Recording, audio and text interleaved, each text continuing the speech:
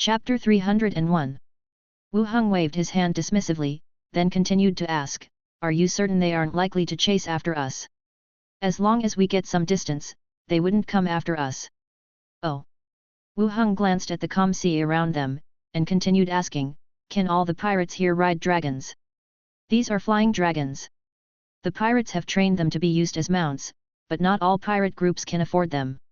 We weren't lucky today." Confirming that it was indeed a flying dragon, Wu Heng was still somewhat surprised.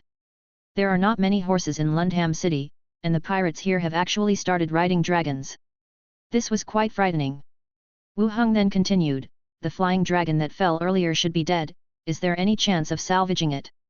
"You want that corpse?" asked the dwarf curiously. "Yes, I'm quite interested."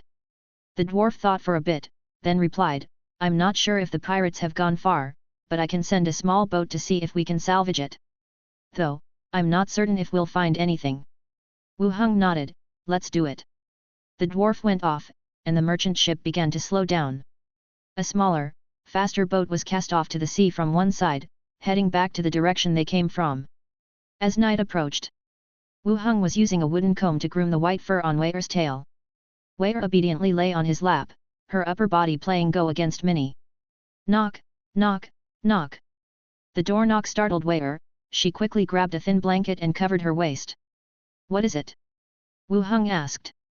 "Sir, the salvage team has returned. The captain asks you to come over." A sailor's voice came from outside the door. Wu Heng left the two girls in the room and immediately went out with Skull Crusher. He walked all the way up to the plank. The night wind howled, carrying a piercing chill. Two illuminating stones were held in a sailor's hand. On deck was a gigantic charred corpse. Almost 4 meters from head to tail. The wings were curled. If unfurled, they would likely be over 3 meters in length. Although not nearly as large as the dragons of the legends, it was nevertheless a large dragon-like creature.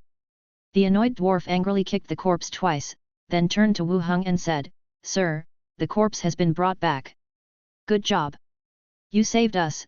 Salvaging this corpse wasn't much of a challenge." The dwarf replied with a smile. "Wrap it in a straw mat, I'll take it when I leave." "Understood, sir." For transporting goods, straw mats are necessary. A few sailors gathered a straw mat and hemp rope, and rolled the corpse in it. Once they finished, Wu Heng directly put it in the space ring. The judgment of the space ring is quite unique. Corpses or bones are not allowed to put into the space ring, but if they are wrapped in a coffin or a straw mat, they can be placed in it. This was why, when originally buying corpses from the Snake Badge Consortium, the corpses that were delivered were wrapped in both a coffin and straw mat. Seeing Wu Heng put it away, the crew member did not seem to be surprised. The space rings of merchants are not a rare sight. Even the largest of rings could not hold as much as a cargo ship. "Shall we encounter any danger ahead?" Wu Heng continued to ask. "In about 3 days, we should reach Gold and Silver Island. I'll notify you then." "All right." Wu Heng went back to the cabin, and the rest of the people returned to their positions. The merchant ship continued to proceed. Time slowly passed. 3 days later, the cargo ship neared Gold and Silver Island. Looking ahead, they could see the general shape of the island group. Some islands were surrounded by forests, others bare and filled with buildings.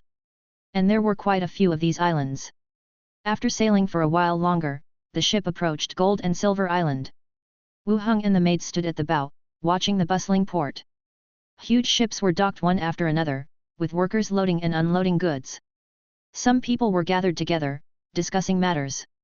It was entirely different from the pirate island he had imagined. It was more like a busy island with trade as the main activity. "I am Botana, the vice executive. In the future, if you need to go out to sea, or purchase some supplies, you can contact me," said the dwarf, who stood on a wooden box. Wu Heng also said, "Wu Heng, if you need anything, you can find me at the association." The ship docked. Botana bowed again, "Very well, wish you a pleasant life." "A pleasant life." The workers began to unload the goods. Wu Heng took the maids and disembarked, hailed a carriage, and headed straight to the association. Looking around, it was clear that the entire island was being rebuilt. The roads were being replanned, the houses on both sides were being rebuilt. Indeed, like the tavern maid had said, the entire island, which had previously been a pirate base, only became a port for ships to dock after it was exempted. They traveled through numerous streets. Soon, they entered the central area and saw the Grand Hall of the Association. The building was still under construction at the back of the Association. It seemed the whole place was not yet complete. Similar to Lundham City, diagonally opposite not far from there, was the under-construction Snake Badge Consortium. Right in the center, they occupied two of the prime locations. After paying the carriage fare, they went directly into the Association Hall. There was a large gathering inside. Every person's outfit made them look like sailors, rather than the professionals in Lundham City. Approaching the front desk, a human staff member greeted with a friendly smile, "Sir, how can I help you? I am a vice executive appointed by the association. Is the executive here?" Wu Heng asked directly. The staff member was taken aback. She scrutinized him closely. Chapter 302. A young vice executive. Seeing no response from the other person, Wu Heng placed the insignia on the table and gave him a glance. The staff member bowed again. "Please wait, vice executive, I will have someone confirm it." After saying so, he exchanged a few words with another staff member standing by. Then he briskly walked down a nearby hallway. He returned shortly. "Vice executive, this way please, the executive is waiting for you in his study." Wu Heng nodded in response. He followed him down the long hallway. Once they arrived at the study, he asked Minnie and the others to wait outside, knocked lightly on the door and then entered straight away. The door opened. Behind the desk sat a handsome man with golden pointy hair. An elf. He sat straight, clad in a dark blue robe. "Did you bring the nomination letter?" asked the elf. "Yes." Wu Heng took out the nomination letter and handed it to him. The elf glanced down at it, then looked up to scrutinize him. "You've been promoted from squad to vice executive." "Yes, executive." "Good, not bad." The elf said, taking the documents and continuing, "My name is Imalo Ipujal, you can call me Executive Imalo from now on." Having a full name proved that he was over 100 years old. "All right, Executive Imalo. Have you arranged your accommodations?" The executive continued to ask. "Just arrived." "Well, I'll temporarily place you somewhere for now. You should settle down as soon as possible." "Okay." After exchanging a few words, Wu Heng promptly walked out of the room. Outside, the others were still waiting. Wu Heng called upon them, saying, "Let's go, we'll head to the dormitory first." "Okay." The group moved towards the arranged temporary residence. The accommodations for the vice executive were comparable to the suites at the tavern. 2 bedrooms and a living room, completely sufficient for their needs. Even if they didn't buy a house, this place was pretty decent. The 2 maids began to clean the room and brought out some essentials. Meanwhile, Wu Heng, from another room, opened the boundary door and headed for the zombie world. He appeared in the original room. There haven't been any changes even though he hadn't returned for several days. He picked up the walkie-talkie and directly called Li Ya-heng. While going downstairs, he ran into Li Ya-heng, who was going up. "Let's go outside," Wu Heng said. "Where to? Shall we prepare a carriage?" Wu Heng replied, "No need to go out, find a vacant warehouse, a larger one." "Okay." The 2 arrived at the courtyard, where Li Ya-heng opened an empty warehouse. The warehouse was spacious. It had previously been used to park buses, but now it was converted into a warehouse, even equipped with a temporary lamp. "Tell others not to approach here," Wu Heng said. Li Ya-heng went out to give instructions and then came back. "It's done, no one will come here unless there's an explosion." Wu Heng nodded. With a wave of his hand, the huge corpse wrapped in the straw mat was thrown into the middle of the warehouse. The smells of charred flesh and the sea immediately hit their noses. 2 skeletons cut the twine on the straw mat, revealing a curled-up corpse. Even as a charred corpse, the bones and muscles were intact. "A dragon, is it a dragon like in the movies?" Li Ya-heng exclaimed, looking at the shape of the corpse. Wu Heng nodded, asking her not to yell. He then released the bone manipulation skill towards the corpse. Charred flesh fell off, leaving behind the stark white bones. The skeleton of a dragon with flesh wings suddenly stood up. It shook its body, head raised. Bits of flesh scattered all around. A skeleton flying dragon, level 13. Chapter 303. Level 13. A mount reaching level 13. Could even work as a steward in Blackstone Town. Once you step out of Blackstone Town and Lundham City, you discover the outside world is completely different from what you initially imagined. Previously, I thought being a steward was already being among the top fighters, but after arriving at Lundham City, I found out the leaders of the Mountain Bandit Hammer Party were level 16. And when you leave Lundham City, heading towards Gold and Silver Island, even the pirates' mounts are level 13. The same world, yet there's a heaven and earth difference. The skeleton flying dragon shook its body slightly, its skull tilted down a bit. Wu Heng patted its massive skull.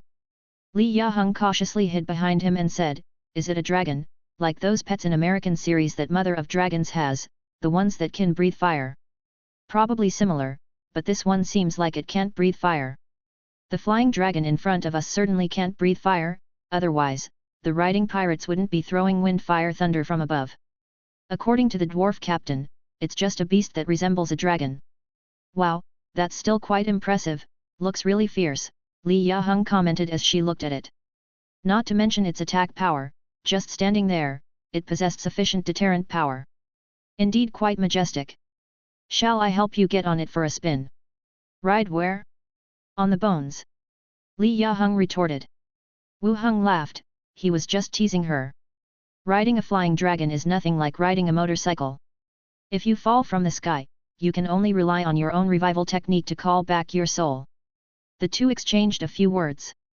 Wu Heng began to check the flying dragon's attributes. Skeleton flying dragon, level 13. Level, 13. Attributes, Constitution 19, Strength 24, Agility 15, Perception 12, Intelligence 5, Charm 6. Traits, Hollow Skeleton, Basic Soul Fire, Flight, Aerial Hunter. Abilities, Gnaw, Claw Strike. Aerial Hunter, flying dragons prefer not to fight on the ground, injured or trapped, they will try to escape the situation as soon as possible and return to the sky. In aerial combat, Agility +5, Perception +3. The attributes were not as exaggerated as imagined. The main feature is flight, no skills, and the attack methods are also just gnawing and claw strike. The same as a wild beast's attack method. "From now on, you're called Dragon 1, let's go out together." Wu Heng casually named it. Then, he turned and walked outside. Taking the bone dragon out of the storage area, he immediately attracted the attention of everyone at the base. Each one stared wide-eyed, their faces filled with surprise and disbelief. "Damn, is that a dragon? A western dragon? A mutant vulture maybe? A bone dragon, I remember this thing being fierce in games. Just 2 days ago, Sister Hong awakened her superpower, and today we've got a skeleton dragon, our refuge is taking off, man. It's already taken off, all right." The crowd began murmuring quietly among themselves. Li Yaheng clapped her hands and said, "This is our refuge's new skeleton member, it won't attack anyone, and don't make any aggressive moves towards it." "Understood, Sister Hong," everyone nodded in response. The other people at the base had basically accepted the skeleton. Plus, adding such a fierce creature to the team would also enhance the overall strength of the refuge. "All right, go back to your own business," Li Yaheng continued. People scattered, going off to their own tasks. Wu Heng and Li Yaheng took a tour around the bus station, effectively showed face to all the survivors. As dusk approached, Wu Heng followed her for dinner at the cafeteria. He went upstairs to return to his room. Li Yaheng went straight into the room after him. She immediately threw herself into his arms, stood on tiptoes, and kissed him passionately. After a long while, they separated from each other. Li Yaheng pushed him onto the bed and said firmly, "I promised to repay you, today you're not going anywhere." Wu Heng's hand slipped around her waist, "I'm not leaving." Li Yaheng smiled and slipped off her blouse, revealing her toned and enhanced physique.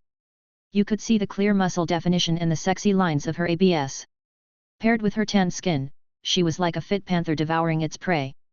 Li Yaheng sat astride his waist and began her promised repayment with unusual initiative and effort. Wu Heng moved in rhythm with her. After a bout of fervent activity, the wild panther began to show signs of fatigue. She lay down on top of him, and her movements started to slow down. Detecting the change in her expression and her tense body, Wu Heng knew she was nearing the climax. He wrapped his arms around her tightly and took the initiative. In the midst of painful, low moans, Li Yaheng went limp, totally dazed. Wu Heng adjusted the air conditioning temperature. Then he turned back to look at Li Yaheng, who was lying unconscious on the bed. Enhanced constitution indeed increases total physical capacity. In any kind of contest, it helps in gaining an upper hand. Wu Heng gently tapped her. You okay? I'm fine, just a bit tired. Can you continue? Wu Heng asked. You do it, I can't move anymore. Li Yaheng completely gave up. That's how you repay someone? What an attitude, I want to file a complaint. Tisk. Li Yaheng closed her eyes, ignoring him. Wu Heng leaned over, gently kneaded her, and flipped her tender body over. She went back to lying face down.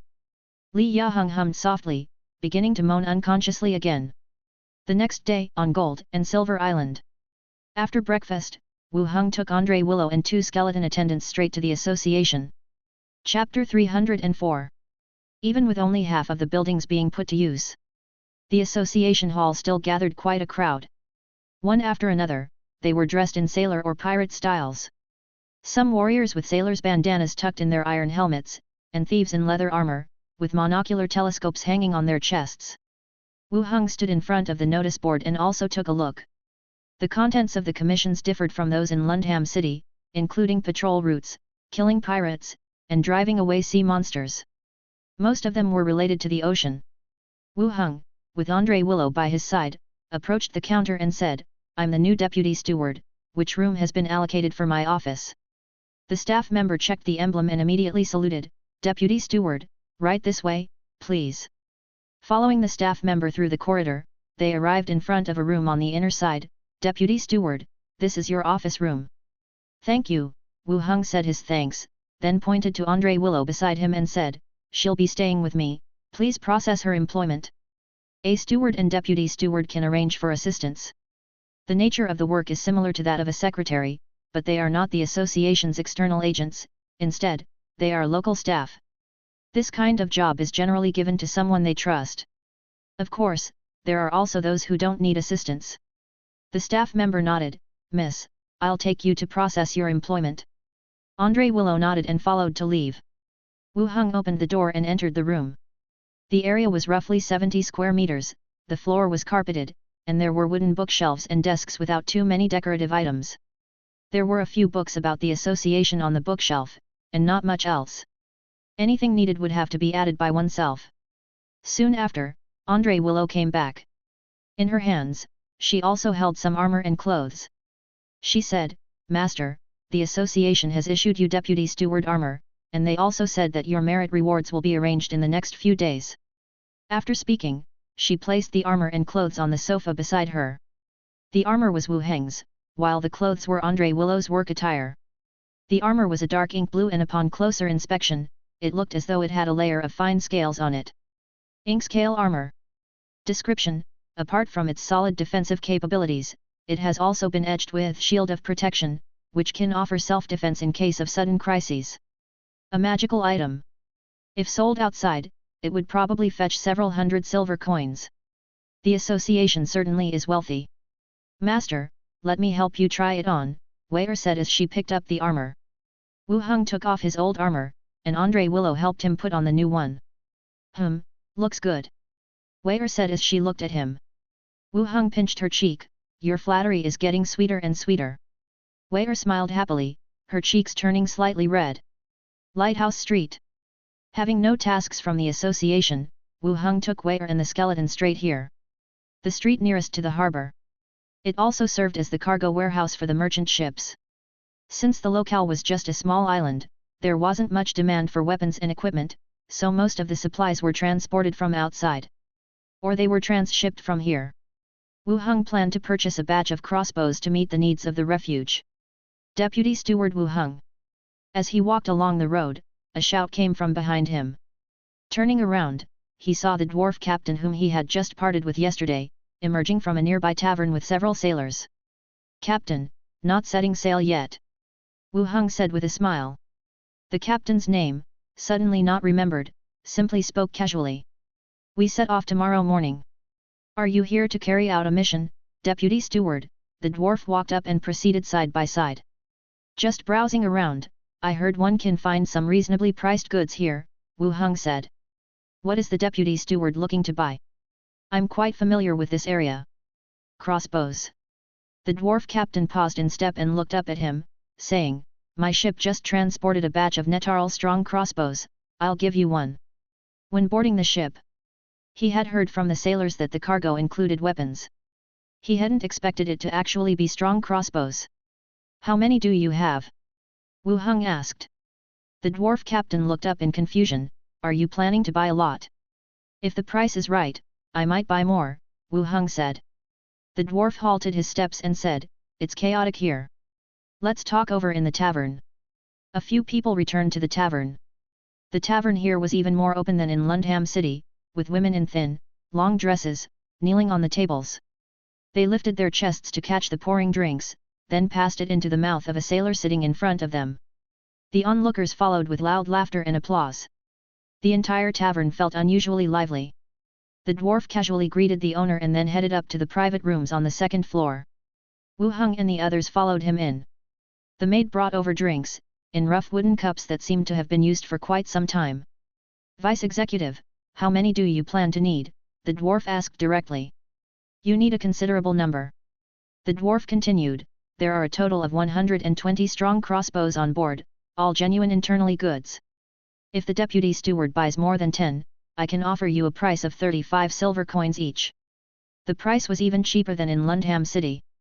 Although he had not seen the quality of the strong crossbows, the ones used for international trade surely wouldn't be too bad. What if I take them all? The dwarf narrowed his eyes, and the other few sailors also appeared surprised. Take them all, and I'll charge you 32 silver coins each. 25 silver coins. That price is too low, it's hard for us even to get the supply. Just give me your final price. If it's right, I'll take them all and pay you in full silver coins, Wu Heng said directly. After calculating in his mind for a while, the dwarf finally said, 28 silver coins. Good, I'll take them all, Wu Heng nodded. What about the crossbow arrows? Ah! We didn't transport any crossbow arrows, they can easily be made locally, the dwarf said. Wu Heng reminisced for a moment about the situation on his end. Coarse work would still be possible. But for some precision jobs, they really wouldn't be up to the task. Seeing his expression, the dwarf continued, if the vice executive wishes to buy, I can recommend a local blacksmith shop for you. That'll do. Let's go then, shall we check out your strong crossbows? Don't worry, they're definitely bestsellers, otherwise, I wouldn't have brought this batch all the way here. They went to the cargo ship. Wu Heng handed a crossbow to Andre Willow. She inspected it briefly and tested it with the arrows provided on the ship. With a bang, the crossbow string made a muffled sound. The crossbow arrow hit a wooden board set up in the distance. Miss, that's very precise, the dwarf complimented from the side. No sooner had he finished speaking than another arrow hit its mark, snugly beside the first arrow, piercing through the board. Andre Willow was a forest ranger, crossbows were her strength. Although she hadn't used a weapon in a long time while with Wu Heng, her original skills were still there. Master, there's no problem, Andre Willow passed the strong crossbow back. Wu Heng nodded and said, okay, I'll take this batch of strong crossbows. The dwarf's face lit up with joy and immediately ordered that all the strong crossbows be moved out. After Wu Heng and Andre Willow counted the quantity and paid the corresponding silver coins, they collected them all. Vice Executive, do you also need bows and arrows? The elf race's bows are of the highest quality, you might want to consider procuring those, the dwarf approached and continued. Wu Heng looked at him, can you get those? If you need them, I can bring some over the next time I pass through, the dwarf offered. Wu Heng nodded, okay, but we need to agree on the price first. That point, you can rest assured, the price will definitely be more favorable than others, the dwarf assured. After a brief discussion, Wu Heng took his people off the cargo ship and walked towards their accommodation. Back at their lodging, Andre Willow and Minnie were preparing dinner while talking about the day's events at the association. Leaving Minnie at home alone bored her to death. Wu Heng directly opened the boundary door and went straight to the zombie world. Before long, Li Yaheng came up from downstairs. She said, Ma Xiang and the others disassembled the strong crossbows they bought last time, planning to replicate them. Then what? Then they couldn't put them back together. Wu Heng asked doubtfully, how do you know about their shelter? They have sent someone over, asking us to help reassemble them. There are 10 in total, All disassembled. Chapter 305. Bringing parts over? The strong crossbow is made by Lundham City's weapon store. The craftsmanship is different from this world, but surely it can't be so complicated that you can't put it back together after dismantling it. How do the professionals who bought the strong crossbow maintain and repair it? Or is it that they haven't mastered any particular skills? You assembled them. Of course not, we agreed to take a look at their cart, but if they can't put the crossbow back together, how could we possibly do it? Li Yaheng said directly. After all, the Flame God Shelter still understands a thing or two about weaponry. Here at the auto repair shop, we're surrounded by ordinary people. Fixing cars, connecting circuits and pipes is one thing, but assembling weapons they don't even understand is a challenging task. Where are they now? I had Qiangzi and the others follow them to take a look. If they can't fix it, it's not really our concern since it's outside the warranty. They disassembled it themselves, Li Yaheng said assertively. This way of handling it is feasible. It was sold to them in perfect condition, any damage from their tampering falls under deliberate damage. Taking a look and giving some advice is already being helpful enough. If they can't fix it, there's not much that can be done. Wu Heng stopped paying attention to this matter and continued, "Come on, follow me to the skeleton's turf." Walking through the streets, he headed towards the neighborhood where the skeletons were stationed. As he approached, the sound of bone grinding and the thud of chopping echoed through the air. Walking into the neighborhood, skeletons wielding spears were practicing thrusting at wooden targets, while those with swords were engaged in cutting practice. More skeletons that hadn't reached level 5 were densely and neatly lined up on the open space in the neighborhood. They stretched as far as the eye could see. Wu Heng walked into the middle of the formation and selected 80 skeletons that had reached level 5 or higher. Most of them were skeleton warriors, with a small portion being rangers or sentinels from different worlds. Wu Heng took out the strong crossbows, along with the arrow bags and crossbow arrows purchased from the weapon store. He ordered, 1 crossbow each, and 1 bag of crossbow arrows. The skeletons bent over, picked up the strong crossbows and arrow bags from the ground, and resumed their position. Wu Heng continued to speak to Li Yaheng, "Of the remaining 20 strong crossbows, 10 are for you to use, and the other 10 are to be included in the goods exchanged with the shelter, priced a bit higher." "All right." Li Yaheng also showed excitement. The Flame God Shelter had asked about the strong crossbows on the radio multiple times, essentially giving free advertising for this side. Many shelters were inquiring about the strong crossbows. Before there was none available, but now selling some would definitely bring in considerable supplies. "Are there any wooden targets left?" Wu Heng continued to ask. "Yes, there are quite a few in the warehouse. Get someone to bring over some." Li Yaheng nodded, picked up the walkie-talkie, and gave the orders. Soon, someone drove a tricycle in and set up the wooden targets on the designated open ground.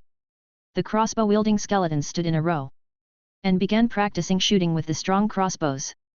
When the tricycle left, its bed was filled with strong crossbows. After arranging the crossbowmen's training, the two left the area where the skeletons were stationed. Wu Heng asked as they walked, "Any news about Xiao Xiao's mother?" So much time had passed without any response. This wasn't a good sign. If they continued to find no news, Wu Heng didn't even know how to explain the situation to Xiao Xiao. The only thing Xiao Xiao cared for was her mother. "We've been asking around, even contacting the shelter where her family lives, but there's still no news of her mother," Li Yaheng said with a sigh and softly. "Keep asking, and offer a reward for information," Wu Heng instructed. "All right, if that still doesn't work, I'll plan a route, and we can go search that neighborhood," Li Yaheng suggested. "Yeah, that works," Wu Heng agreed. As they talked and walked, they made their way back to the bus terminal. And as the day grew dark, Wu Heng didn't return to the other world. After practicing the boxing techniques Wu Heng taught her, Li Yaheng exchanged a few rounds of practice with him before they embraced and fell asleep. The next day, Gold and Silver Island. Wu Heng, accompanied by 2 maids, visited all the streets in the central district of the small island. Apart from the buildings still under construction, he took a fancy to a mansion with both a prime location and ample space. The courtyard featured a swimming pool and garden, and the central building stood 4 stories tall. The architectural style was the local stone structure, but it also had the air of a seaside villa. They returned to the association. Soon enough, someone from the town hall was also invited over.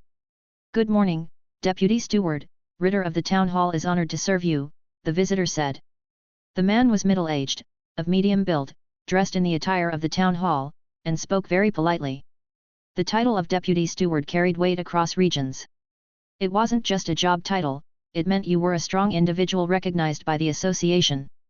Strength was the most persuasive asset in this world. I'm interested in a mansion and want to inquire about the related procedures, Wu Heng stated straightforwardly. Of course, may I know which mansion has caught your eye, the other party inquired. The one for sale in the second row of the Snowborn district in the center, Wu Heng glanced at his tablet, where the name was noted down. Such district names are too hard to remember. Deputy Steward, your taste is impeccable, that building is located in the prime section of the entire district. Right, no need for a lengthy introduction, tell me the price, Wu Heng interrupted. For your position, we can offer two options, a long-term lease or a purchase, the other party continued. Chapter 306. How much for each option? For a long-term lease, it's 220 silver coins a month. To buy outright, it's 44 gold coins. 44 gold coins didn't sound like a lot. But if one gold coin was worth 30 grams, 44 gold coins would be 1,320 grams of gold. Even with the support of the zombie world, it would require looting several banks and gold stores. Previously, Wu Heng would have chosen to buy it if he had enough money. But now, he had other thoughts. The houses in Blackstone Town were empty, and so were those in Lundham City. He wasn't sure how long he'd stay on this island. The difference between buying and renting wasn't that significant. What are the requirements for a long-term lease? You need to pay 6 months rent up front. Your identity allows us to waive the other miscellaneous fees. So after paying the rent, I can move in immediately, right? Wu Heng continued to ask. Yes, during the lease term, the property is entirely yours. Unless there's a significant issue, we won't interfere with your living situation. Wu Heng glanced at the two maids nearby, who were huddled together chatting, clearly not listening to the man's explanations. He then gave up on asking for their opinions. He said directly, I'll take the long-term lease. Do you have the agreement with you? I do. The man took out an agreement stamped with the seal of the town hall from his backpack. Wu Heng schemed it quickly and, seeing no issues, he signed his name on it and paid 6 months' rent at once. Deputy Steward, I'll go and bring the keys to you, the man stood up. Wu Heng said, waiter, please go with Minnie to collect them, and by the way, file a decoration commission at the front desk. Of course, master, the two nodded. And left with the town hall official. It wasn't long before. Knock knock knock. The sound of knocking on the door came. Come in. The door opened. A girl around 1.65 meters tall, with golden hair and pointed ears, dressed in a grey-blue suit, stood at the door. Another elf. The elven girl quickly scanned the room, then fixed her gaze on Wu Heng in front of the desk. I am the new deputy steward. Xi Ligi, just came from the steward's side, and I specifically came to say hello, the elven girl introduced herself generously. She was very polite, but her face carried an inexplicable arrogance and indifference. My name is Wu Heng, please come in. Wu Heng stood up to welcome her. The elf nodded her thanks and sat down on the couch. Wu Heng took out a bottle of peach iced tea from his space ring, opened it for her, and placed it in front of her. He eyed her again. There was a long sword hanging at her waist, she was likely a melee professional. Golden hair tied into a ponytail at the back of her head, phoenix eyes, the tips of her eyes slightly upturned at the corners. She looked like a young girl, with delicate features, and the bodice of her suit was pushed up high, the stretched fabric looking as though it was about to burst open. Slim waist, an exaggerated bust, with a strong visual impact. By size, she seemed to be on par with Slither. Slither herself was a voluptuous woman, but this girl had the appearance of a young maiden. Deputy Steward Wu Heng, where are you from? The Yeko Kingdom. Oh, that's not too far from here. I've been there, a bustling place. Yes, it's quite lively, Wu Heng agreed. Fruiovel_co. As a professional ostracized by others, he still had to claim to be from the Yeko Kingdom. After a brief chat, the elven girl continued, what are your plans, Deputy Steward Wu Heng, after your arrival? I don't have any plans at the moment. This is my first time here, and I haven't settled in yet, Wu Heng said. The girl continued, Gold and Silver Island was originally pirate territory, and even though they have been granted amnesty from various places, they still maintain their filthy trades. Those criminals, cultists, and even those who use this place as a base, the association should bear the responsibility to eradicate these cancers. Wu Heng was taken aback. He looked at the elf in surprise. A just and broad-minded elven girl. Deputy Steward Wu Heng, do you see a problem with my thinking? Seeing that he hadn't answered for a while, the elf asked curiously. Deputy Steward Xi Ligi is absolutely correct, and I agree with that, Wu Heng immediately responded. Back in Blackstone Town. He had the same thoughts, but in the end, he was nearly backstabbed by Yuzd. Hearing Wu Heng's agreement, the elven girl's expression eased considerably. She said, later on, we can start with the island's pirates, warlocks, or necromancers. We're bound to find a solid entry point, accurate once investigated. Hearing this statement, Wu Heng's eyes twitched. Did you do that on purpose, or did you not check my profile when you came? You can't look at it that way. You have to consider what someone has done, not judge them by their profession. Necromancers also have the life extension technique and the revival technique, magic developed for the sake of living beings. A knife in itself is not guilty, it's the individual who commits a crime with it that's at fault. The elf girl was taken aback and pondered for a moment. Deputy Steward Wu Heng is right. We can't judge someone's guilt based on their profession alone, she said. Just as Wu Heng nodded, the girl continued, but the professions I mentioned are more prone to committing crimes. The elf girl sat for a while, apparently having more to do. She stood up and said, it was nice to meet you today. If there's anything in the future, you can come to me. Sure. Then, I won't disturb you any longer, said the elf girl, heading for the door. Wu Heng saw her out and watched as she left. I wonder if this elf has anything to do with the steward. They're of the same race, after all. Who was that just now? Andre, Willow and Minnie were returning from another direction just in time. They asked about the departing elf. Another deputy steward from the association. Wu Heng said. Oh, another elf, Minnie remarked. Yes. Elves have much longer lifespans. With their heritage and a bit more hard work, it's easier for them to rise to higher professional levels compared to other races. They have ample time to pursue self-improvement. Master, we've completed the commission. Here's the key, Andre Willow handed over the key. Wu Heng instructed, keep the key with you. If I'm not around, you can go ahead and arrange the decorators. Hand over the key to them. All right, I'll discuss the decoration plan with you later.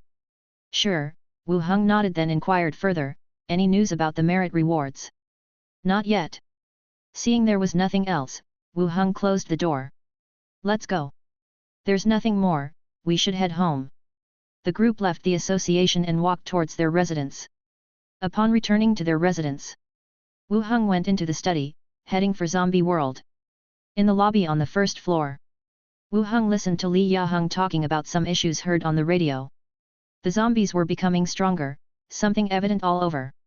What one could previously beat down with a few blows, now required several more. It was also reported that some shelters had lost contact on the radio. It was highly possible that zombies had breached their defenses, and the people had either evacuated or perished at the hands of the zombies. The two of them talked about this. Suddenly, someone hurried in. Leader, Sister Heng. What's going on? Asked Li Yaheng. Sister Heng, people from Donggan village shelter have arrived. They traded for some flour but didn't leave. They say they want to meet you to discuss dealing with the mutated zombies. Donggan village? Wu Heng seemed to recall Li Yaheng mentioning this shelter. It appeared that its leader had even made it onto the rankings of the strongest. Li Yaheng looked towards him, and Wu Heng suggested, since they've come all this way, it's good to ask about potential cooperation. Fine, ask them to come over. Li Yaheng said. Yes. The messenger left. Before long, 3 figures were escorted in. The leader was a man in his 30s, his long hair tied back, wearing a coat over a stab-resistant garment, exuding a refined air mixed with a mature charm. Seeing Li Yaheng, he smiled and walked forward. Donggan village, Chi Han Ke. I'm delighted to meet you, Leader Li. And I'm pleased to meet you, Leader Chi. The two shook hands, and Li Yaheng invited the visitor to sit down. After seated, Chi Han Ke's followers stood dutifully behind him. Most shelters are dominated by men, and we women who can make our voices heard are in the minority. We should interact more often and help each other out, Chi Han-Kei said with a smile. Of course, replied Li Ya-hung, nodding in agreement before quickly turning to the matter at hand. Leader Chi mentioned discussing zombies with me. May I ask what it is about? Chi Han-Kei looked up at her and then at the personnel guarding the surroundings. The smile on her face faded and she spoke seriously, Level 3 mutant zombies. I wonder if Leader Li might be interested. Chapter 307. Upon hearing about the third-level zombie, Li Ya-hung's expression turned serious. For the current survivors, a second-level zombie already posed a threat capable of destroying a refuge. A mutated zombie of the third level not only had enhanced abilities but also possessed higher intelligence. Your little tricks won't fool them. And in a head-on confrontation, humans were no match for third-level zombies. This greatly reduced the living space available to the survivors. The best method was to avoid them, to stay away from wherever they were. Li Ya-hung, her eyebrows still knitted, listened to the other party. She asked, are you certain it's a level 3 mutant zombie? There's a high possibility. Even if it's not, it's close to a level 3 mutant zombie, said Chi Han-Kei. Li Ya-hung pondered for a moment, then continued, what's the method of cooperation? Chi Han-Kei's smile returned as she said, we will work together to kill the zombies. The corpse core is yours, and the spoils of that area would be split evenly between our two shelters.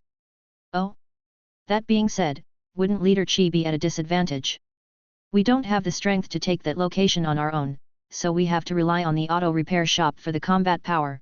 Chi Han-Kei spoke as she shifted and crossed her other leg, continuing, all we are providing is some intelligence and a bit of fighting power. With a thought, it became clear why Chi Han-Kei made such a choice. The success rate of utilizing a third-level corpse core was very low. And without the combat power of the auto repair shop, they would definitely get the short end of the stick when it came to splitting the spoils. Conceding the corpse core in exchange for an equal share of the other spoils was the best approach. It seemed sincere, and she would not be at a loss. Li Ya-hung waited a moment as she turned her head, then said, we agree to the split. Tell us more about the other details. The location of the mutated zombie is in a residential area not far from our village, where a level 3 mutant zombie and a large number of zombies can be confirmed. Apart from that, there's nothing special. After Chi Han-Kei finished speaking, she saw that the other side remained silent.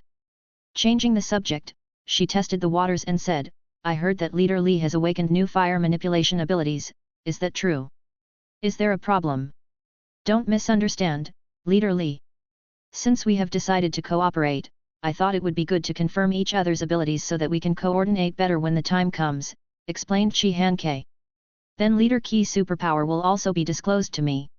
Of course. Chi Han-Kei stood up, stepped on her heel to take off one leather boot, then used the same method to remove the other, revealing her bare white feet. Under everyone's gaze, she walked to the edge of the wall, placing one foot on the wall, and continued to walk up along the wall until she reached the ceiling. Her feet firmly pressed against the ceiling, she hung upside down, her hair hanging down. The people from Donggan village were unfazed.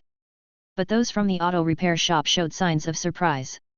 They hadn't expected such a power.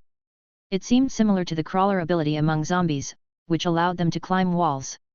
After the demonstration, Chi Han-Kei jumped down from the ceiling, put her boots back on, and then executed a sweeping kick. With a bang. Like a whip of iron, she shattered a wooden chair. In addition to climbing walls, the strength in my legs has also been enhanced, allowing me to exert 3 to 4 times the strength of an ordinary person, Chi Han-Kei explained after completing her demonstration. Then she looked at Li Ya-hung.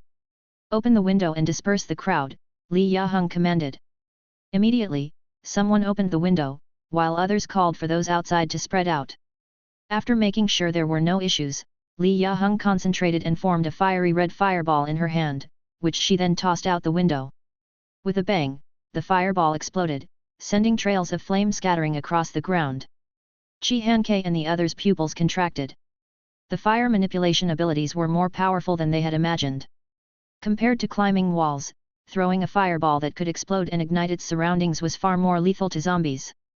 Which superpower was stronger and which was weaker was now quite obvious. Rubbing her hands that had just released the fireball, Li Ya-hung asked, when do we depart? How many people can you arrange? It's best if we leave tomorrow.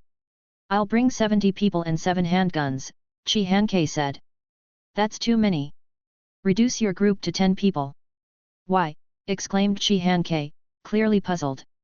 Other shelters would usually demand a minimum number of people for cooperation. This was the first time she encountered someone who thought there were too many.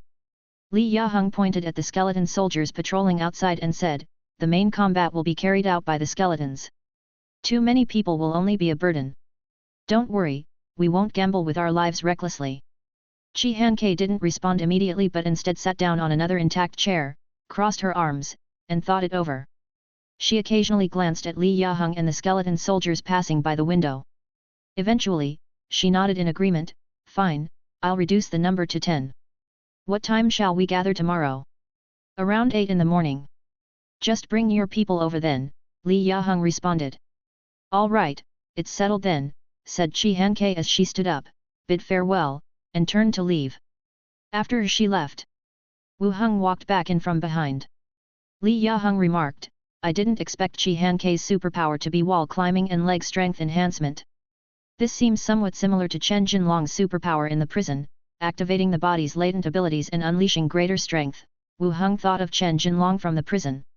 Only, Chen Jinlong stimulated his entire body, while Chi Han-K's enhancement was in her legs.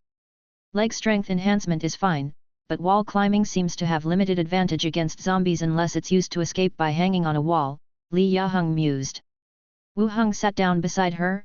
Sometimes, for her to awaken such abilities as a woman alone, it just shows her courage and luck. Yes, you're right.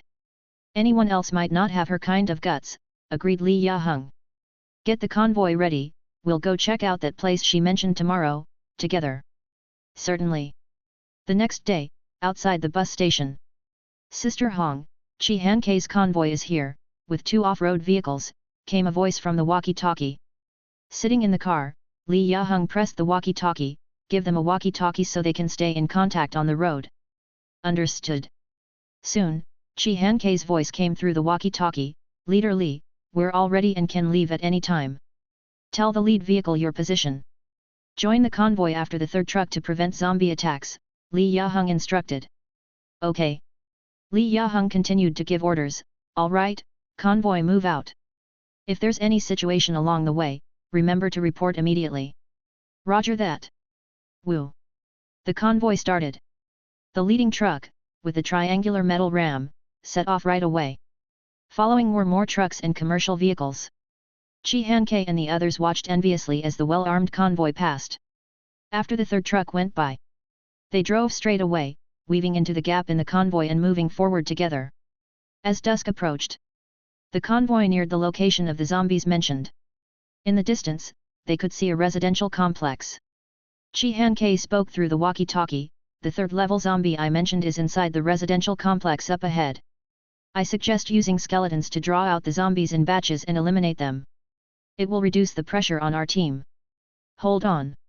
Stay in your vehicle, don't move, Li Yaheng said, and then there was silence. Chi Han-K, who had just been discussing the plan, held the walkie-talkie, frozen in her seat. After 2 or 3 seconds, she placed it back in the vehicle. The people from Donggan village shelter showed some dissatisfaction on their faces. What an attitude, as if we're begging them. Had I known, we could have just worked with Ma Xiang. Chi Han-K looked outside the vehicle. And said, don't rush. Let's see what they're going to do. They must have some capabilities to have developed better than Ma Xiang. The rest nodded and stopped talking. On the bus. After a short wait, Xiao Xiao flew back from a distance. She made some gestures and directly entered Wu Heng's body. The scene Xiao Xiao had just seen was shared with the others. The residential complex was filled with dense zombies. In the parking lot, a giant zombie with a body larger than Big Guy was sitting on the roof of a car, pressing on its hood. The giant's neck and shoulders seemed to have grown a black carapace similar to insects. Its hefty body caused the car roof under its buttocks to cave in. Not far from the giant zombie was a 2nd-level Big Guy, swinging its fists, pounding loudly on the hood of another car. The massive roaring echoed throughout the parking lot. The surrounding zombies, attracted by the constant noise, kept returning to their original spots.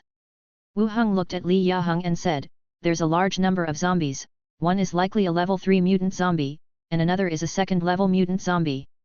2 mutant zombies. That many? Yes. Tell the convoy not to get out of their vehicles, and avoid honking the horn, Wu Heng said. Li Yaheng picked up the walkie-talkie and directly said, inside the residential area, besides the swarm, there are 2 mutant zombies. No one gets out of the car and be careful not to use the horn. Roger that. Roger that. Inside the off-road vehicle. 2 mutant zombies? We only saw one, eh? And how did they know without getting out of the car? Someone in the off-road vehicle wondered aloud. They had been watching for several days just to confirm a rough piece of intelligence. Now the convoy had only stopped for a moment. And they had identified 2 mutant zombies?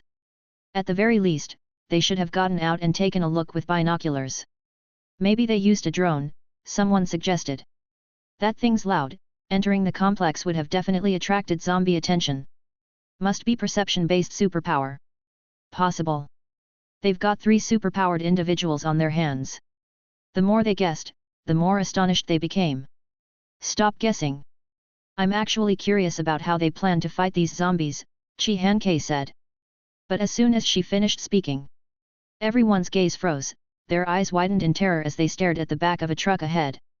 They saw the tarps of the truck bed being opened, and one after another, skeletons clad in leather armor and wielding cold weapons jumped down. Look over there, there are so many. The group looked to one side, where the skeletons were beginning to form ranks, and at the very back, they saw skeletons equipped with strong crossbows and arrow bags. Damn it! This truck isn't carrying supplies, it's full of skeletons. Chapter 308. How is that possible? What superpower could control so many skeletons? At the bus station, people who came for material exchange could see the skeletons that followed the team's training. Going back and forth, there were just over 20 in total. But now, the number of skeletons had exceeded their expectations. The skeletons, each clad in armor, wielding various weapons, looked like soldiers from ancient times. The people from Dong'an shelter were all stupefied in their vehicles. The anger of being overlooked that had risen in their hearts dissipated the moment they saw the skeleton army. In comparison, their own side truly had no right to be taken seriously. Big sister, is this Li Yaheng's superpower? Someone in the car asked. Heng shook her head. No, Li Yaheng's superpower is fire-related, like Ma Xiang's. This power should be King Yama's ability. They have 3 superpowered individuals. According to several people's guess, the one who scouted the community information must be a superpowered individual. Li Yaheng is fire-based, and the legendary King Yama controls skeletons. This auto repair shop suddenly gathered 3 superpowered individuals. That's not right. With 3 superpowered individuals, why is Li Yaheng the leader? She might be responsible for planning the whole shelter. Heng didn't speak. Her gaze landed on the position of a passenger bus. The bus door opened, and Li Yaheng dressed in a stab-proof vest stepped out. Following her was a man in black leather armor, wearing a leather helmet, but judging from his stance and the way he moved, he appeared to be quite young. After the man, numerous tall and strong figures followed. All of them were skeletons. King Yama. Outside the community, the skeleton army rapidly assembled in formation, entering a combat state. Wu Heng and Li Yaheng, accompanied by a few special skeletons, entered the midst of the skeleton army. Once everything was ready, they directly gave the command, advance. Rustle rustle. The skeletons began to move, marching forward in formation. The sound of bones rubbing and armor clashing formed a continuous clangor. As the army moved forward, they immediately attracted the attention of the zombies. Emitting angry roars, they charged forward. But as soon as they got close, they were knocked down by the skeletons and killed as they passed. When the army reached the gate, the roaring of the zombies in the community followed one after another, spreading throughout the entire complex like a chain reaction. Masses of zombies surged out from the stairs and alleys. Zombies from the upper floors broke through the windows, following the falling shards of glass like dumplings dropping from the sky. They thumped onto the ground. The horde of zombies converged rapidly, and in the blink of an eye, the entire road was swarming with them, a dark mass. Roar roar roar. The intense roars echoed throughout the area. Heng and the others hiding in their SUV abruptly stopped chatting and looked toward the source of the roars. They tensed up mentally. Even though their view was blocked by the skeleton crowd, the intensity of the roars indicated an astonishing number of zombies were approaching. Were they planning to take them on directly? The horde of zombies, carrying a stench that filled the sky, surged forward violently. They jostled and trampled each other, scrambling and tumbling. Wu Heng glanced at the horde. He could see a second-level mutant zombie nearly 3 meters tall in the back, standing on top of a sedan, staring blankly this way. But the level 3 mutant zombie had not appeared.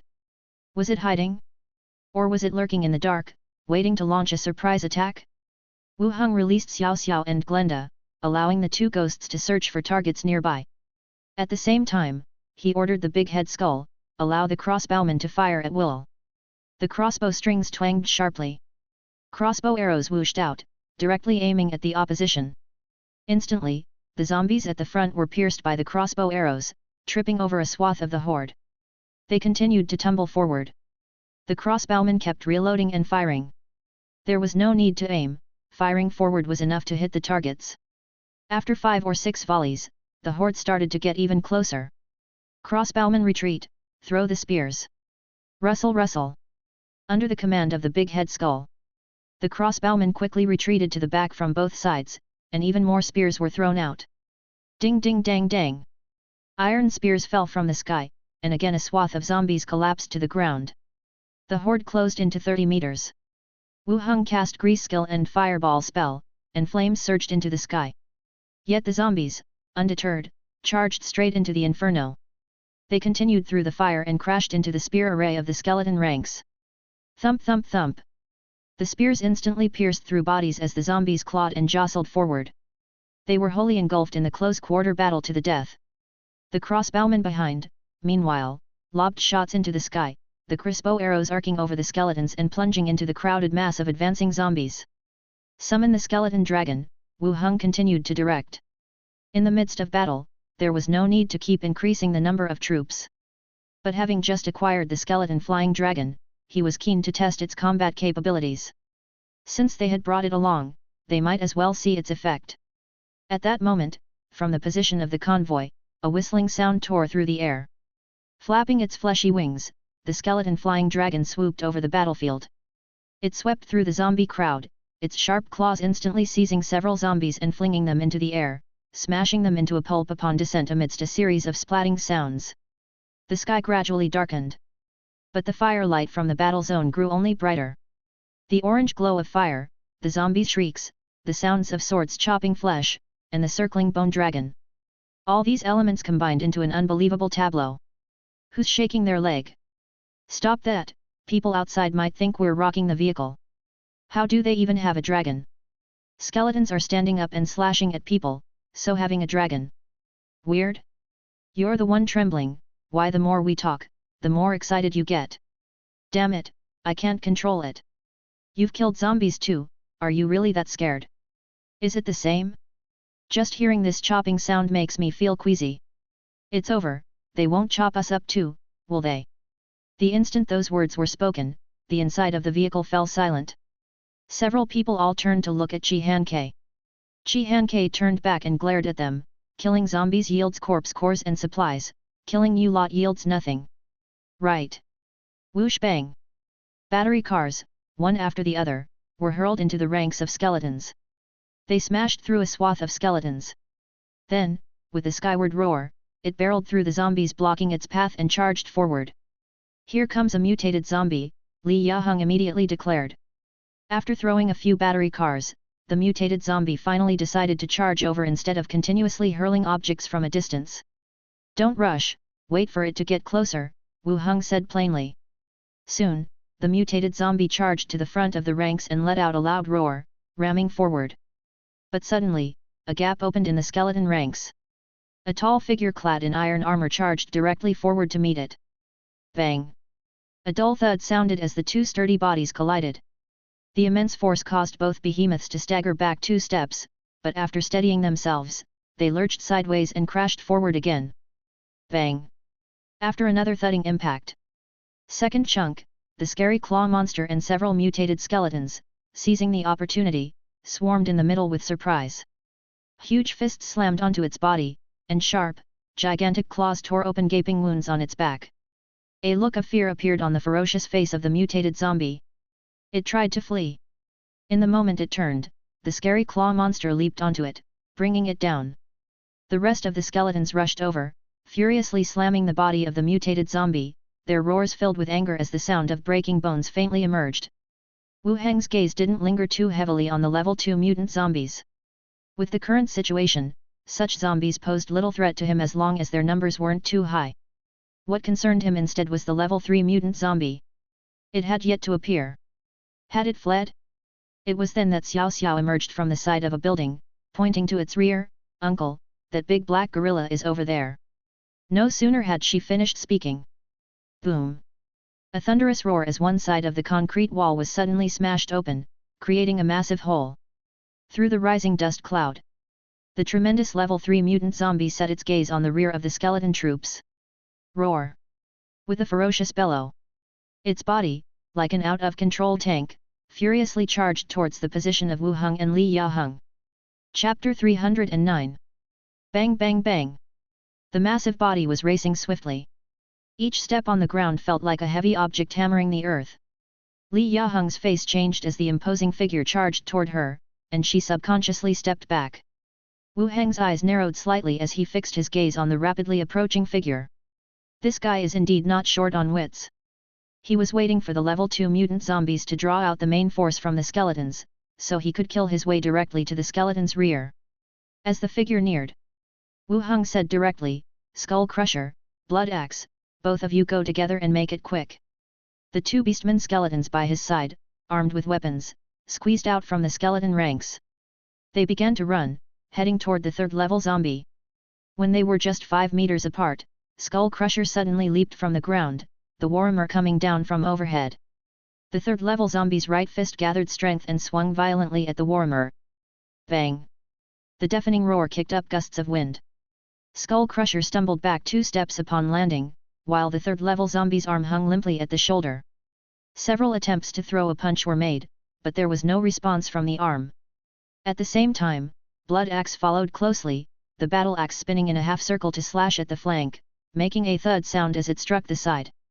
The axe blade opened a minor wound, blocked by the black keratin on the skin's surface. Dark red, syrupy blood slowly trickled out. The 3rd level zombie let out an ear-shattering roar. Raising its other arm, it smashed overhead. Blood Axe dodged backward and swung the battle axe up toward the groin as he withdrew. Skull Crusher continued to press forward with the attack, repeatedly hammering the warhammer onto the mutant zombie's limb joints. After a brief skirmish, the level 3 mutant zombie was already covered with wounds. Even with the protective black carapace, it couldn't fully stop the slicing of the battle axe or the pounding of the warhammer. In contrast to a zombie that had just mutated physically, Skull Crusher and Blood Axe were professionals with a combat system. They not only had superior attributes, but they also possessed combat experience and techniques that the zombie lacked. The confrontation was a one-sided crush. Seeing its attacks to be hopeless, the 3rd level zombie glanced around with its massive head. It raised its other fully functional arm, warding off the oncoming Skull Crusher. Then it turned and ran along the road into the darkness. Wu Heng and Li Yaheng's expressions changed at the same time. Li Yaheng quickly grabbed a walkie-talkie and shouted, "The mutant zombie has run off, everyone be careful, and don't make any noise." Direction of the convoy. The message came through the walkie-talkie, and everyone's face changed abruptly. Looking out the windows, they saw a giant figure running wildly toward them from the fiery battlefield area. Behind it were 2 other tall figures in pursuit. Everyone's heart skipped a beat. They ducked, pressing their bodies low to avoid the windows. "Damn it, why is that zombie running this way?" Li Yaheng's voice came through the walkie-talkie again, "Stay quiet, the vehicles are reinforced, they can hold it off for a while, don't get out." No one responded, even turning down the volume of the walkie-talkie. The footsteps outside the vehicle grew closer, and they could feel the vibration entering the vehicle from the ground. As the 3rd level zombie ran wildly, it glanced at the strange convoy of vehicles. It then changed direction, heading toward the smallest vehicle. SUV. A few people were huddled in their seats, their faces ashen. The level 3 mutant zombie, dodging the trucks reinforced with iron plates, charged directly towards them. A sense of impending death rose in everyone's hearts. Even Chi Han Ke, faced with such a level of zombie, found her superpower useless. She could only hope it would just pass by. "Big bro, stop shaking, the zombie is coming," someone whispered. "Sorry, I can't control it," another person replied. Stop talking, it's coming. As everyone held their breath and watched in terror. The shadow outside the window drew closer. Just as the giant hand was about to grab the vehicle, a sharp screech of claws echoed. The people bracing for death slowly opened their eyes, only to see a skeleton flying dragon blocking the front of the SUV, flapping its wings, its claws firmly grasping the arm of the third-level zombie, violently tearing at it. The tall figures with the long-handled warhammer and battle axe had also caught up close behind. The warhammer came crashing down with force. Boom! A loud crash echoed as the mutated zombie was smashed to the ground. The flying dragon soared into the sky again, while two figures wielding weapons gathered on either side of the zombie. Blow after blow, axe after axe kept falling. The mutated zombie struggled fiercely, clawing at the ground, trying to crawl under the off-road vehicle. But as soon as it moved, it was dragged back by the ankle to where it had been, and continued to be brutally beaten. It was like a helpless girl trying to escape the clutches of a ferocious villain. Inside the off-road vehicle, the few people in imminent danger didn't show any joy. They were lying on their seats, watching the scene outside in horror. A level 3 mutant zombie, standing 4 meters tall and covered in black carapace, was being beaten on the ground like it was made of mud. When did the roles of zombies and survivors start to switch? Zombies were no longer the predators, and survivors were no longer just prey trying to evade and flee. Perhaps this was how the strong who survived the apocalypse should be. Leader Chi, are you all right? A sudden inquiry came through the walkie-talkie. Chi Han-Kei's body shuddered and he almost threw the walkie-talkie away. He looked out the window, saw that the zombie was still being hit, then carefully pressed the button. I'm fine. Are you injured? No. Chi Han-Kei looked outside again with care, his voice trembling. The mutated zombie and your people, they started fighting outside, what should we do? Li Yaheng's voice continued to come through the walkie-talkie. It's okay, you won't be in danger, stay inside the vehicle and don't come out. All right. Chi Han-Kei lowered his stature again, signaling his subordinates to stay quiet. The limbs of the level 3 mutated zombie were smashed by the warhammer. Its back and abdomen were covered with scars left by the battle axe. The black carapace provided strong defense, but still couldn't stop the cutting of blood axe. The flesh was split open, and the sight was gruesome. Thunk! The battle axe fell squarely on its head, severing the already mangled neck completely. Dark red tainted blood splattered all over the front of the off-road vehicle, and the head rolled to the side. Two skeleton beastmen, one holding the head and the other grabbing the corpse's ankles, walked towards the main battlefield. For the people inside the off-road vehicle, they watched through the blood-stained windows as two figures carried the corpse away. Only then did they breathe a slight sigh of relief. The battle in the main battlefield was also drawing to a close. The second-level mutant zombies were utterly smashed by the mutated skeletons. And after a massacre, only about 100 zombies remained, still launching their attacks. But obviously, they no longer posed any real threat. As they rushed forward, they were pierced into honeycombs by the skeletons and fell to the ground. Go and kill those zombies that move slowly. Wu Heng continued to order. The returning big guy and other skeletons sprang into action once again. They ran quickly to the bottom of a building, and killed some zombies that had jumped off the building and broken their legs. As the last few zombies were killed, the whole area gradually quieted down. The roads were covered with corpses. Scorched smell and a stench of blood filled the entire area.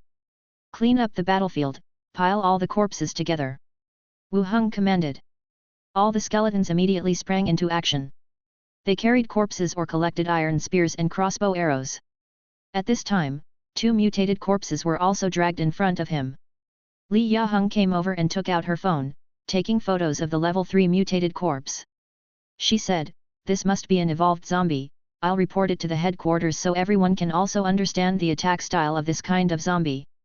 This kind of zombie should have evolved from giant zombies. Their appearance and attack characteristics were very similar.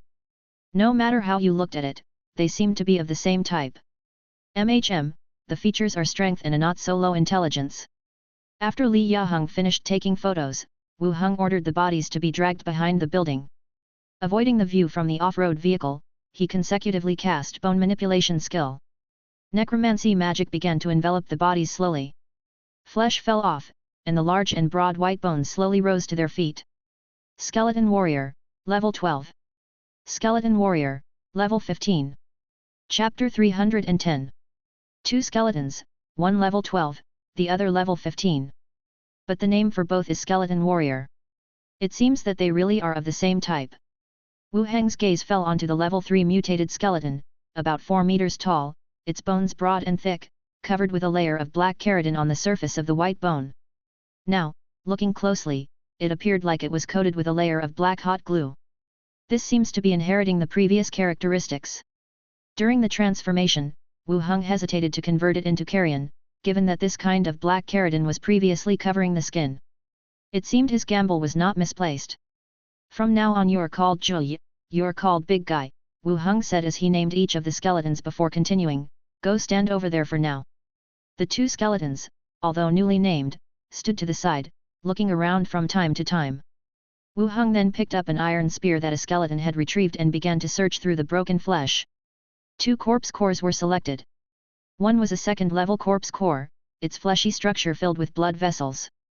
The other's blood vessels were purple and denser. It had reached the third-level corpse core. Seeing the third-level corpse core, Wu Heng felt a surge of happiness. With this one, he now had 3 third-level corpse cores in his possession. The previous 2 had come from a withered plant monster and a level 3 big head skull. Yet, the production of elixirs remained slow. A few days ago, he had just managed to develop the elixir for the second-level corpse core, who knew how long it would take for the third level. If there was a chance, he should buy a few more alchemic corpses. He took out a plastic bag, picked up the corpse cores, and packed them neatly. Next, he checked the attributes of the level 15 skeleton.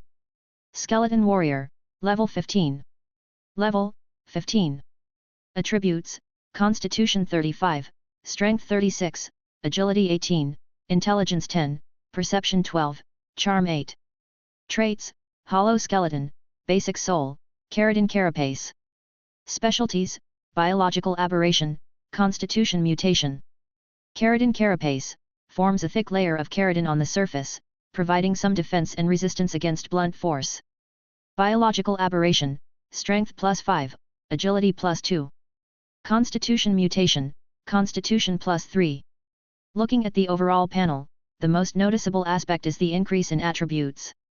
Constitution 35, Strength 36, these are not low attributes for a level 15 melee profession. In terms of traits, Keratin Carapace has been added. That's the layer wrapped around the exterior of the bones. It can provide some defense and resistance against blunt force. At this moment, Li Yaheng walked over from the security booth. Wu Heng handed her the bagged corpse cores. When you have time, take a trip and hand these corpse cores to the alchemy skeletons. Okay. Li Yaheng took them and placed them in her backpack, then continued, should I call Chi Hankei and the others over? Wu Heng glanced at the time, 2:30 in the morning. He said, rest in the car tonight, we'll talk when it's daylight. Okay. The 2 returned to the coach bus. Li Yaheng picked up the walkie-talkie and notified the others. Wu Heng laid out his blanket directly. Shedding his jacket, he dived straight into Wu Heng's embrace. Stop touching, it tickles, and I haven't even had a bath, Li Yaheng complained softly as she grabbed his hand. Yet her body snuggled more deeply into his arms. Then she continued, the people from Donggan village must have seen the skeleton army and the flying dragon by now, if the news spreads, could it affect us? Wu Heng slid his hand into the waistband of Li Yaheng's pants, gently kneading, and said, it shouldn't be a problem. If they're smart enough, they won't deliberately spread the word. Even if they do, it doesn't matter, within this region, there are no other shelters that can pose a threat to us. If news got out, it wouldn't do them any good. Besides, in terms of the current shelter power rankings, the auto repair shop was definitely at the top. But in terms of threats, they did exist. Modern weapons had the power to completely annihilate an entire skeleton army. However, those with such weapons wouldn't need to target Wu Heng, as everyone was on the same side at the moment. Considering the way Chi Hankei speaks and handles things, she probably isn't stupid, said Li Yaheng, and lifting her head, she continued, about tomorrow's loot, are we still splitting it 50-50? Let's split it in half. We had agreed on that before, and besides, the most they'd search for is some food. The rest isn't of much use to them, Wu Heng said. All right, I'll talk to her about it tomorrow. With that, she curled up in his arms and slowly fell asleep. The next day, in the morning, Heng walked briskly towards the entrance of the residential area. Seeing the dark red stains on the ground and the mountainous piles of corpses on both sides, her face still changed color. Suppressing the panic in her heart, she hurried past them. Li Yaheng was waiting at the entrance. "Leader Qi, the battle ended late last night, sorry to have made you rest in the car." Heng gave an awkward smile and said, "We weren't inconvenienced at all. We've been in tougher situations than this. Staying in the car is nothing." The two exchanged pleasantries. Li Yaheng went straight to the point. "According to our agreement, after the battle, we split the residential area between us. Which do you think is better, dividing by building numbers or splitting along the main road?" Heng turned to look at the pile of corpses again and, after thinking for a moment, said, "In yesterday's battle, we didn't help at all. We only tagged along for the trip, so let's forget about our half of the spoils." The battle had been too much for them. Even after it was over, while resting in the car, Heng and her people still couldn't calm their emotions. It was as if they hadn't closed their eyes all night. This morning, discussing the matter with Li Yaheng, the other party still wanted to give them half the residential area as originally agreed. But now it was Heng hesitating whether to accept it. "Let's stick to our agreement. I still remember a leader keywords, we're all women here, we should support each other." Heng no longer declined excessively and nodded, "Thank you, then we'll split from the main road. We'll take the left side." The left side had fewer buildings, it was a concession to Li Yaheng. "Then it's settled," Li Yaheng nodded, then continued, "Some houses might still harbor zombies. Be careful when scavenging." "All right. I'll arrange for people to come over as soon as I get back." Heng nodded, then prepared to return to the off-road vehicle. She hadn't walked far when Li Yaheng called out again, "Leader Qi." Heng turned around, "Is there something else?" "The battle is a secret of the shelter. I hope you can help us keep it that way." Heng nodded, "Don't worry, I will remind the others not to let anything slip when I get back." "Good." Heng nodded again and turned to leave. Before climbing into the off-road vehicle, she glanced at the busy people in the auto repair shop. Noticing the absence of the young man in black leather armor from last night's battle, she got into the vehicle. The car started and quickly drove away. After a while, Wu Heng walked over from the direction of the convoy. Li Yaheng said, "Heng chose the residential buildings on the left. Whichever side she chose doesn't matter much, we're not lacking in supplies," he replied. When I get back, I'll arrange for the scavenging." "Wait for me a moment, we'll go back together," Wu Heng said. "Then I'll tell Qiangzi and the others to turn the car around first." Li Yaheng left. Wu Heng walked directly to where the pile of corpses was, took out his magic wand, and began to release corpse battlefield. A grey-white circle spread out. Skeletons tumbled and clambered down from the pile of corpses, joining the ranks.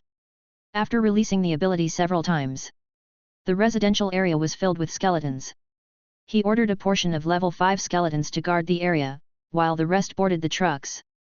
Returning to the bus station, Li Yaheng started gathering people, ready to send them over to scavenge for supplies. Wu Heng didn't leave immediately either. He shouted towards the distance, "Qiangzi!" Qiangzi, who was chatting with others, ran over quickly. "Boss, what can I do for you?" Wu Heng pointed towards the distant flying dragon.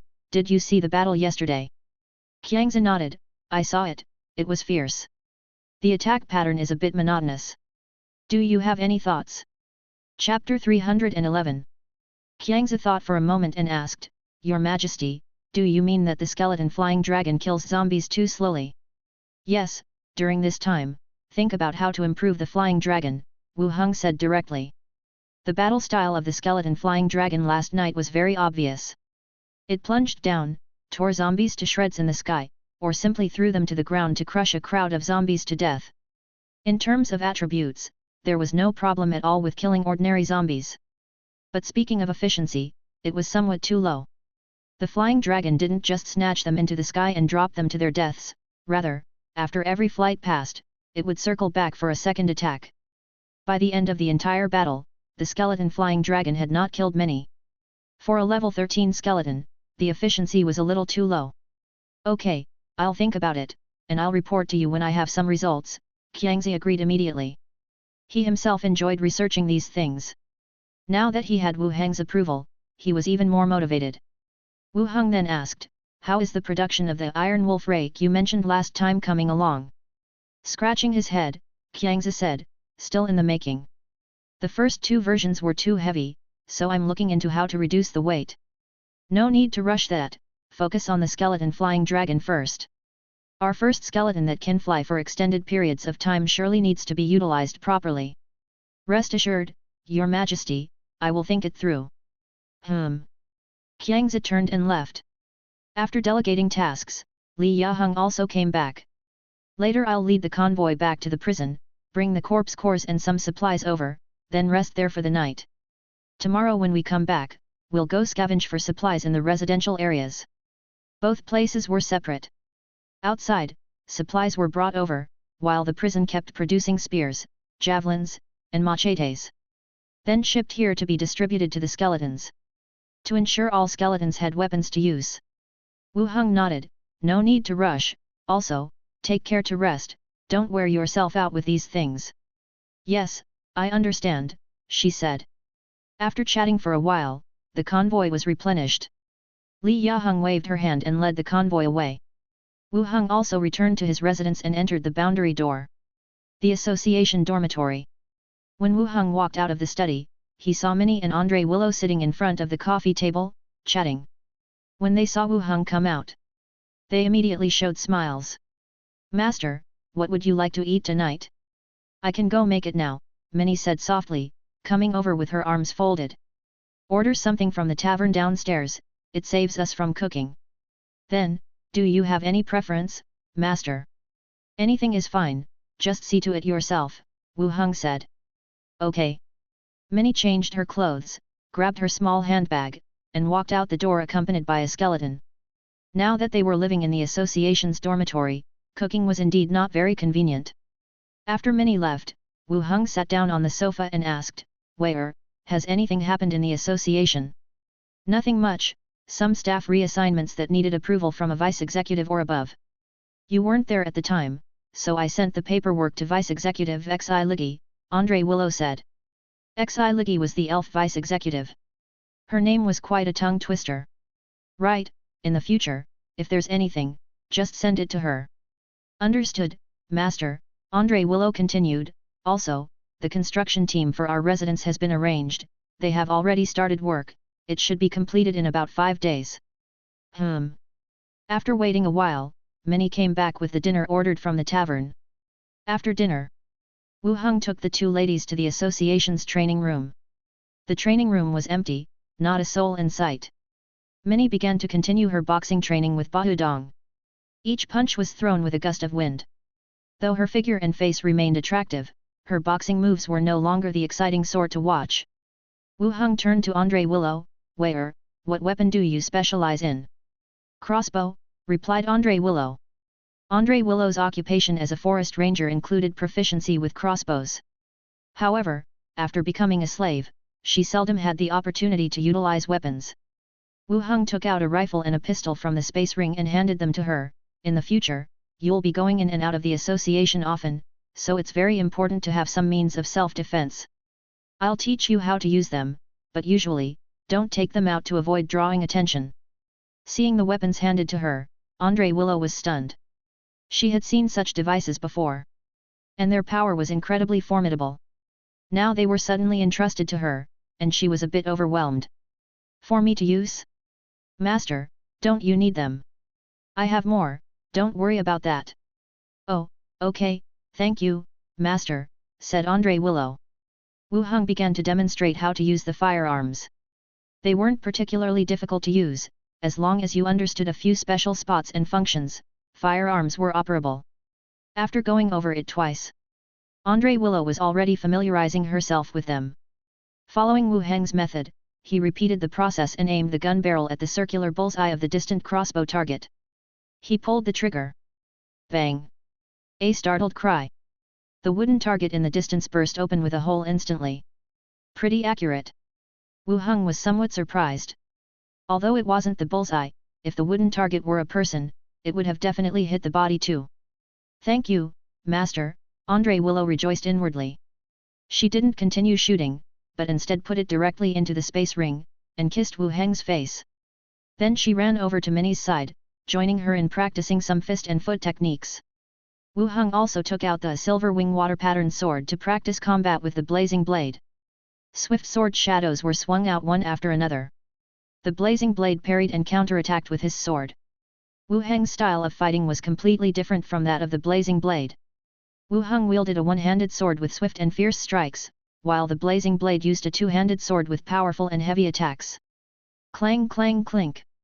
In the midst of intense combat, a system prompt suddenly appeared. Unlock trait, Combat Intuition, Beginner. Pause. Wu Heng immediately spoke up to stop the blazing blade, who was rushing towards him. The blazing blade stood with his sword at the side. Wu Heng then opened his attributes to check out the newly unlocked trait. Combat Intuition, Beginner. Real combat has made your fighting intuition exceptionally sharp, allowing you to discern your enemy's plans or movements, thereby gaining the upper hand. To discern the enemy's moves? Is it knowing what the enemy wants to do before they make their move? Blazing blade, continue the attack, he said. The blazing blade once again took up his sword and charged quickly. Wu Heng concentrated to feel, and when a sword was swung down at his head, he swiftly dodged. Damn! He sensed something, but it was not very useful. Wu Heng stopped overthinking and continued to spar with the blazing blade. They practiced until the training room grew dim. Only then did Wu Heng lead the group out of the training room and back to their dormitory. In the bath, Wu Heng sat in the bathtub with Andre Willow leaning against him, her beast ears fluffed and dripping wet, her body soft and smooth. Minnie stood outside, massaging his back, and said softly, Sister Mancha always clamors about having a baby for you, I wonder how she's doing. Miss her? Wu Heng inquired. I used to be a bit scared of her, but now I miss her a little. Sister Mancha is actually quite nice, she just sounds a bit unfriendly because she's been with the guild for so long, Minnie spoke softly. After thinking for a moment, Wu Heng said, once we're settled down, I'll bring her over to stay for a few days. That's so far away. Have you forgotten how we got here? Ah! Minnie exclaimed, right, Master has the train. Wu Heng nodded. As Minnie massaged, she said, that would be great, then we can all see each other more often. Wu Heng didn't respond. Andre Willow sitting in front of him, her skin began to turn more and more rosy. She glanced back cautiously at Minnie, who was engaged in conversation, lifted her body slightly, and then sat back down with her lips tightly pressed. The next day, Wu Heng went to the guild again. He sat there until noon and saw that there wasn't much happening. After handing over the documents to Andre Willow, he quietly left the guild. He visited Lighthouse Street and its trade warehouse once more. Chatting with the guild's staff, he learned this place housed warehouses established by various trading organizations. Besides storing items, there were also goods on display for clients to order. Of course, they only took bulk orders and did not sell items individually. As he entered the street, it became noisy. There were sailors and workers, along with elegantly dressed businessmen inquiring about goods inside shops. On both sides of the road, there were also vendors selling fruit and fresh novelties on the street. Wu Heng casually observed as he walked and stopped intermittently. He passed by the front of a shop. On a wooden table at the entrance, inside a delicate grid wooden box, there were several arrowheads without shafts. Poison arrowhead. Description: inflicts poison damage on the hit unit. Explosive arrowhead. Description: causes an explosion upon impact with the targeted unit and applies a burning status. Static cloud arrow. Description: inflicts lightning damage on the hit unit and creates a static cloud environment in the target area. Chapter 312. Several types of arrowheads, each with different effects. Poison, actually, is quite easy to understand. Just smear some toxins on the tip of the arrow. But those that explode or generate a static cloud are indeed quite special. These magic arrows are meticulously crafted by our senior artisans, and we can guarantee that each will perform its intended effect, the human man said as he walked out of the shop. He touched his goatee and spoke softly. Wu Heng looked up at him and continued to inspect the arrowheads. Are these considered magic items? Indeed they are etched with runes, but they are considered consumables and do not fall into the category of magic items, the man explained, then continued, would you like to buy some to try? They can be very effective against some tough enemies. I'll take a look. I'll come back when I need them, Wu Heng said. The man smiled, take your time, customer. Then, he continued to attend to the next visitors, describing the functions of each type of arrowhead. After passing the shop, Wu Heng was still thinking about the arrowheads with various special effects. He had pondered this issue before. Considering remote damage, why hadn't anyone developed firearms given the scarcity of options here? After all, things like poison smoke thunder and wind fire thunder exist. Now it seems that the direction of development is completely different from that of Earth. Humans invented explosive bombs, armor-piercing rounds, tracer bullets, whereas here they developed explosive arrows and static cloud arrows, these kinds of special arrowheads. And because of professionals, bows can shoot farther and more accurately, and in terms of effects, may not be inferior to bullets. Etching equipment is indeed a good direction for development. Wu Heng continued to walk forward. He had found his target. The elf race's shop. The open doors allowed a glimpse of an elegant woman dressed in a green gown standing behind the counter. Wu Heng, accompanied by his skeleton attendant, walked straight into the shop. As soon as he stepped in, he paused briefly. Inside the shop, another person was sitting. An individual with blonde hair and pointed ears, associate steward Xi Ligi. When the other saw Wu Heng enter, he was also taken aback. Is there a problem? Xi Ligi was the first to speak. No problem, just looking to see what's for sale. Is the associate steward here to buy something? Wu Heng asked. Xi Ligi glanced at the woman behind the counter and nodded, yes, just having a look. The middle-aged woman behind the counter walked over with a smile. She asked, and who might this customer be? Xi Ligi introduced him, he's the associate steward from the association, Wu Heng. The woman suddenly understood and was surprised that such a young human being had secured the position. She bowed slightly, good afternoon, Deputy Steward Wu Heng.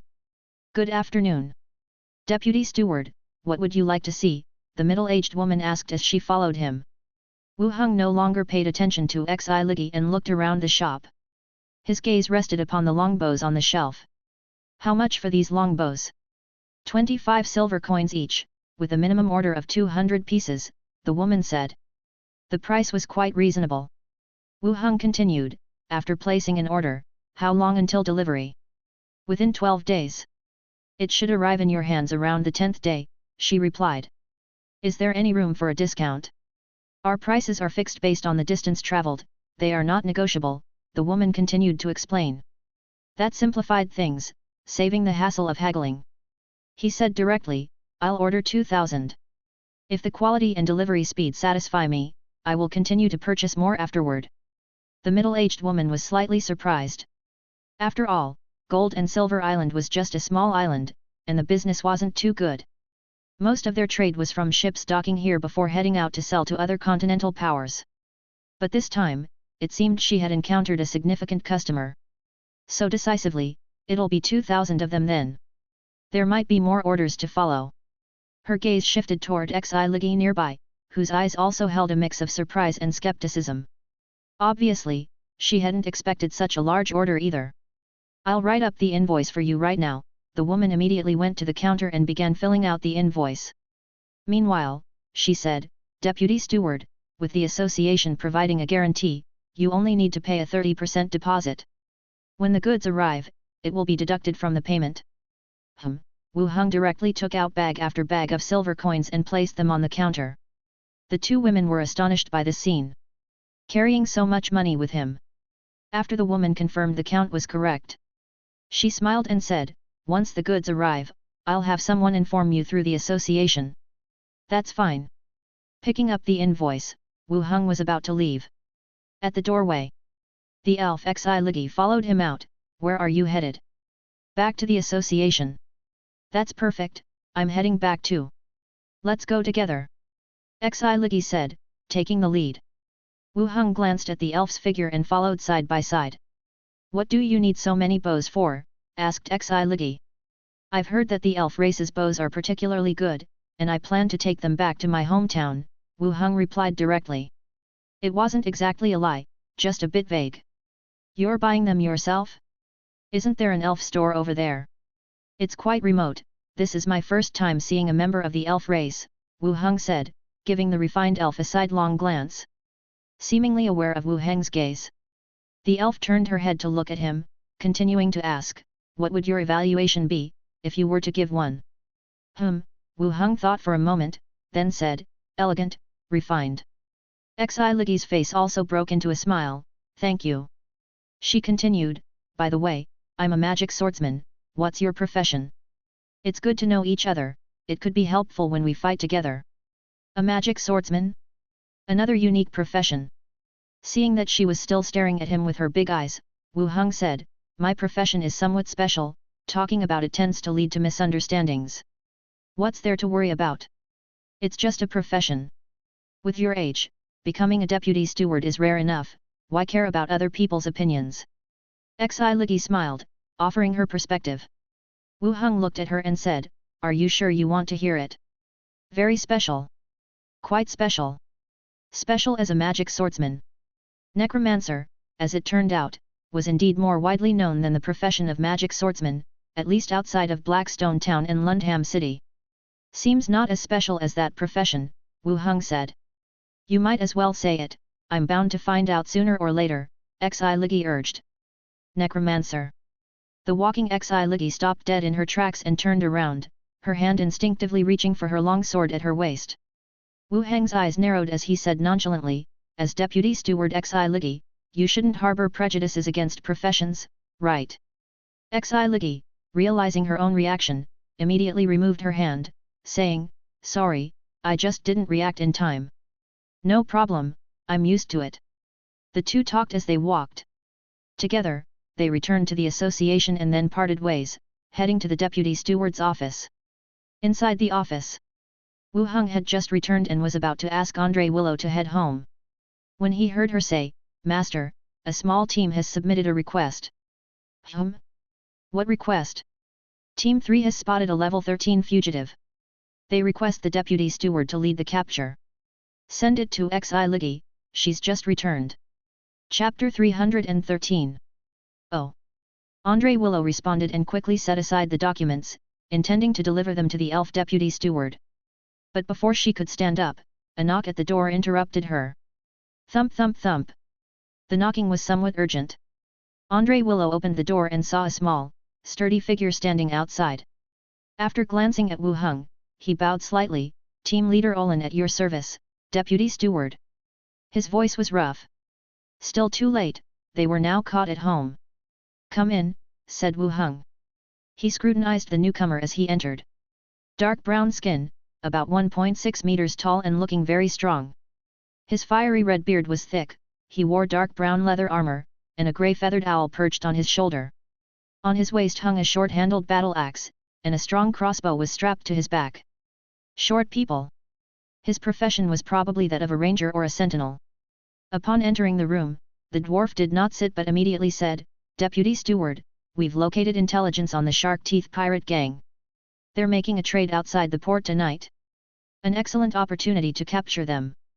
Wu Heng leafed through the wanted notice concerning the Shark Teeth pirate gang. Captain Lu, a level 3 fugitive, with a bounty of 445 silver coins. His crimes included raiding merchant ships, trafficking people, and assaulting members of the association. Given the world's current state of intelligence work, many deeds done go unnoticed and unrecorded. For the association to document so many offenses, the crimes committed must be significantly more numerous. Give me the details, and tell me about the difficulties we might face trying to capture him, Wu Heng continued. The dwarf pondered for a moment before speaking. Lu is a level 13 professional. It's unclear how many will be with him, but it likely won't be many. The difficulty lies with Lu himself. Rumors suggest he has merfolk blood, which means if he jumps into the sea when in danger, no one can deal with him. Level 13. The level wasn't high. He was now at level 10, Skull Crusher at 16, and Blood Axe at 14. Killing him wouldn't be a problem at all. But the fact that the enemy could jump into the sea and escape upon facing danger was a complicating factor. Is the intelligence reliable? The intelligence is definitely accurate, the dwarf confirmed. Wu Heng nodded, go get ready, we'll gather at the door later. The dwarf rejoiced, thank you, Deputy Steward. With that, he turned and left. Master, it might be somewhat inconvenient to make a move on the ship, Andre Willow said thoughtfully. A level 13 enemy wasn't a concern. But at sea, it was a different matter entirely. No matter how skilled one is, If those skills cannot be utilized, they are useless. If the enemy were to escape, it would reflect poorly on Wu Heng as the deputy steward. No problem. If the intelligence is solid and they are near the port, there shouldn't be much issue, Wu Heng assured Andre Willow before adding, let's go. Tonight, you're coming with me. As you wish, master. Andre Willow also donned her armor. The carriage creaked and groaned as it moved along. Blood Axe sat next to the cart driver on the outside of the carriage. Wu Heng and Andre Willow sat on one side, while Skull Crusher and the dwarf Olin crammed together on the other side. The rest of the third squad rode on horses following outside. Olin, the dwarf, fed his owl and then asked, Deputy Steward, do you have any plan? Wu Heng countered, tell me your plan first. I have two plans. One is to kill from a distance, not giving the enemy a chance to flee. This is difficult due to the limited visibility at night and the strength of the crossbows. The second is to quickly approach and block his escape routes, Olin continued and pulled out a scroll. I have an ice-based magical scroll that can temporarily seal a section of the water's surface. Both thoughts were plausible, but neither guaranteed success. The enemy was indeed hard to kill, or else he would have been dead by now. Deputy Steward, what do you think of my plans? Inquired the dwarf. We can try both approaches when the time comes, suggested Wu Heng. Night fell. The ocean turned pitch black in an instant. Gusts of night wind caused the waves to rise and fall.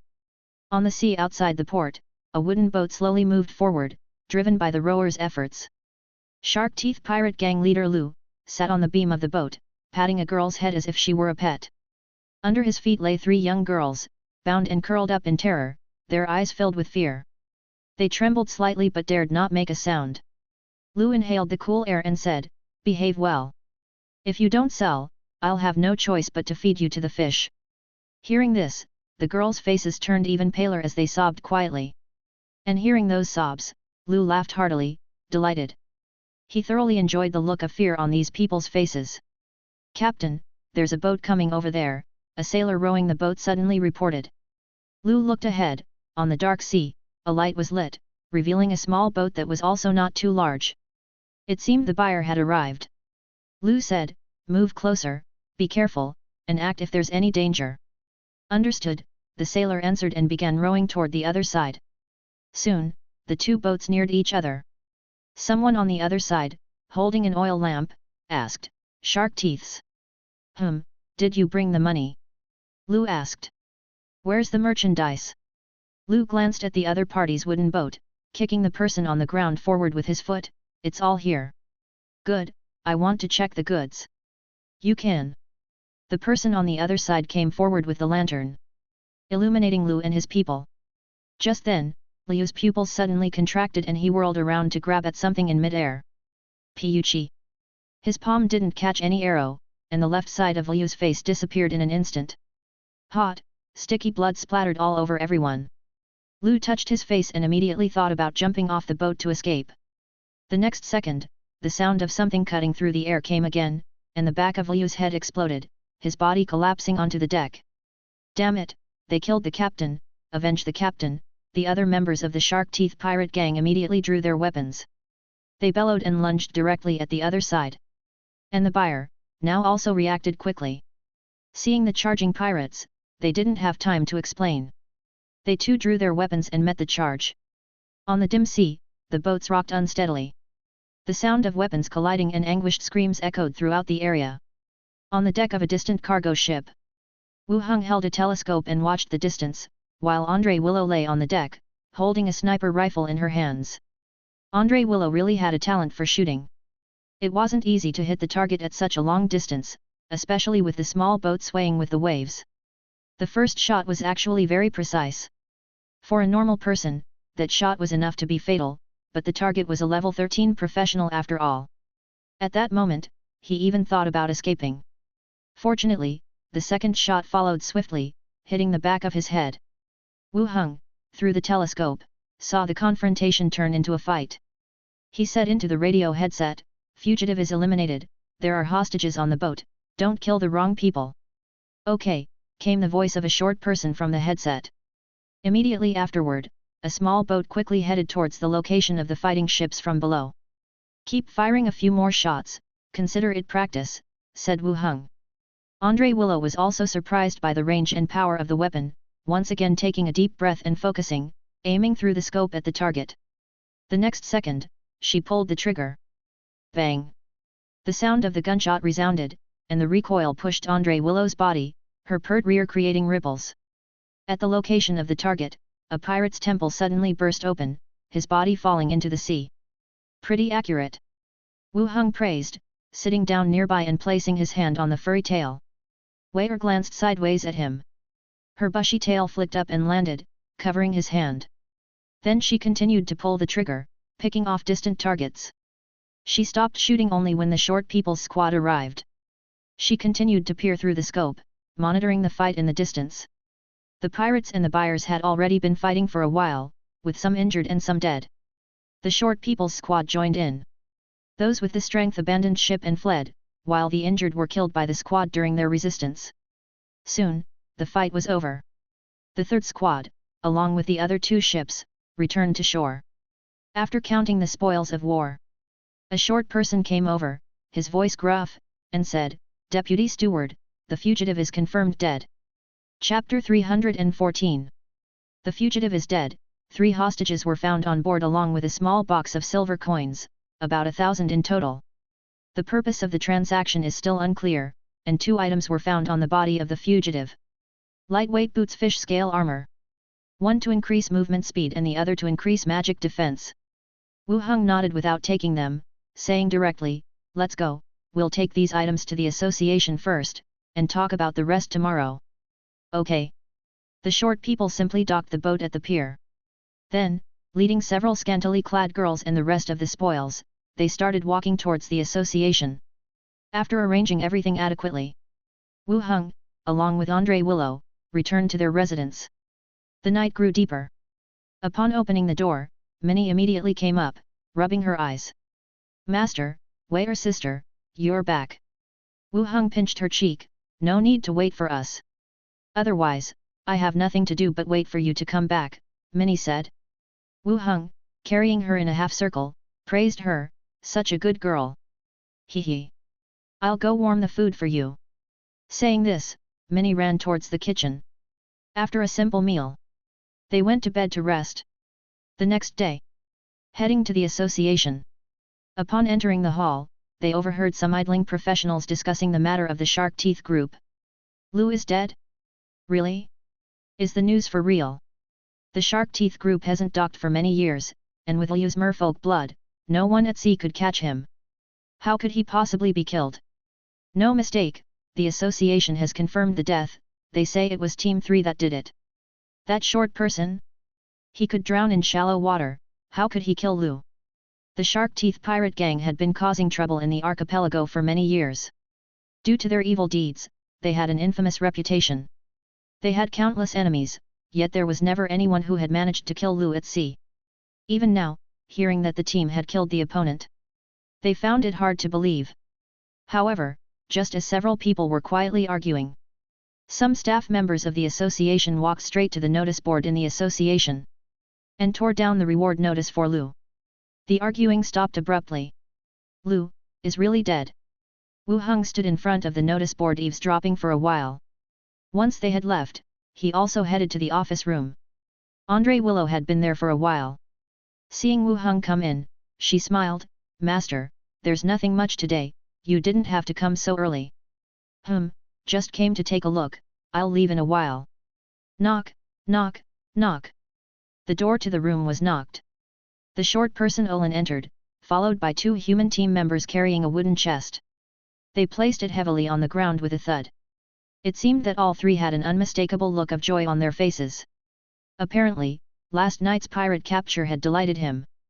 As the entire association was discussing it. "Thanks for the vice executive's help last night," Olin thanked again. It's nothing." Olin continued, "We made a detailed count of last night's loot. A total of 1,200 silver coins, 2 small ships, sold for 420 silver coins. We've calculated and brought over half to you. Normally, a team's loot would be divided equally. But a vice executive or steward leading the team would usually take a bit more. Last night, as Wu Heng himself had killed the fugitive while they handled the aftermath, they naturally had to follow this unwritten rule.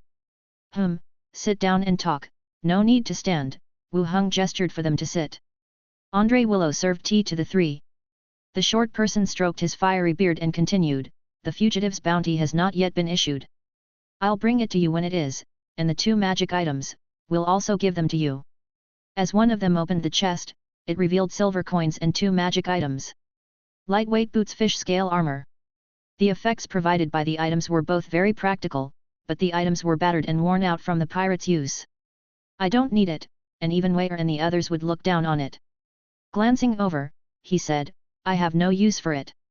If any of you can make use of it, go ahead and divide it amongst yourselves.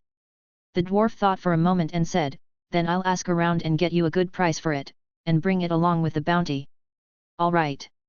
Wu Heng actually felt that this dwarf was quite personable, and not as short-tempered as he had imagined. Wu Heng continued, how about those captives? We're still investigating. It seems to be tied to a case involving the trafficking of young girls from various races. I'll report back to you once we have any results, the dwarf continued. All right. The few of them sat together and chatted for a while.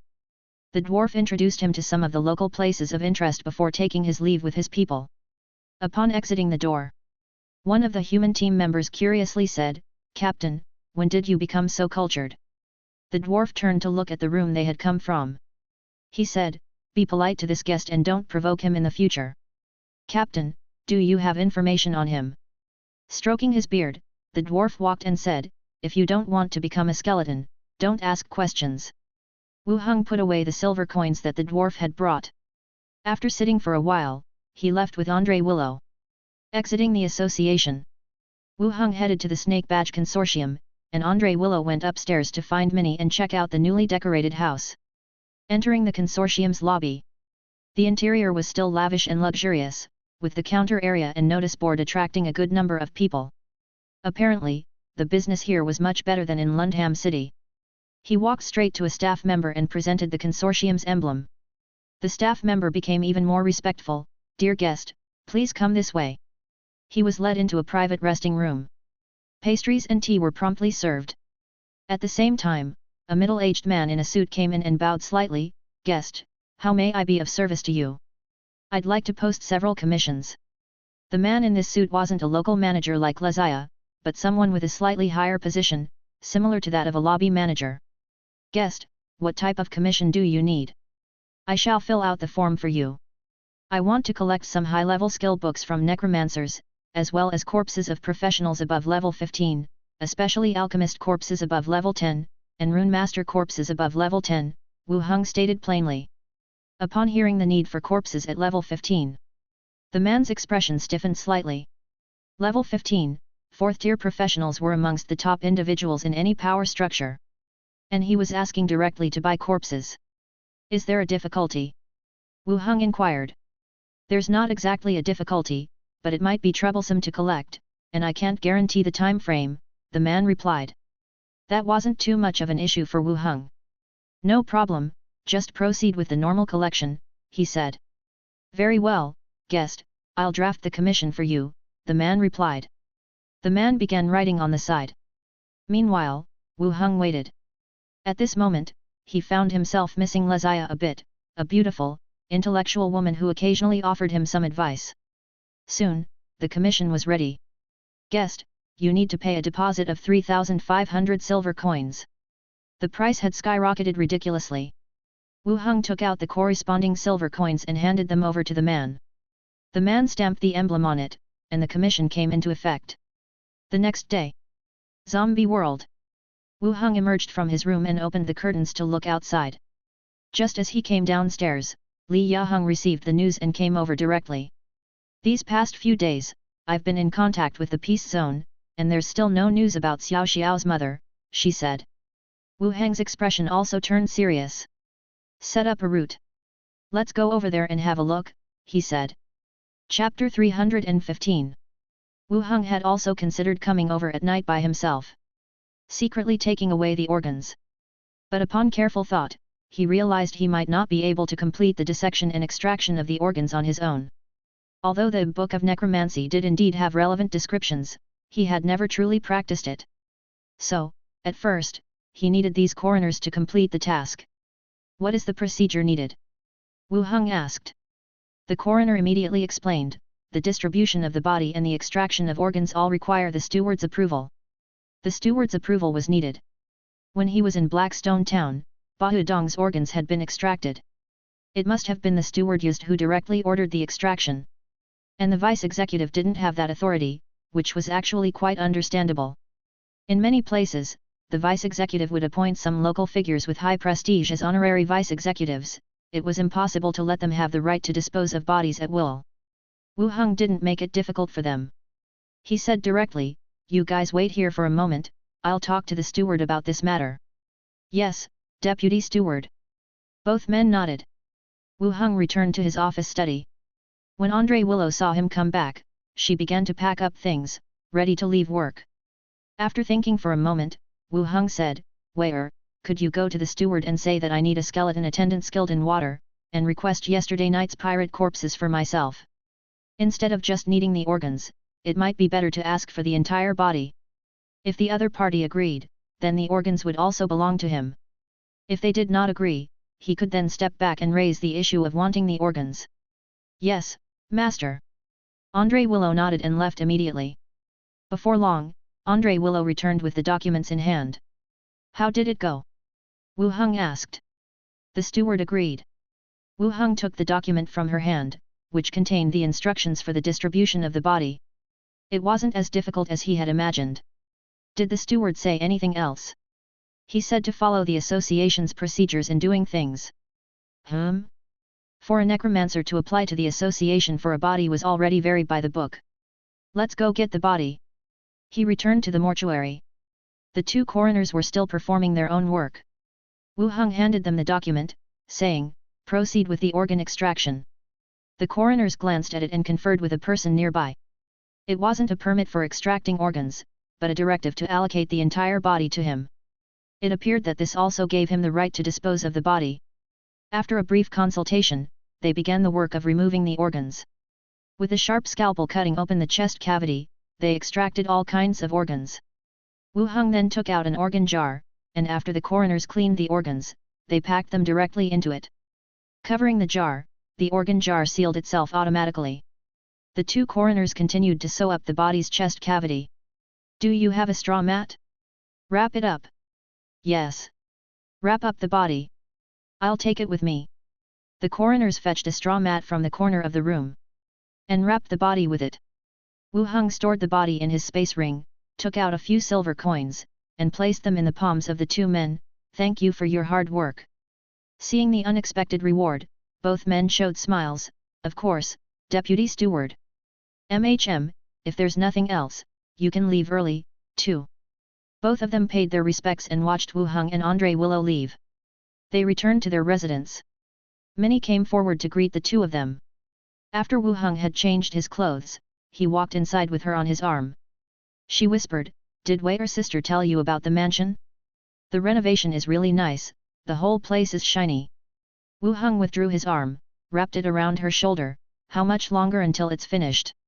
"It seems like it'll take another 5 or 6 days, Minnie said, and then continued, "Master, when it's time, let's plant some vegetables in the yard, so we won't have to go out to buy them.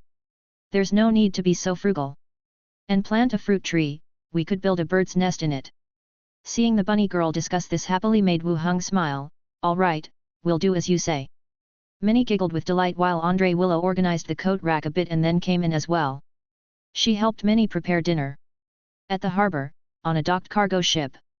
In the dimly lit cabin, a few illuminating stones hung from the ceiling.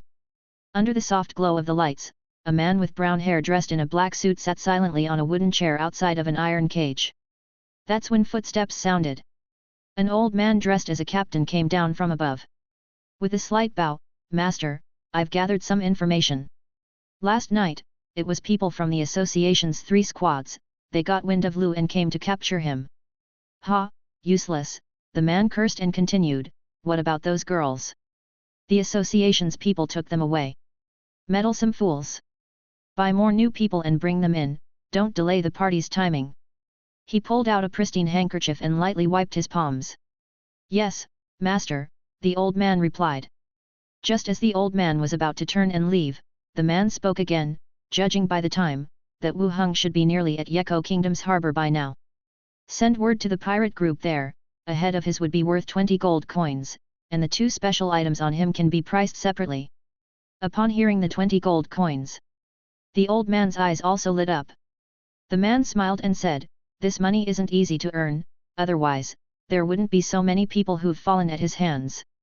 "Yes, master, I will spread the word tonight. Go." After dinner, Minnie and Andre Willow went downstairs to the training room to train. With skeletons accompanying them, and being inside the association's premises, there was no chance of danger. Wu Heng, through the boundary door, went directly to the zombie world. The sky was already darkening here as well. The survivors of the base began to pack up, preparing to close the gates of the passenger station. Stepping out of the building, Li Yaheng received the message and came over from not too far away. Handing over 2 elixirs, "Those 2 corpse cores have been sent over to the prison, these are from the newly acquired alchemy skeleton." Wu Heng took them and stored them inside the space ring. At the same time, he pondered if he should bring over the alchemy skeleton. Such back and forth trips were always a bit of a hassle. But then again, the production of elixirs wasn't that frequent. For more than a month before, there weren't many elixirs, and only in the last few days had they started to come over steadily. Moreover, the alchemy laboratory was also located near the prison, making transportation a bit cumbersome. He didn't continue to dwell on this. He asked, "There haven't been any issues with scavenging, right?" "No problem. The sparse zombies in the residential area don't pose much of a threat. We're armed with crossbow arrows, and as long as we stay alert, killing a few isn't an issue," Li Yaheng confidently stated. The strong crossbow was easy to operate and quite powerful. Although one shot might not kill, but with a few people grouped together, it wasn't difficult to eliminate them. Next, Li Yaheng continued, "Recently, Chi Hankei has been coming around more frequently, subtly inquiring about the recruitment of survivors." I suspect, does she want to join us?" Chapter 316. Donggan Village is a large shelter in this area. Even without a development like the auto repair shop, they shouldn't worry about food and clothing. But it's easy to understand why Chi Hankei would want to join. At the time, during the attack on the residential compound, the skeleton army displayed absolutely shocking combat power, which surely left a deep impression on the people of Donggan Village. And this world wouldn't change much in a year or two. Joining the auto repair shop earlier would mean not only safety but also being considered one of the old-timers. "What do you think?" Wu Heng asked Li Yaheng.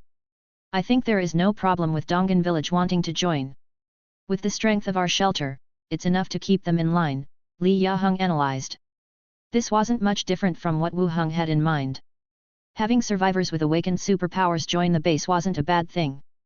Moreover, with Wu Heng's current strength, he wasn't worried that she might have ideas about seizing power. We think alike."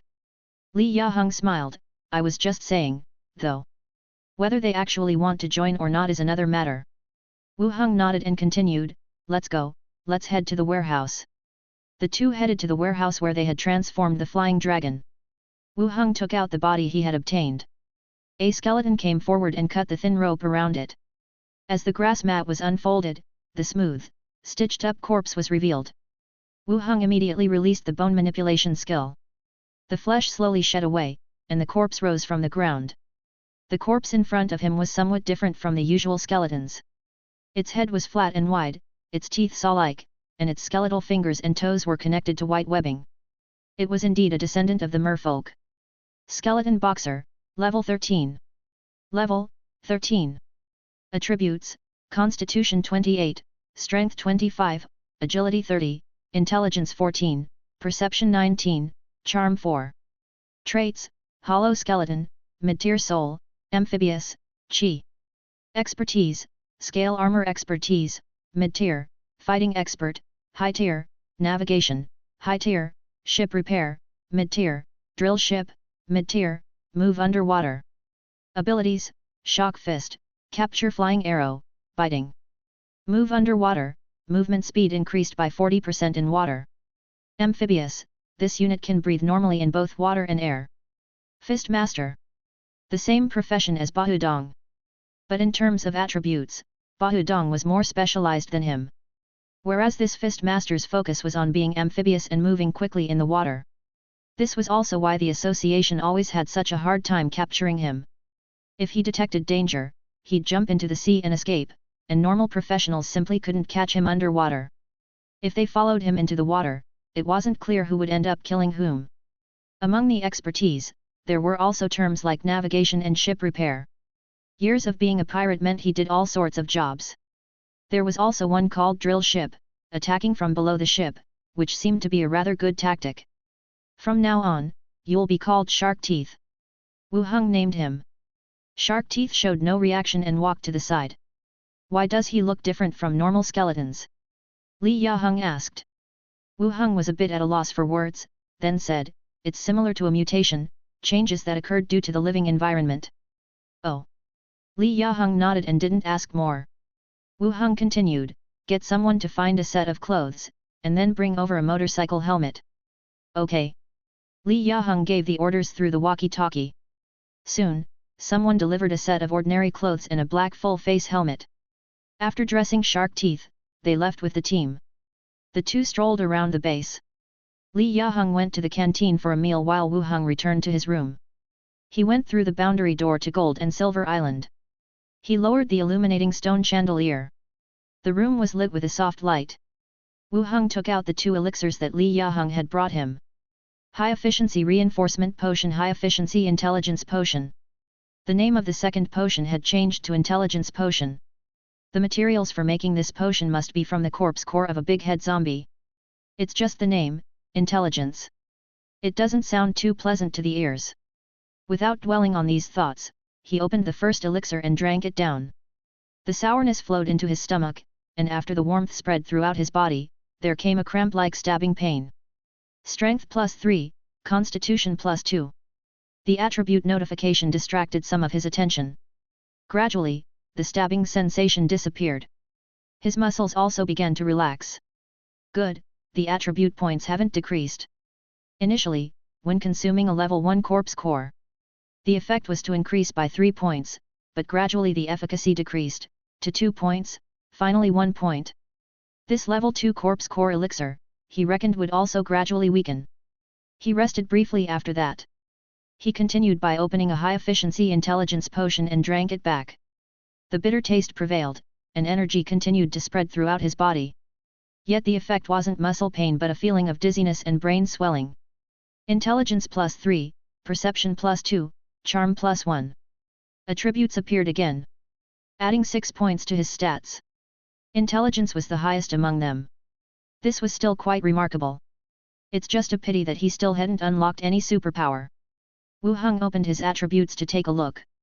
Attributes: Strength 34, Agility 28, Constitution 37, Intelligence 33, Perception 21, Charm 27.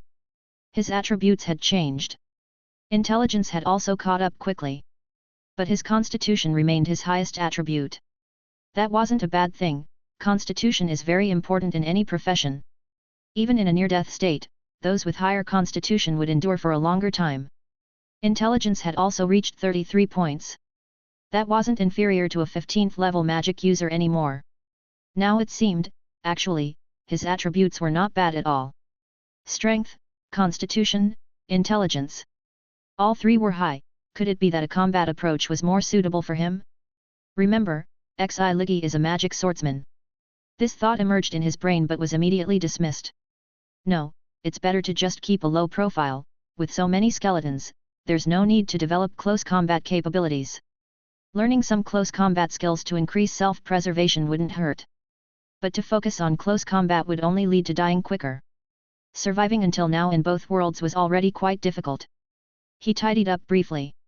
Wu Heng then left his room once more. He went to the bathroom to clean up briefly, and then went back to the bedroom. On the bed, Minnie and Andre Willow were asleep facing each other, one on each side. The blanket had slid to one side, revealing their pale and beautiful figures. Full of youth and vitality. Wu Heng knelt on the bed and pushed their heads closer together. Tip to tip, Minnie unconsciously stuck out her tongue and lightly licked it while Andre Willow in her sleep slightly furrowed her brows.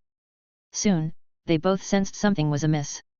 Their eyes shot open with a cry of surprise. Seeing Wu Heng, Andre Willow's face reddened slightly with reproach. Master really is. Wu Heng smiled, hugged them both, and lay down on the bed again. Sleep, sleep. The next day, early morning. Wu Heng, with Andre Willow, headed to the association. As soon as he stepped into the corridor, a cry came from behind. It was an assistant to the steward, a bespectacled female elf.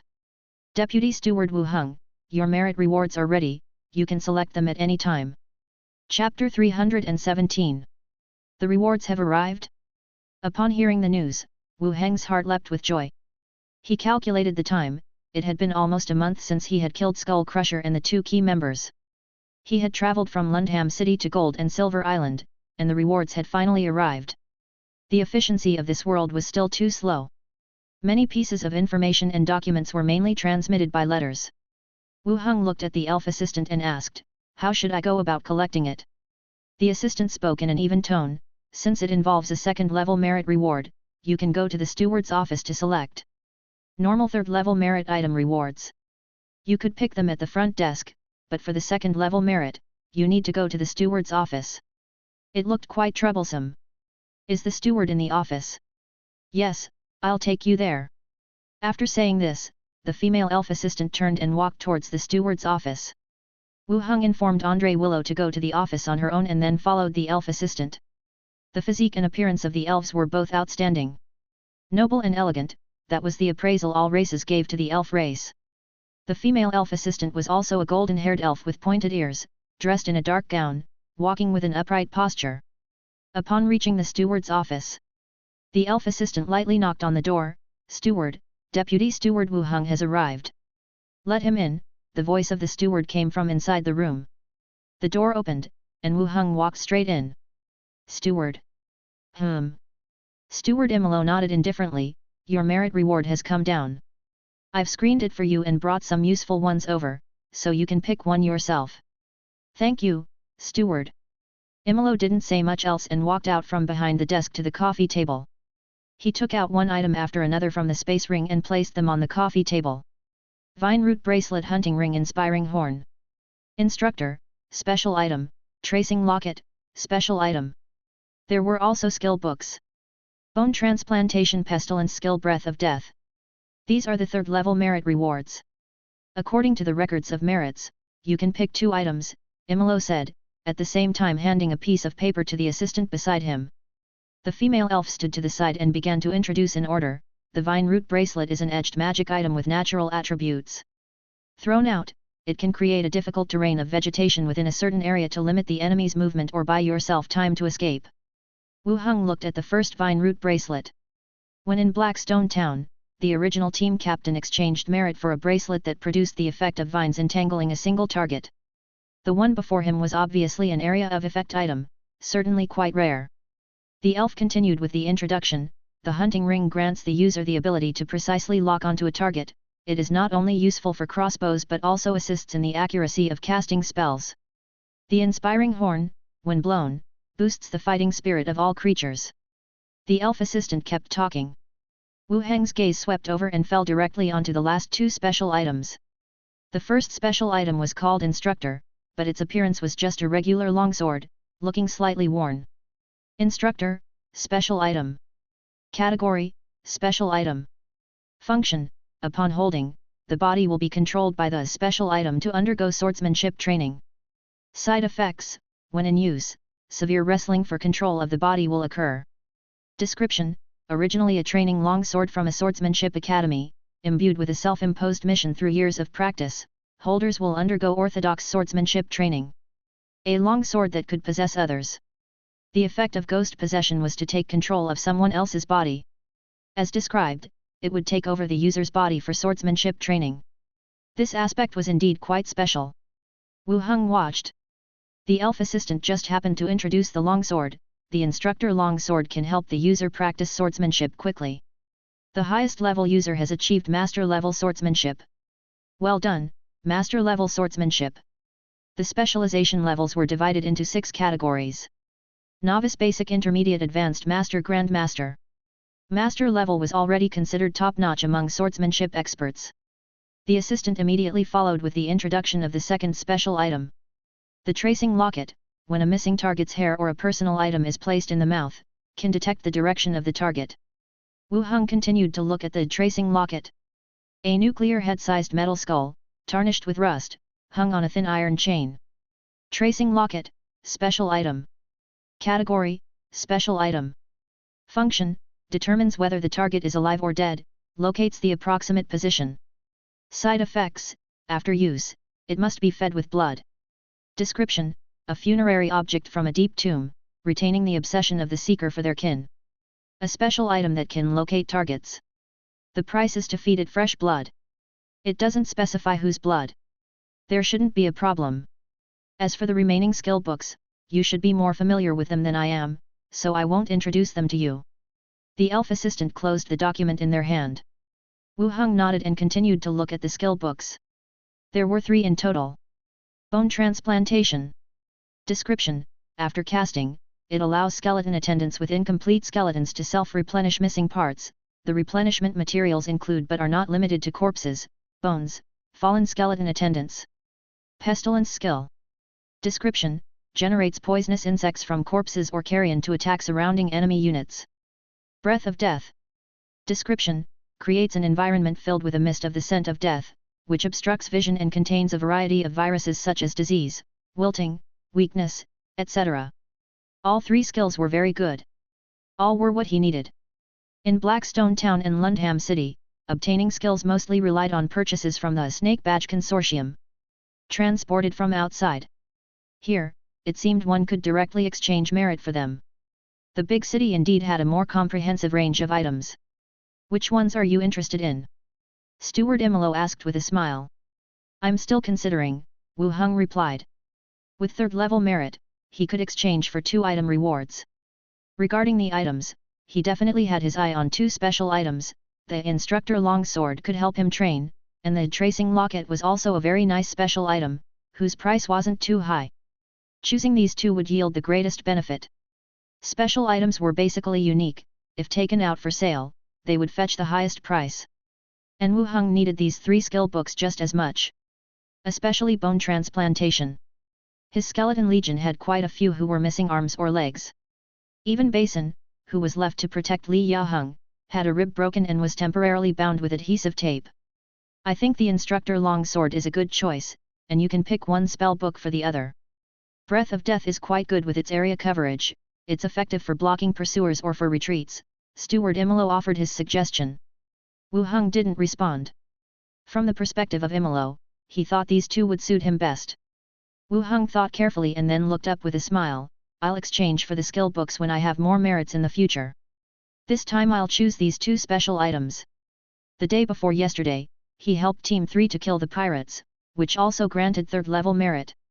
He'd wait for the merit to come through and then exchange for the skill books. But if these 2 special items were exchanged away, he wouldn't be able to find them again. The steward was a bit surprised but didn't say much. All right, as long as you've made up your mind, just take them. Wu Heng collected the 2 items. The elf assistant beside them noted this in their book. Imolo also collected the rest of the items and skill books. He continued, you also have 1 2nd level merit reward. With a wave of his hand, 2 items appeared in front of him. One was a white magic wand that resembled a spine, and the other was a palm-sized, iron-grey solid iron figure. Wu Heng's gaze first fell on the magic wand. The wand, shaped like a bending spine with layers of vertebrae overlapping, had a curved top drooping down, much like a cobra set upright. Spinal bone snake cane. Description, made from a corpse ghost's spinal bone, engraved with pestilence skill, gaze of heart capture, and augmenting necromancy magic effects by plus 23%. Good heavens! Wu Heng's pupils constricted. It wasn't a special item, but rather a magical implement crafted from a corpse ghost's spine. To become a corpse ghost was to achieve an undead state. It was astonishing that someone would use such a means to craft a weapon. One couldn't help but say that the people of this world utilized materials to a perverse extent. After his initial surprise, Wu Heng paid close attention to the engraved spells on it. He had already seen the skill book for pestilence skill, and the second one was called Gaze of Heart Capture. Wu Heng didn't pay any attention to the 2 elves in the room. He directly took out the book of necromancy from his space ring to search for the relevant content. In his memory, he vaguely remembered seeing this skill. Gaze of heart capture, with terrifying power in your eyes, creatures with intelligence below 20 that meet your gaze will suffer from deep sleep, panic, falling ill, and other effects, and targets affected by this spell can be affected by necromancy magic again. A skill released from the eyes? Chapter 318. Upon reading the skill introduction, Wu Heng was still somewhat surprised by the effects of this magic wand. It released skill effects through the medium of the eyes. Targets with less than 20 points of intelligence would suffer 3 kinds of effects. Deep sleep counted as a control-type skill. With just one glance, the opponent would fall asleep directly, which seemed very practical. Panic was capable of causing a certain amount of fear. Even if the target didn't flee, their morale and will to fight would be greatly reduced. And the last one, falling ill, was a common tactic used by necromancers, encompassing sudden diseases, relapses, or even wound rot. Indeed, offending a necromancer could be quite troublesome. The steward and the elf assistant watched as Wu Heng browsed the Book of Necromancy. They did not say much. At his age, Wu Heng was in his 20s. To hold the position of deputy steward at such an age already indicated an extremely high talent. It was quite normal for some things to require looking up in books on the spot. After closing the book and withdrawing it back into his space ring, the steward Imolo smiled and said, "Did you find the information you were looking for?" "I did.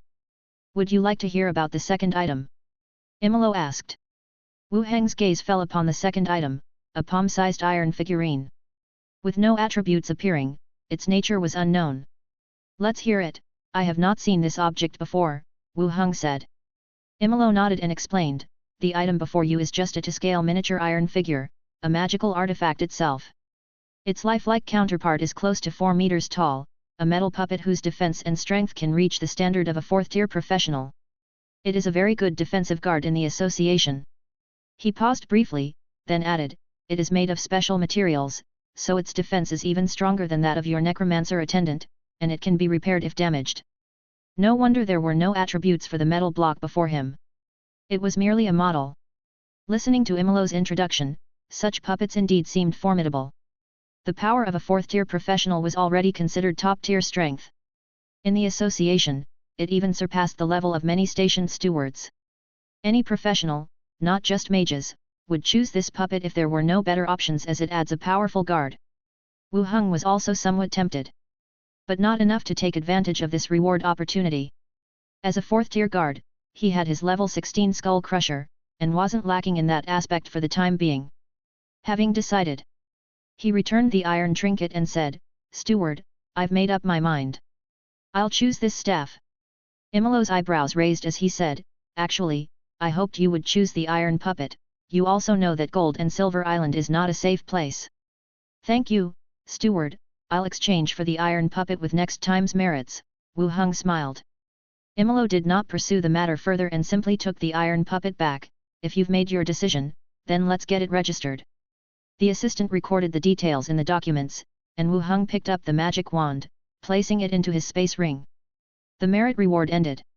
Imolo stood up and settled back into his desk chair as if making casual conversation. "You've been here for a few days now, are you getting used to life here?" "It's quite manageable. The island is not like your mainland, it's a melting pot here. When doing things or investigating cases, be more cautious," Imolo continued.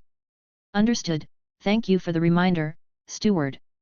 Imolo nodded, "All right, I have nothing more for you here, come to me if you run into any trouble." "Will do, I'll be heading back now." Wu Heng stood up and left directly. He returned to his office study. Andre Willow was seated at the desk, sorting through documents. Seeing Wu Heng enter, she immediately smiled and asked, "Master, did you find a satisfying reward?" "There were 2 fairly good items." "That's good then," Andre Willow smiled, her fluffy tail waving gently. Wu Heng placed several artifacts on the table. He looked them over one by one. Andre Willow also stretched her neck to peek. He had chosen 2 special items, one being a magical artifact exclusive to necromancers. Of these, the most influential for his own power was definitely the spinal bone snake cane. Its skills and the magical enhancement it provided were immediately usable. The tracing locket was known for its ability to find people. It was an auxiliary special item. The instructor longsword could assist in practicing swordsmanship, and the cost was almost negligible. It was indeed a very good special item. Even if he stopped using it later, he could let Wen Mancha and the others use it. After all, rangers also paired well with short blades or one-handed swords. He picked up the instructor iron sword and held it in his hand. The next second, it was as if his body was controlled by a force. He abruptly stood from his seat, spun around and thrust the sword forward. Clang! A sharp sound rang out as the copper illuminating stone stand on the desk was pierced and toppled over. Andrei Willow got a fright and quickly grabbed the falling candle stand, saying, "Master, don't practice swordplay here, you'll have to pay if you break something." Oh! Wu Heng regained control over his body and put the special item away. This long sword is not quite what I imagined. I initially thought that by letting the long sword take control of my body, I could use it to deal with some close combat fighting. After all, I've only just begun to learn swordsmanship, and this special item can reach the standards of a master level. But now it seems there is still a gap. When the long sword controls the body, it is unable to discern the surroundings. It can only subconsciously control the body to practice some swordsmanship. So, even if an enemy were close by, I couldn't rely on this long sword for fighting and counterattacking. No wonder it's called instructor, it really can only train. I sat in the study for a while. Seeing that there was nothing to do, I directly left the association and headed outside. After leaving the association, Wu Heng did not take a carriage. Instead, he walked along the road towards the harbor. He browsed through some shops along the way to get an idea of local prices and bought some seafood and fruit from street vendors. As I approached the harbor, there were more people on the road, and the noise was unusually loud. Wu Heng wandered and looked around. His gaze was drawn to a cargo ship docked at the harbor. It seemed to be ready to set sail, with rows of workers carrying goods onto the ship. There were also people standing on wooden boxes, loudly introducing to the crowd the workers needed for the voyage. What are they saying over there? It seems that some lord wants to hold a banquet on the ship. They have been preparing for the past 2 days. I heard they even invited a few famous chefs to head out to sea. How many people are eating that they need so much? Probably because the sea voyage is long.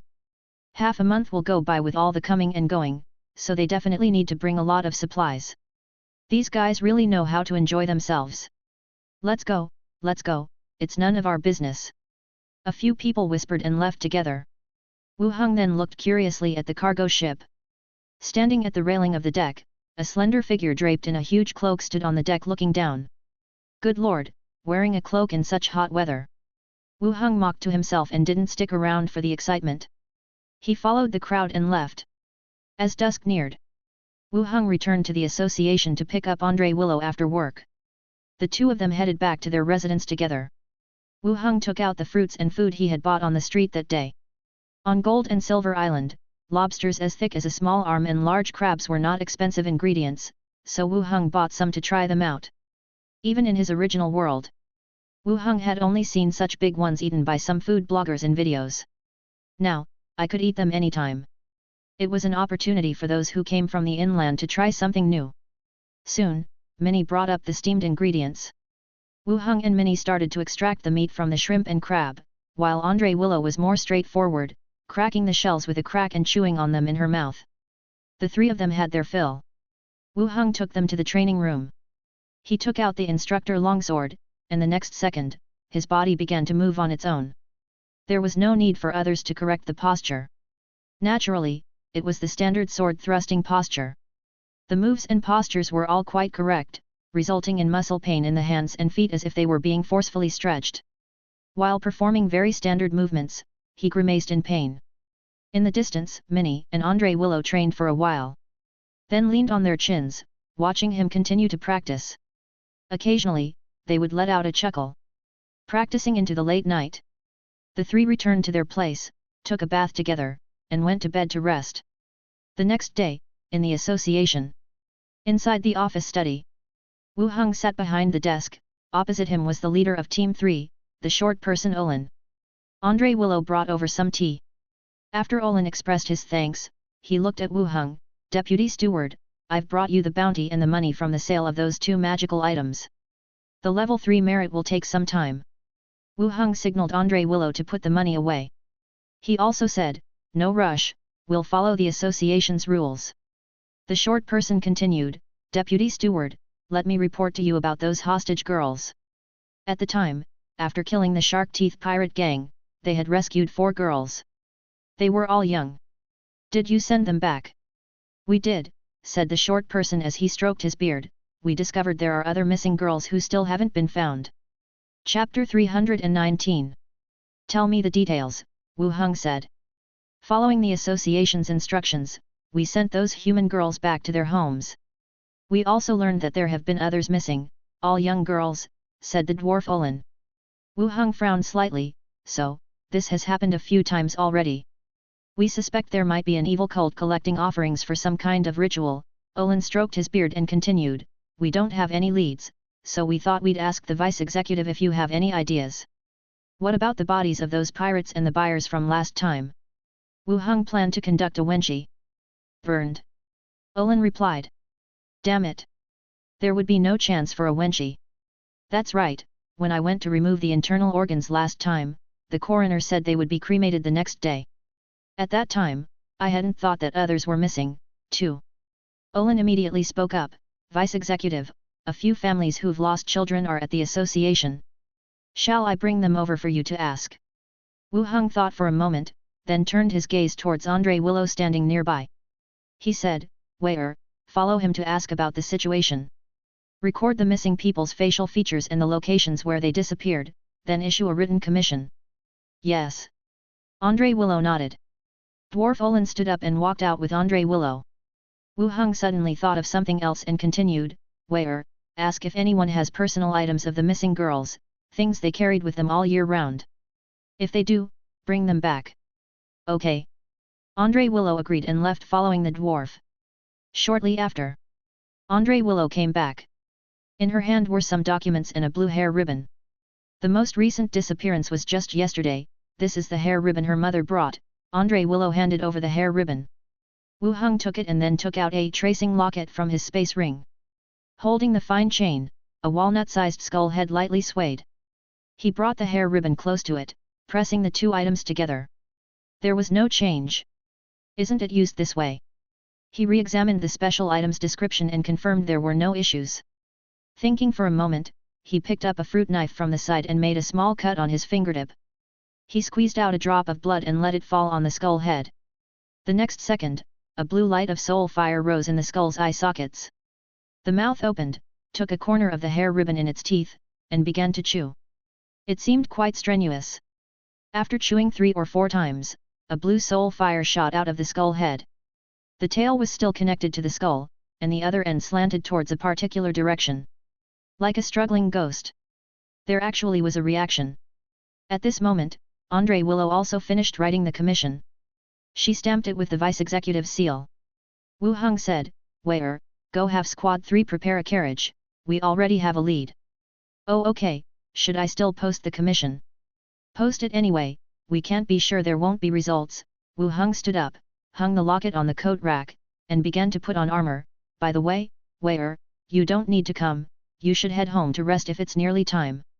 I'll go with you, I can take care of you if something happens. Wu Heng patted her on the head, don't worry, I can run if there's danger. You stay at the association. All right, I'll go inform Squad 3, Andre Willow said and quickly walked out. It wasn't long before the carriage was ready. Wu Heng, holding the locket, left with the skeleton attendant. The Yani-san cargo ship.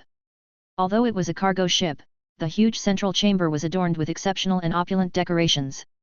The floor was covered with soft carpet, the walls were finely carved, and they were decorated with expensive paintings. Saying it was a cargo ship, it looked more like the grand hall of a lavish mansion. Merak, as the owner of the ship, dressed in a dark suit and holding a solid wood cane, walked out slowly. An attractive woman in a dark green, low neck, form-fitting, long dress followed by his side. Mr. Merak, Madam. You both look in good spirits today. Lord Merak and Madam, as beautiful as ever, the crowd attending the banquet greeted them one after another. Merak walked slowly, nodding and greeting everyone. Just then, a young man with curly hair strode in. Seeing Merak, he immediately smiled, Mr. Merak, I hope I haven't delayed your party. Merak laughed heartily, my brother, you are just in time, the dinner wouldn't start without you. With that, the two embraced each other. After exchanging pleasantries, the man turned to gaze at the attractive woman beside him, bent over, and kissed her fingertips. "You are as beautiful as always." The woman smiled, lightly scratched the palm of his hand, and said, "You're as thoughtful as before." The two exchanged looks and shared a smile. Gradually, the guests for the banquet entered one by one. The banquet was ready to begin. Marek clapped his hands. Once a series of exquisite dishes had been brought in. Several guards wearing iron armor emerged from one side of the cabin. 6 or so young girls, pale-faced, were led to the table in front of the banquet guests. Eager customers wasted no time in piercing the girls' wrists with their nails, and the bright red blood flowed into the goblets, where they held it in their mouths to savor slowly. Others bit directly into the wrist wounds and sucked greedily, their faces full of pleasure. The stench of blood filled the air. And the servants and guards stationed around the banquet hall acted as if this was normal, showing no reaction whatsoever. After their merry drinking, the girls, due to blood loss, began to falter on their feet. Marek made a subtle gesture, and the guards took them all away. The effects of the elixirs in this world were significant, and such blood loss wouldn't be fatal to them. But they would be kept captive, to be used as food for later on. Marek took another sip from the cup of blood wine and spoke in a low voice.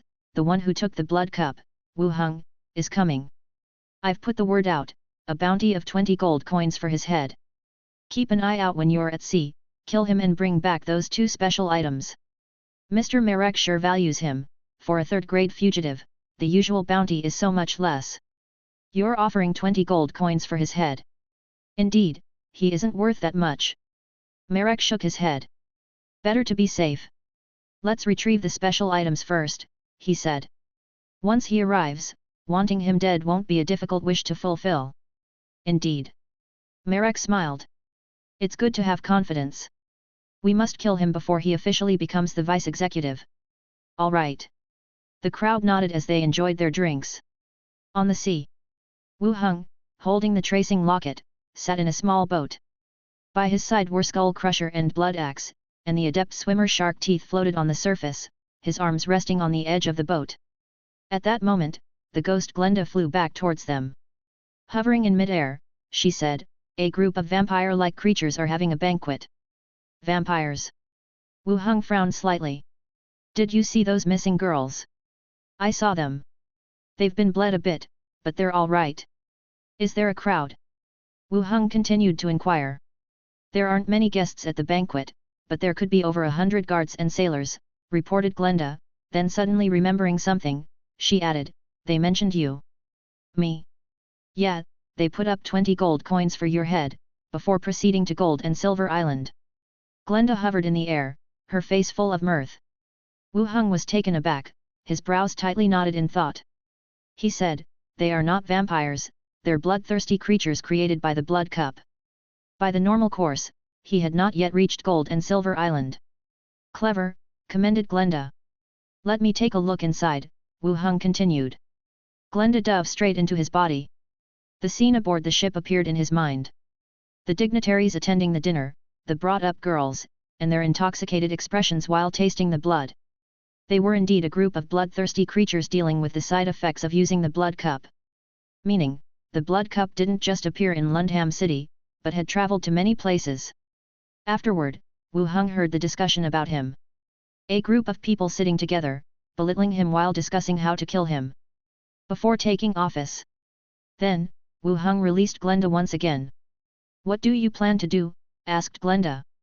Wu Heng closed his eyes in thought and finally said, "Kill them, wait until the banquet disperses, then they'll be harder to find."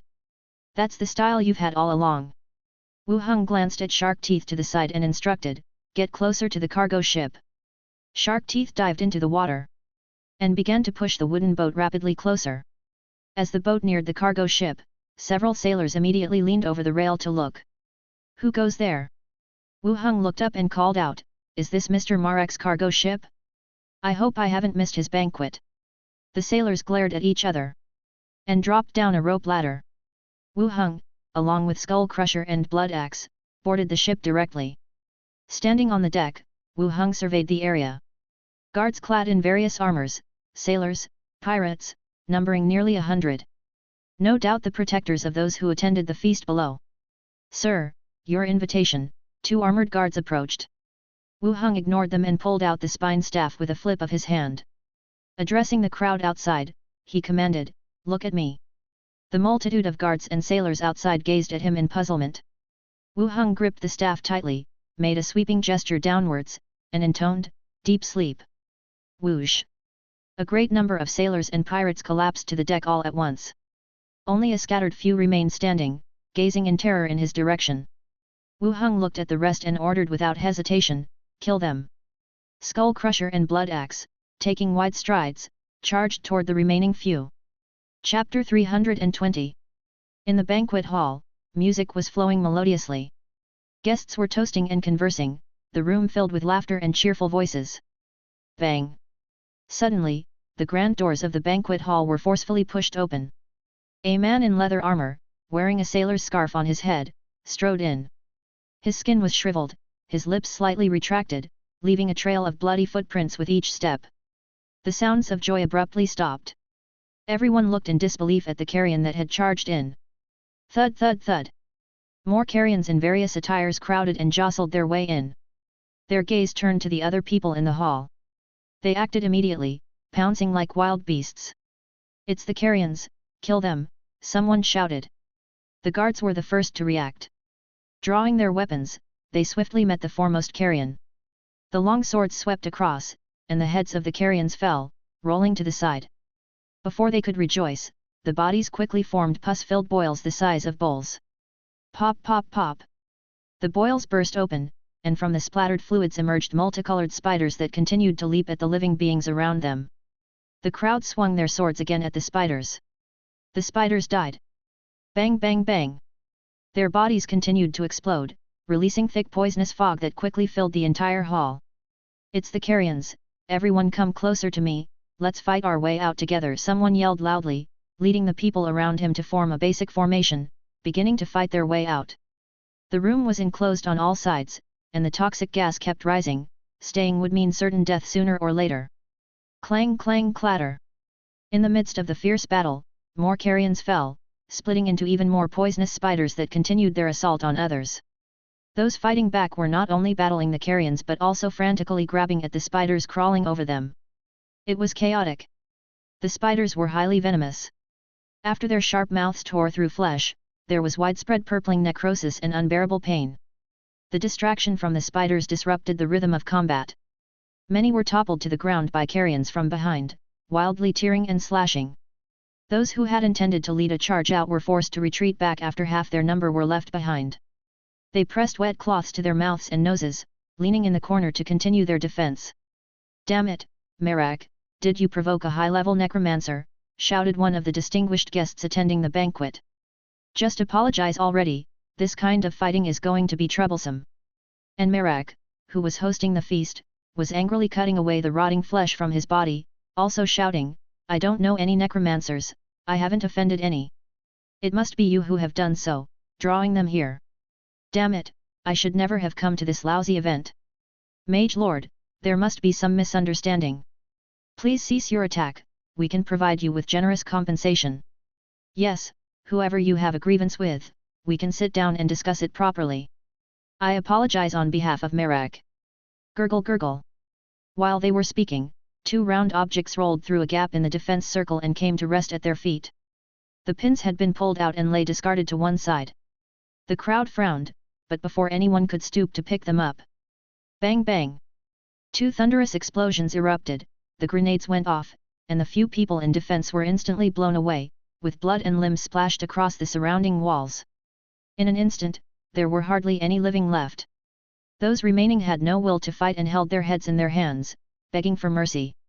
While the carrions too were being decimated by the grenade explosions. Merak seized the moment, his figure swiftly darting towards the doorway. His rapier swung out, and instantly several carrion heads fell to the ground.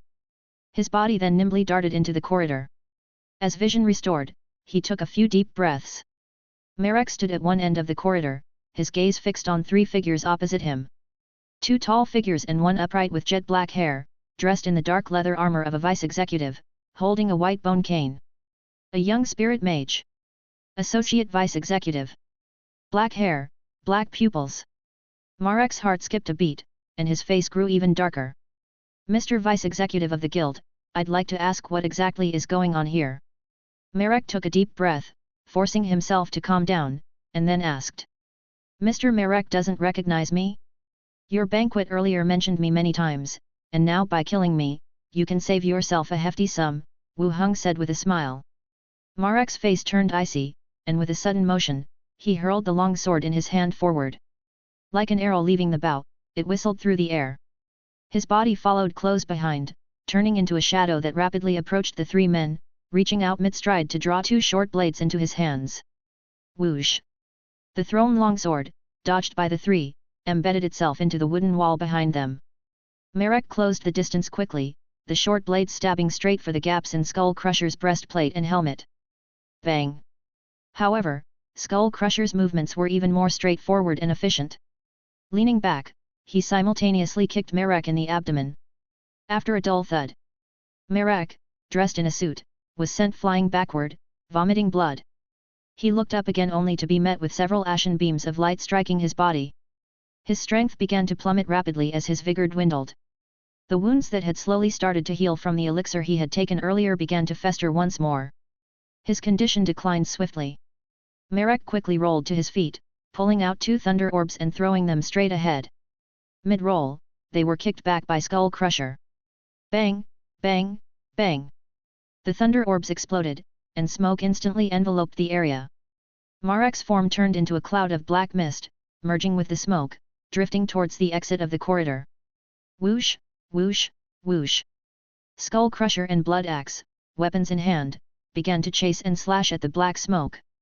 Wu Heng also took out a submachine gun from his space ring, unleashing bullets towards the dark mist above. Bullets poured out densely, dispersing the fog's cohesion. His movement speed slowed down increasingly. With a painful scream, Marek reverted back to his human form, collapsing to the ground. Skull Crusher stepped forward, planting his foot on Marek's chest.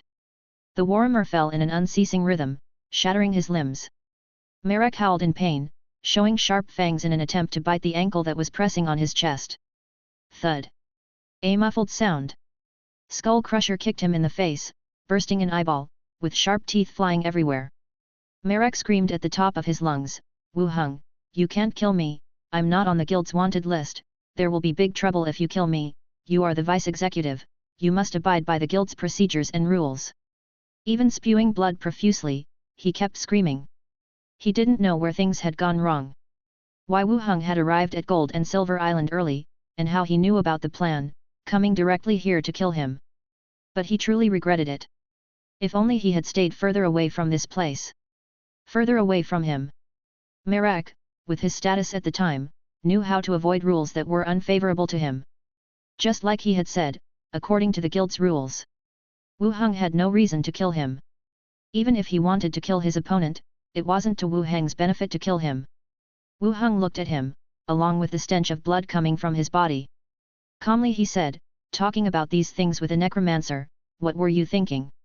Under Marek's horrified gaze, Wu Heng waved his hand. Blood Axe chopped off his head with an axe. Squeak! At that moment, the banquet hall's double doors opened again.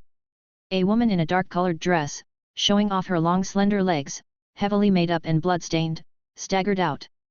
Behind her, the hall was still full of dispersing poison gas, no longer showing a single living person. As the woman leaned against the wall, she cursed, Marek, are you even a man, running off and leaving your own woman behind? Gurgle, gurgle. Right then, Marek's head rolled to her feet. The woman's pupils shrank suddenly, and she looked up to see three figures standing not far away. She shouted immediately, don't kill me, I'm no threat to you, I can serve you, I assure you I'm very comfortable. Chapter 321. As she spoke, the woman took off her shoulder strap. The low-cut dress slid down, revealing her fair and full body. She cupped her breasts with her hands and continued, Marek has offended you, I'm his woman, and I am willing to atone for his sins on his behalf. As she spoke, her expression became increasingly pitiable and helpless. Her timid and fearful demeanor, paired with her half-naked form, provided a distinct shock. It appeared that she knew how to tease a man well. Wu Heng observed her and said, where's the girl you've captured? She's down below in the cabin. Marek built a secret room that can avoid some inspections, I can take you there, the woman said directly. No need, I can find it myself. Wu Heng uttered a word and pulled the trigger of the submachine gun he held. The sound of gunfire boomed. The woman hadn't even had the chance to react before her body was riddled with several bloody holes. With a look of terror, she glanced at her body and slowly collapsed. Wu Heng glanced at the corpse, and after confirming her death, he had the skeleton drag the two corpses back into the banquet hall. The hall was silent. Only the corpses on the dining table dripped blood in a steady tick-tock. Carrion, guests, attendants, or guards. None survived, the ground was littered with bodies, without even a moan. The woman from before must have been the only one alive to walk out. But, with what she had done and her connection to the secret cultivation hall, she was fated to die here. Drag all the corpses in formal wear over here, Wu Heng ordered. Skull Crusher and Blood Axe sprang into action. They began to search the hall for bodies. Many had been hacked to pieces, and their clothing soaked in blood red, making them difficult to identify. In the end, including the two killed in the corridor, a total of 6 bodies were laid flat on the ground in front of him. Wu Heng first glanced over them. He took a space ring from the finger of Marek and an elderly noble. Without looking at what treasures were inside, he quickly stashed them away. Then he pulled out a tablet to compare with the association's wanted notices. He went from Marek to the last person. Among them was one body that matched the description on the wanted notice. Just an ordinary notice with no reward for a magical item. Marek and the others were indeed not on the list. Wu Heng found a wooden door and said after opening the boundary door, "Take all these corpses in." The skeletons sprang into action, moving all the bodies except the fugitives to one side of the boundary door. Hiding the bodies of these people would save him a lot of trouble. The ordinary sailors or guards who died on the ship, even if involved in imprisoning young girls and drinking blood, would not have their lives or deaths questioned by anyone. Soon, the body transfer was completed. Wu Heng took out a wireless earphone and put it on one ear. "Olin. I'm here, Deputy Steward. Bring people over," Wu Heng commanded. "Have you confirmed it's on the ship? I'll immediately notify the association to request reinforcements and at the same time organize personnel to forcefully board the ship," Olin spoke with a serious tone. Wu Heng said, "No need, it's safe here now, you can just bring the squad up." "Ah? Are you sure?" "Positive, come over." He hung up the radio. Wu Heng stepped out of the banquet hall and followed the wooden stairwell down into the bottom cabin. Lower deck cabin. Dark and damp, the air was filled with a musty smell. The guard stationed at the door lay dead, his body limp at the entrance. Wu Heng checked and found him lifeless. No external injuries were on his body. It seemed he had signed a soul contract with Marek. At the moment of Marek's death, their souls also dissipated. "Found it, over there." Glenda came through from one side and said.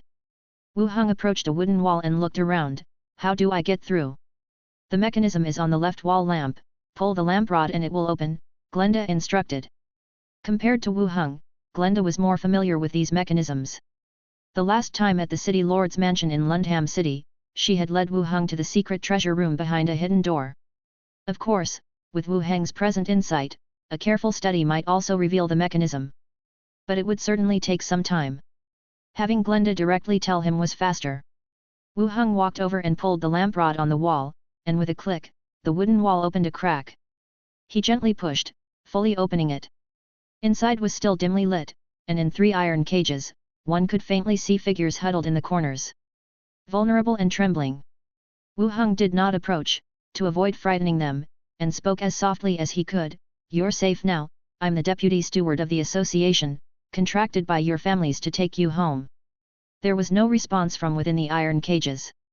In the doubtful views, a glimmer of distrust lingered. "This is your headband, your mother gave it to me, to bring you home." Wu Heng took out the headband and threw it in front of the girls who were huddled together. Outside the cargo ship. After the grey-furred owl confirmed there were no people on board, the third squad boarded the ship quickly, surveying their surroundings cautiously. The night wind was chilly, the deck was barren, and not a soul was in sight. It was as if they had boarded a ghost ship adrift at sea.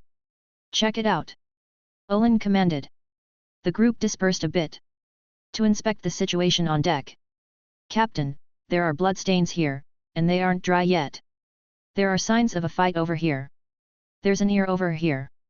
The group reported one after another. proving that a battle had just taken place on the ship. Their skiff was not far away. Yet not a sound was heard. Olin used the tamed beast to fly another circle around the ship, confirmed that indeed there was not a single person, and directly said, "Let's go, down to the cabin." The group nodded, weapons in hand, and entered the ship's cabin. Clang! Stepping into the corridor, with the steel sword dragging underfoot. Next came the thick, nauseating stench of blood, assaulting their faces. Their faces grew uglier, and their pace quickened. Passing through a corridor full of signs of battle, they pushed open the banquet hall's door, and everyone's expression changed drastically. The person at the front unconsciously stepped back, bumping into the person behind them. The seemingly spacious and luxurious hall was already littered with bodies.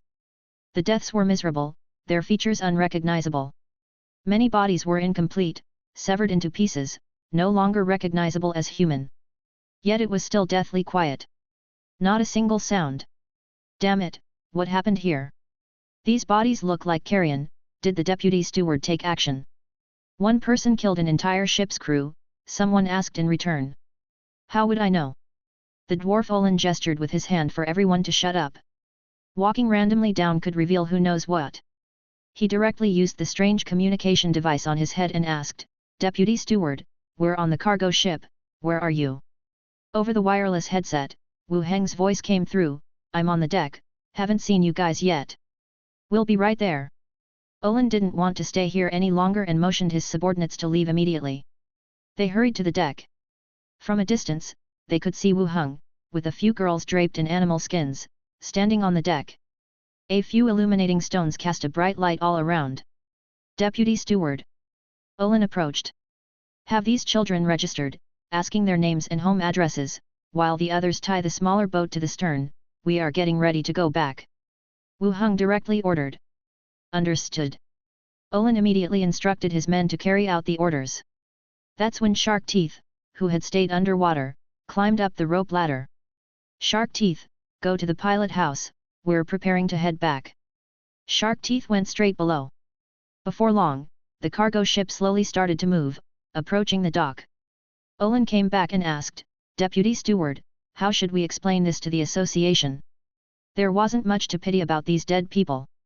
But the association still had its own procedures and rules. With not a single survivor on the ship, there would certainly be questions upon their return.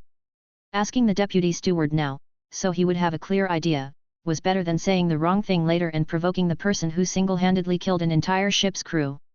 Wu Heng said directly, "The people here captured these children intending to hold a blood feast, which is to drink the blood of the living. I boarded the ship and was attacked, so I had to fight back. To think of drinking children's blood, these people really deserve to die." The dwarf angrily slapped the wooden pole and said vehemently, "Yes indeed. Deputy steward, did everyone at the banquet die?" Wu Heng shook his head, "No, some of the nobles were quite skilled and escaped by jumping off the ship." "Oh, I got it, I know how to explain now," Olin said. The two stood at the bow of the ship, enjoying the cool breeze for a while. Suddenly, Wu Heng thought about the ship's situation and asked, "How are captured ships usually dealt with?" According to association rules, booty was to be divided among the members. If they had something they couldn't use or wanted in exchange for merit, they could donate it to the association. The ships were likely considered booty as well.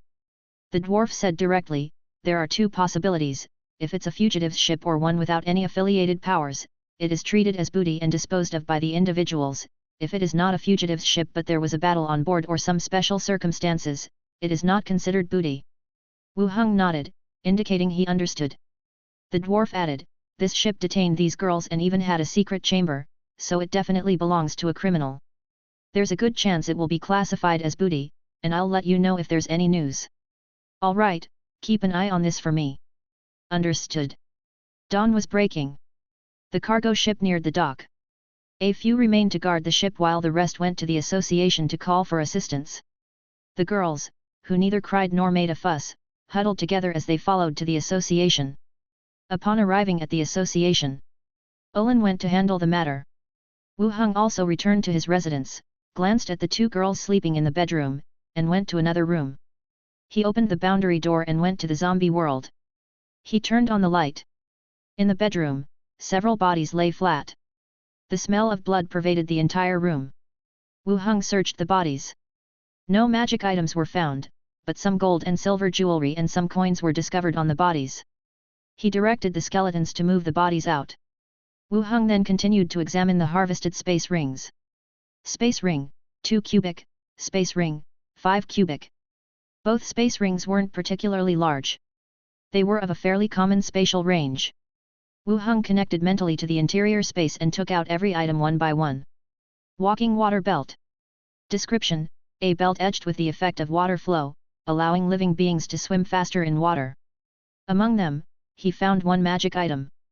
It enhanced swimming efficiency. He continued to examine the rest of the items. Personal clothing, household items carved with special effects, a large amount of silver coins, and a small bag of gold coins. As well as the deeds to property on Gold and Silver Island, and contracts for transport cooperation. He cast aside anything of no use. Wu Heng instructed the skeletons to take the bodies outside and transform them all into skeletons. Chapter 322. The next morning dawned. The whole incident had spread within the association. The merchant ship had established a prison cell, holding young girls from the island captive as food for fresh blood. This revelation instantly stirred everyone's anger and hatred. Even those who were not good people would not commit such vicious acts. Damn it, to think someone could do such a thing. It must be vampires, those creatures never change their nature. So many girls went missing on the island and it's only discovered now, there must be an insider. Once I find them, I'll flay their skin off. The hall was filled with cursing voices, and some even shouted for the association to name the culprits. They wanted to seek revenge on those people. In Deputy Steward Xi Liggy's study. Knock knock knock. The door was knocked upon, and the dwarf Olin walked in. Deputy Steward, you summoned me. Olin appeared somewhat exhausted. Xi Liggy sat behind the desk, donned in deep blue garments, sitting ramrod straight. Sit. Xi Liggy instructed. Olin sat down. Xi Liggy, looking at the documents in her hand, spoke calmly. The steward asked me to verify the incident of the imprisoned girls. Tell me again what happened last night. Oh, all right. Olin pondered for a moment and recounted everything that had happened the day before.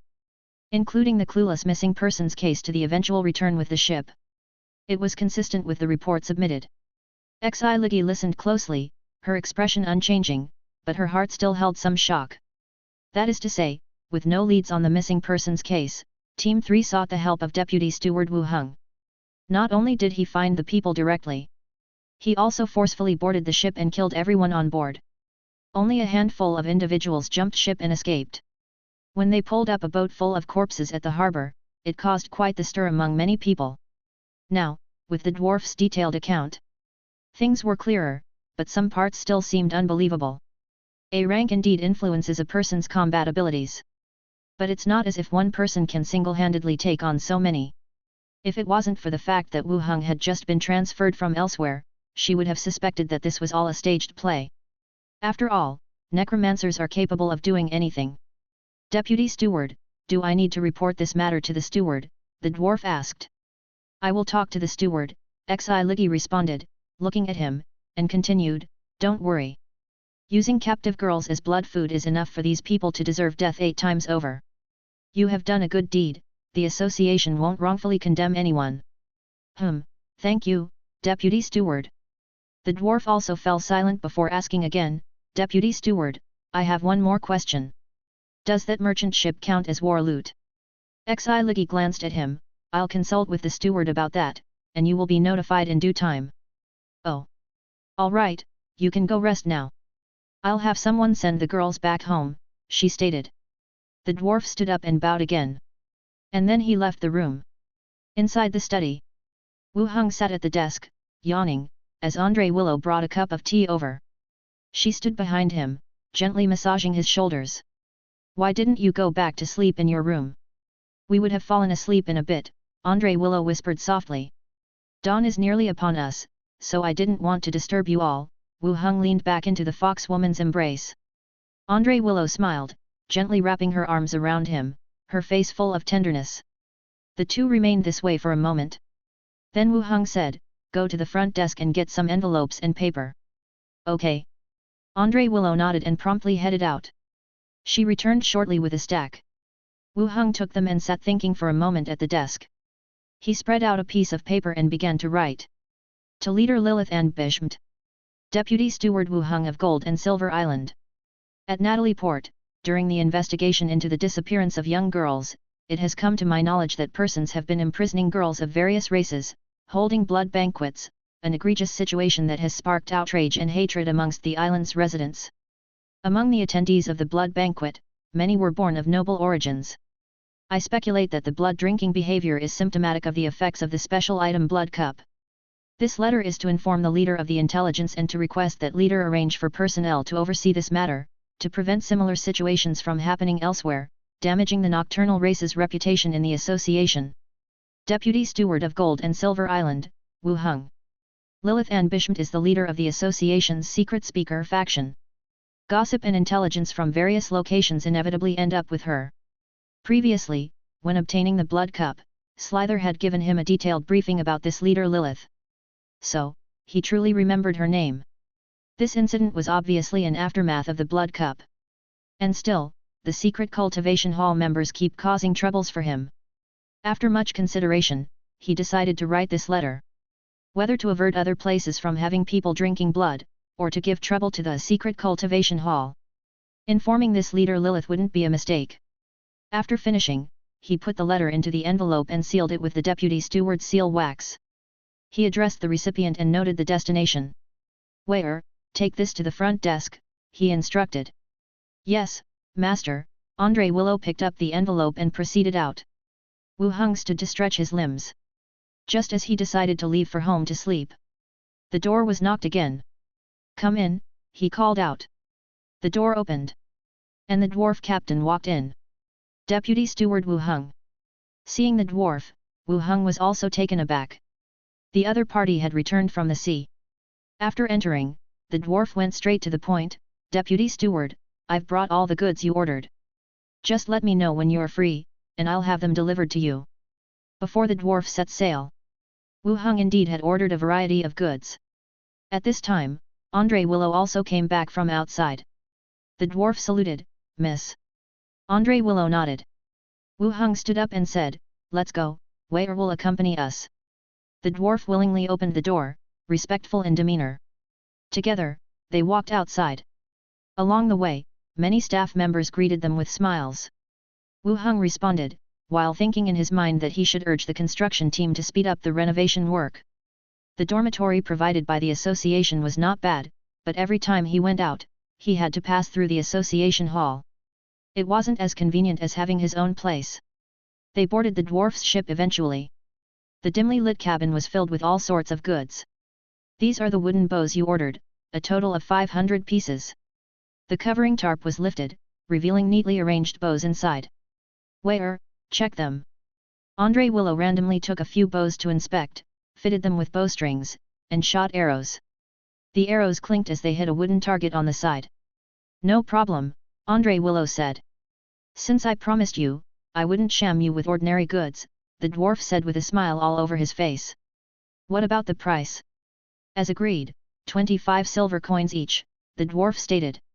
The price was the same as the last purchase from the elves, which indicated that the market had a certain price range. Wu Heng didn't waste any further words and directly took out the corresponding silver coins, laying them out on the cabin floor. The dwarf and the sailors immediately showed their gratified smiles and started counting. Once they confirmed that everything was correct, Wu Heng collected all the wooden bows. Deputy Steward, do you need to purchase any other goods? We're setting sail to Natalie Port, the dwarf stepped forward and asked eagerly. If there's anything you need, we can directly procure it for you. Not at the moment, I'll contact you if I need anything. Okay. Wu Heng left the cargo ship with Andre Willow. On the way out, he glanced at the ship brought back last night, which had already been sealed off. Returning to the association, there still wasn't much to do in the afternoon. Andre Willow went back to the office library, and Wu Heng returned living quarters. At home, Minnie sat next to the coffee table, practicing writing. After such a long time, Minnie had learned quickly, not just the language of this world, but also because there were illustrations and storybooks in the house. Her study of Chinese characters was also swift. She could even translate some sentences. Wu Heng felt that Minnie had chosen the wrong profession. Switching to an intelligence-based profession or deciphering archaeological documents might have offered her more opportunities. Ah! Master's back, Minnie exclaimed excitedly and lunged forward to greet him. Wu Heng caught her mid-air, swirled her around, and then gently placed her back down. Are you hungry? Minnie asked. Not yet, waiting for waiter. Wu Heng produced a 2 cubic foot space ring and handed it to her. This is for you. Last time, Wu Heng distributed space rings to Wen Mancha and Andre Willow, but Minnie did not receive one. Having obtained another one now, he gave it to her directly. Having a space ring would be more convenient for her. Seeing the space ring, Minnie exclaimed with delight, Wow, I have one too, that's great, thank you, Master. Then, she leaped up, hanging onto him, and gave him a kiss of her own. Wu Heng wrapped his arms around her waist, savoring the deep kiss from the little rabbit. After a long moment, Minnie, still holding his face, stuck out her tongue and licked his lip. Do you know how to use it? Wu Heng asked. I've never used it before. Try communicating with it using spiritual power. Okay. Minnie focused and attempted to communicate, then grabbed a water cup by her side and directly put it into the space ring. This world naturally grasped the usage of magical objects. Just like children in the modern world, who could easily learn to use a smartphone. That's great, I can store my shopping in it now, Minnie giggled happily. Wu Heng stroked her head and ears, saying, All right, go play by yourself, I'm heading to the study. I'll cook something delicious for Master tonight. Wu Heng smiled and nodded, then entered the study on the side. He opened the boundary door and went to Zombie World. Wu Heng emerged from the residential building. The survivors he encountered greeted him with smiles. He was about to call Li Yaheng on the walkie-talkie when Qiangzi hurried over. Your Majesty! Ah! What's the matter? Wu Heng saw him panicking. The Iron Wolf rake is ready. Where is it? Let me see. Wu Heng said. Qiangzi spoke into the walkie-talkie, and 2 men about the same size as Qiangzi came out from a nearby warehouse, carrying a black metallic object. Chapter 323. 2 people carried the Iron Wolf rake over. With a clang, it stood upright on the ground. Your Majesty! The 2 greeted before handing the Iron Wolf rake to Qiangzi and then departed. Qiangzi held the Iron Wolf rake with one hand and scratched his head with the other, saying, It's a bit different from the original sketch. The previous one was too heavy, so we reduced the number and length of the branches, and this is the final result. Wu Heng carefully examined it. On the main spear shaft, 9 iron branches branched off. Though it was called the Iron Wolf rake, it now looked more like a mace with long spikes. It was completely different from the original draft. Let me try its weight. It's quite heavy, Qiangzi remarked as he passed it over. Wu Heng picked it up and swung it through the air with whooshes on the open ground in front of him. Qiangzi, standing by his side, had his eyes wide open, almost in disbelief, watching Wu Heng handle the Iron Wolf rake. What the 2 of them had carried together, he was swinging around like a stick. Too heavy to use, Wu Heng placed the Iron Wolf rake on the ground and said. It wasn't that it was too heavy for him, but rather for the skeletons. Even with his own strength of 34 points, he felt it was burdensome, let alone equipping it to ordinary skeletons who would have to fend off hordes of zombies. It would be even more strenuous. This isn't practical, but it looks pretty cool as an ornament. How about this? Tell the workshop to produce more tridents with sharper blades, Wu Heng said directly. All right, I'll have them take care of it when I get back, agreed Qiangzi without any argument. After standing the Iron Wolf rake aside, Qiangzi took out the previous sketch and said, Let me show you, we've been researching equipment for the flying dragon. Wu Heng leaned over. Let's see. Based on the characteristics of the flying dragon, we made 2 conjectures. The first is to have the flying dragon drop bombs, like a plane dropping bombs. The second is to attach weapons to the dragon claws. Go on, urged Wu Heng. Qiangzi pointed to the blueprints. It depicted a flying dragon with several bombs below it. The bone dragon could have its chest cavity designed as a bomb bay to drop bombs. Of course, we don't have bombs, so our idea is to drop short arrowheads, or chunks of iron or stone. There's no problem with designing the chest cavity as a bomb bay. Throwing arrowheads has too little lethality, while iron and stone chunks are heavy, and the carrying quantity would not be much. Neither solution was good. And the second proposal? Wu Heng continued to inquire. Qiangzi turned another page, revealing an even more exaggerated design. From the dragon claws, extended blades, similar to Wolverine's claws. We add hooks to the dragon claws, which, after a dive, could hook up zombies and lift them into the sky, then drop them to their deaths, or directly attach swords for a sweeping pass through the zombie horde, killing them. Wu Heng looked at the drawing, frowning slightly.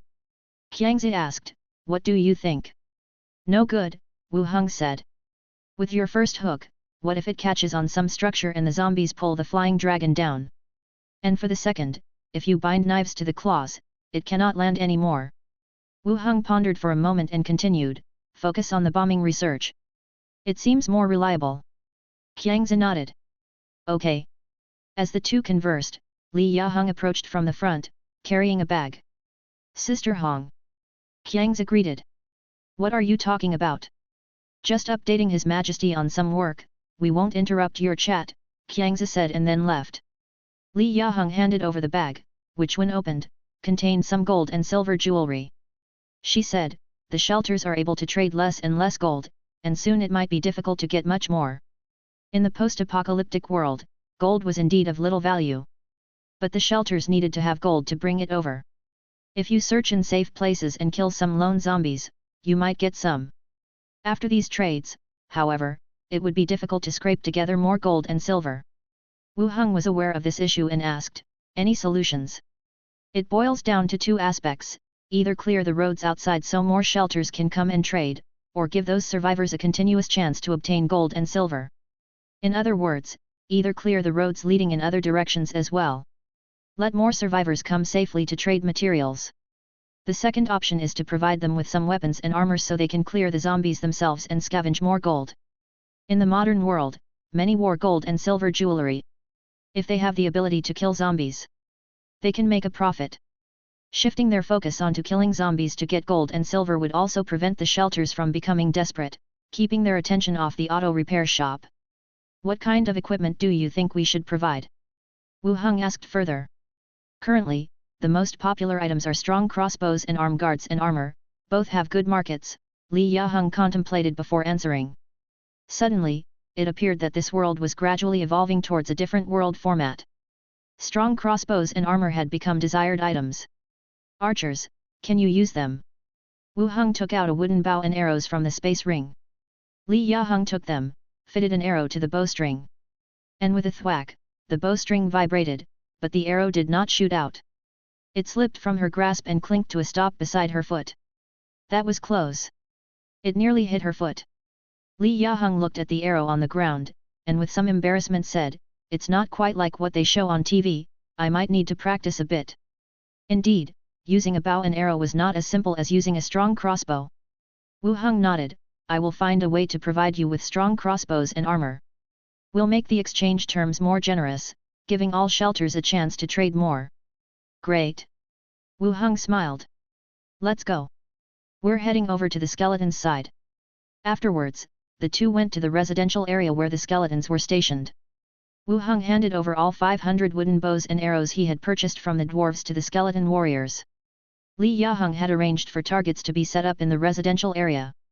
500 archers began their training. The bows snapped taut, the arrows whooshing through the air towards the molybdenum targets. The scene was still somewhat shocking. Unlike Li Yaheng, skeletons picked up bows and arrows and could shoot them, but with low precision. Most of them missed the targets and flew off. They needed some time to practice. After watching for a while, Wu Heng took Li Yaheng and headed back. "Tomorrow morning, we'll go to the plaza to clear out the zombies and push forward a bit," Wu Heng said. "Okay." In the dead of night, the temperature dropped a bit. Wu Heng got up and closed the open window. The sleeping Li Yaheng awoke, hummed lightly, and lazily said, "What's wrong? Couldn't sleep well." "Just closing the window." After saying that, Wu Heng got back under the covers and lightly caressed her smooth back. With a slight turn, he gradually pressed her beneath him. "At this time, you're not tired?" Li Yaheng propped herself up slightly on his chest, her legs naturally wrapping around his waist. "Are you tired?" Li Yaheng smiled, turned her head to the side, and said, "As long as you're not tired, it's fine. After all, I don't have to exert any effort." Li Yaheng's breathing gradually became heavier, her arms slightly tightened, and she burrowed into his embrace. Sticking out her red tongue, she began to lick gently like a cat drinking water. Next day, early morning. According to yesterday's plan. Today, the cleaning of zombies along the road was to continue. Gold and Silver Island was relatively stable, but the level still needed to be raised.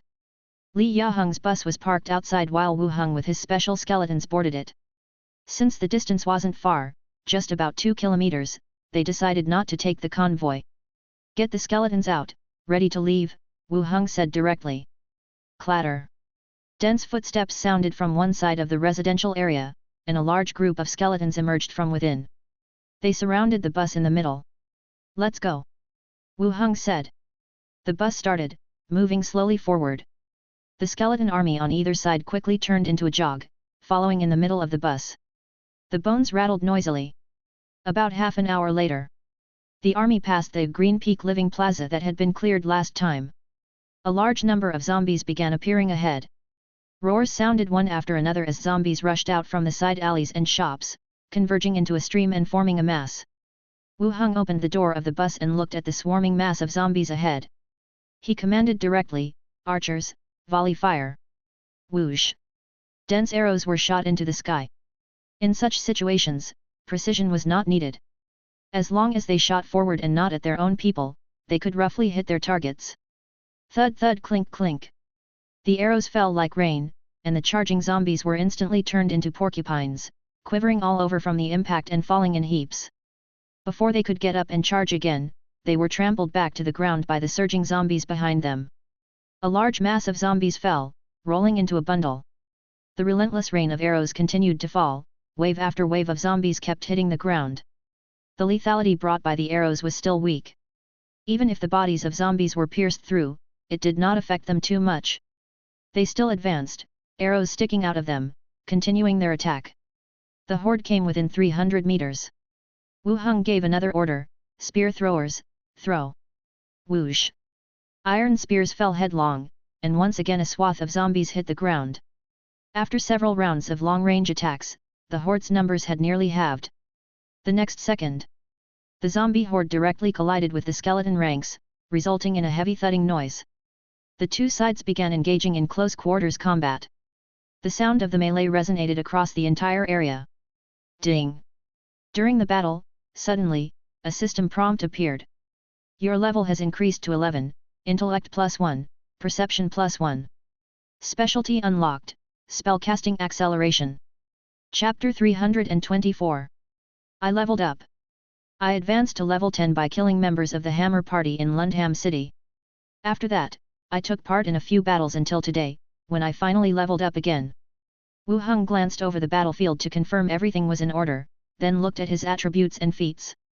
Attributes: Strength 34, Agility 28, Constitution 37, Intelligence 34, Perception 22, Charm 27. The 2 attribute points from leveling up were added to Intelligence and Perception.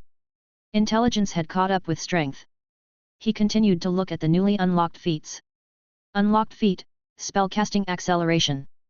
Spellcasting Acceleration, your intelligence and spirit have significantly improved, allowing you to perform more complex spellcasting operations in a shorter amount of time. Spellcasting Acceleration does just what it says, speeding up spellcasting. For a mage, even a necromancer, this is a very practical feat. I've taken a step up in power. Having checked his attributes and feats, Wu Heng turned his attention back to the battlefield. The surging mass of carrion and skeletons were still entangled with one another. The number of zombies had dwindled substantially, with only some left that were still attacking frenziedly. Wu Heng looked at the mutated skeletons beside him. You go to, resolve the battle quickly. The mutated skeletons charged out in large strides, leaping high into the air from a distance still away. Amidst the pounding of their landing, they plunged right into the throng of corpses. Like an out-of-control truck, they barreled through the crowd of zombies, their arms swinging non-stop, throwing large numbers of them into the air.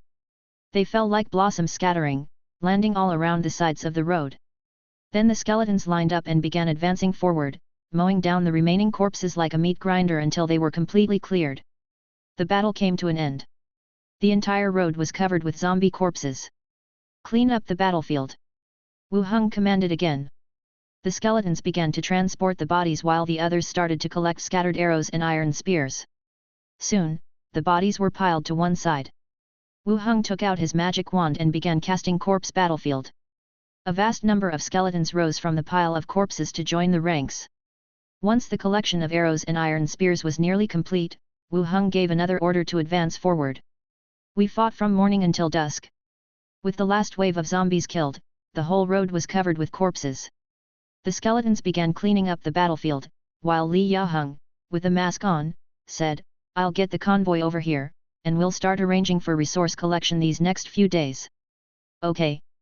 Wu Heng began casting his skills, and one by one, skeletons rose from the bodies. Before long, the convoy arrived. Li Yaheng began assigning tasks. First, do a simple sweep through the shops along the way, then bring more people tomorrow for more thorough scavenging. Once the instructions were given, Wu Heng boarded Li Yaheng's bus and returned. Back at the bus station, Li Yaheng went off to tend to her own affairs. Wu Heng also returned to Gold and Silver Island via the boundary door. Stepping out of the room, the sound of Minnie cooking wafted from the kitchen. Seeing Wu Heng come out, Minnie immediately smiled, "Master, please wait just a little bit, dinner will be ready soon." "No rush, I'm going to take a bath first." "I'll go get your bath water ready," Minnie said, wiping her hands. Wu Heng patted her head, "No need, I can manage by myself." He enjoyed a comfortable bath in the bathroom. When he came out, Andre Willow was wearing a loose set of home clothes, revealing two slender white legs, curled up on the sofa, looking at the document in her hand. "Master!" Andre Willow softly called out. Wu Heng nodded, sat down close by, and pulled the fox woman into his embrace. His arm circled around her waist, slid under the hem of her top, and groped her rounded form. Andre Willow's cheeks turned a slight red, bashfully leaning in his arms, her fluffy tail swishing slightly.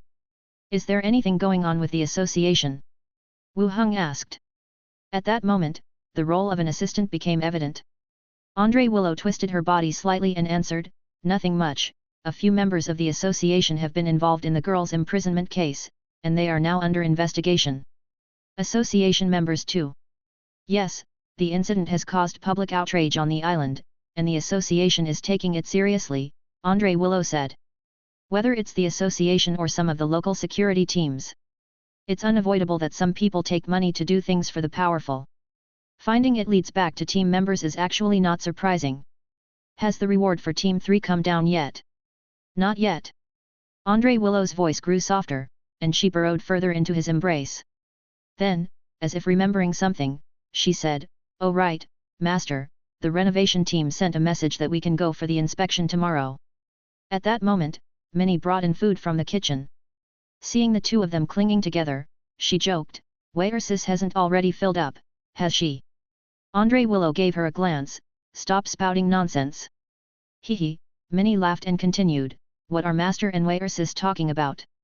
Andre Willow sat up and said, "The new house has been renovated, and the renovation team notified us that we can inspect it at any time."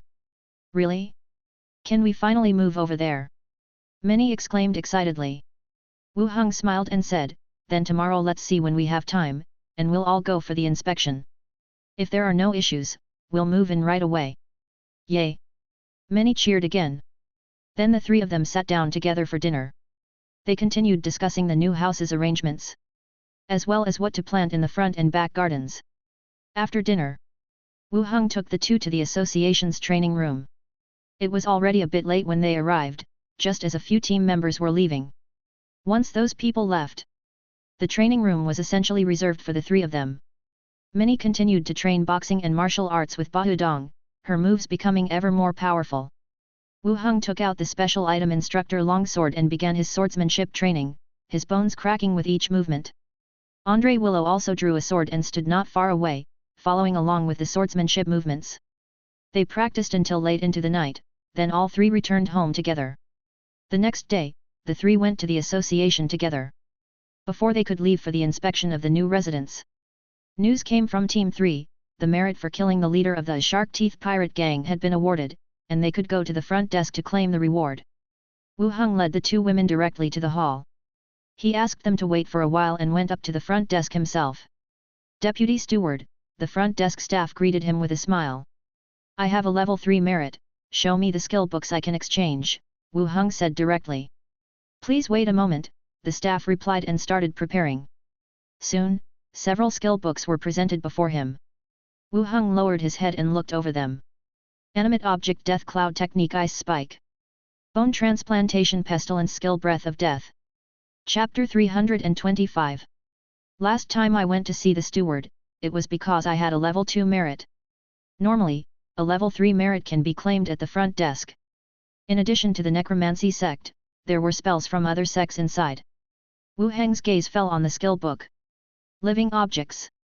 Description: within casting range, non-magic objects will come to life at your command, maintaining until the spell ends. Wu Heng's eyebrows raised. To bring objects to life. Seeing this skill, images from cartoons of witches commanding brooms to sweep and teacups to pour water immediately came to mind. It felt like the style of magic had suddenly changed. But he had to admit, he found this spell quite interesting. After exchanging for the spells he needed, he could also take this one to play with. Continuing to look at a few more spells afterward, each one had its own effect. Some could alter the terrain, while others, like Ice Spike, directly condensed water elements to attack. Unlike in Blackstone Town and Lundham City, where there were no skills to choose from. The skills here seemed quite nice and useful. After reviewing them all, Wu Heng directly said, I'll take this bone transplantation. Okay. The staff member made a record, and Wu Heng collected the skill book. Actually, for normal combat, Breath of Death would be more suitable for him since it could create an area of negative attribute poison fog. Whether to trap an enemy or to hinder pursuers, it could have a good effect. But what Wu Heng considered was the repair of the skeleton soldiers' bodies in the zombie world. Now, the skeletons' missing arms and legs accounted for more than half of the total, most of which were skeletons that had reached level 5 or above from frequent battles. If these skeletons could return to the battlefield, Wu Heng's military strength and combat power would receive a certain boost. After securing the skill book, Wu Heng called out to the two women waiting not far away and walked straight out of the guild. In the central area, Snowbourne District. Although not the best location on the island, it was still where the wealthy and powerful lived. At the entrance, some workers were gathering their tools, seemingly ready to leave. Wu Heng and his companions walked over. Seeing them, a foreman quickly approached with a smile on his face, Miss Andre Willow, my lords, young ladies. The commission had been issued through the guild. Therefore, he only met Andre Willow, but judging from the positions of the group, he could make some guesses. He greeted everyone just to be safe. Andre Willow nodded, will you be finished today? We've already finished, just waiting for your inspection. If there is anything inadequate, we can also make improvements as fast as possible, the foreman said. Let's have a look, Andre Willow replied, and they all entered together. The front yard was quite spacious, with a stone-paved path beneath their feet, and on one side, there was a swimming pool, though currently empty and with some leaves in it. Passing through the courtyard, they entered the central building. Unlike their accommodations in Lundham City, this building had 4 stories, each with an area of about 120 square meters. The first floor had a dark stone fireplace, above which hung a brightly colored oil painting. Opposite were the sofa and coffee table. The foreman followed behind, softly introducing the layout of the building. The first floor contained the living room, dining room, kitchen, and 2 bedrooms. The second and third floors were primarily comprised of bedrooms. The design of the building was intended to meet the needs of servants, guards, attendants, or some family members. For Wu Heng, actually, none of this was necessary. With only 2 maids and skeleton attendants who needed no rest. These rooms didn't have a better allocation, so they were all made into bedrooms. The 4th floor was Wu Heng's private space, with a bedroom, study, bathroom, and a lab. The group checked everything and found no issues. The foreman continued, Miss Andre Willow, we have also preemptively reserved the wiring lines you requested. You just need to pull them slightly to see them, pointing upwards towards the ceiling. Embedded electric wire ends could be seen. Andre Willow looked to Wu Heng. Wu Heng addressed the foreman, there are no problems, you can go to the guild for the final commission payment tomorrow.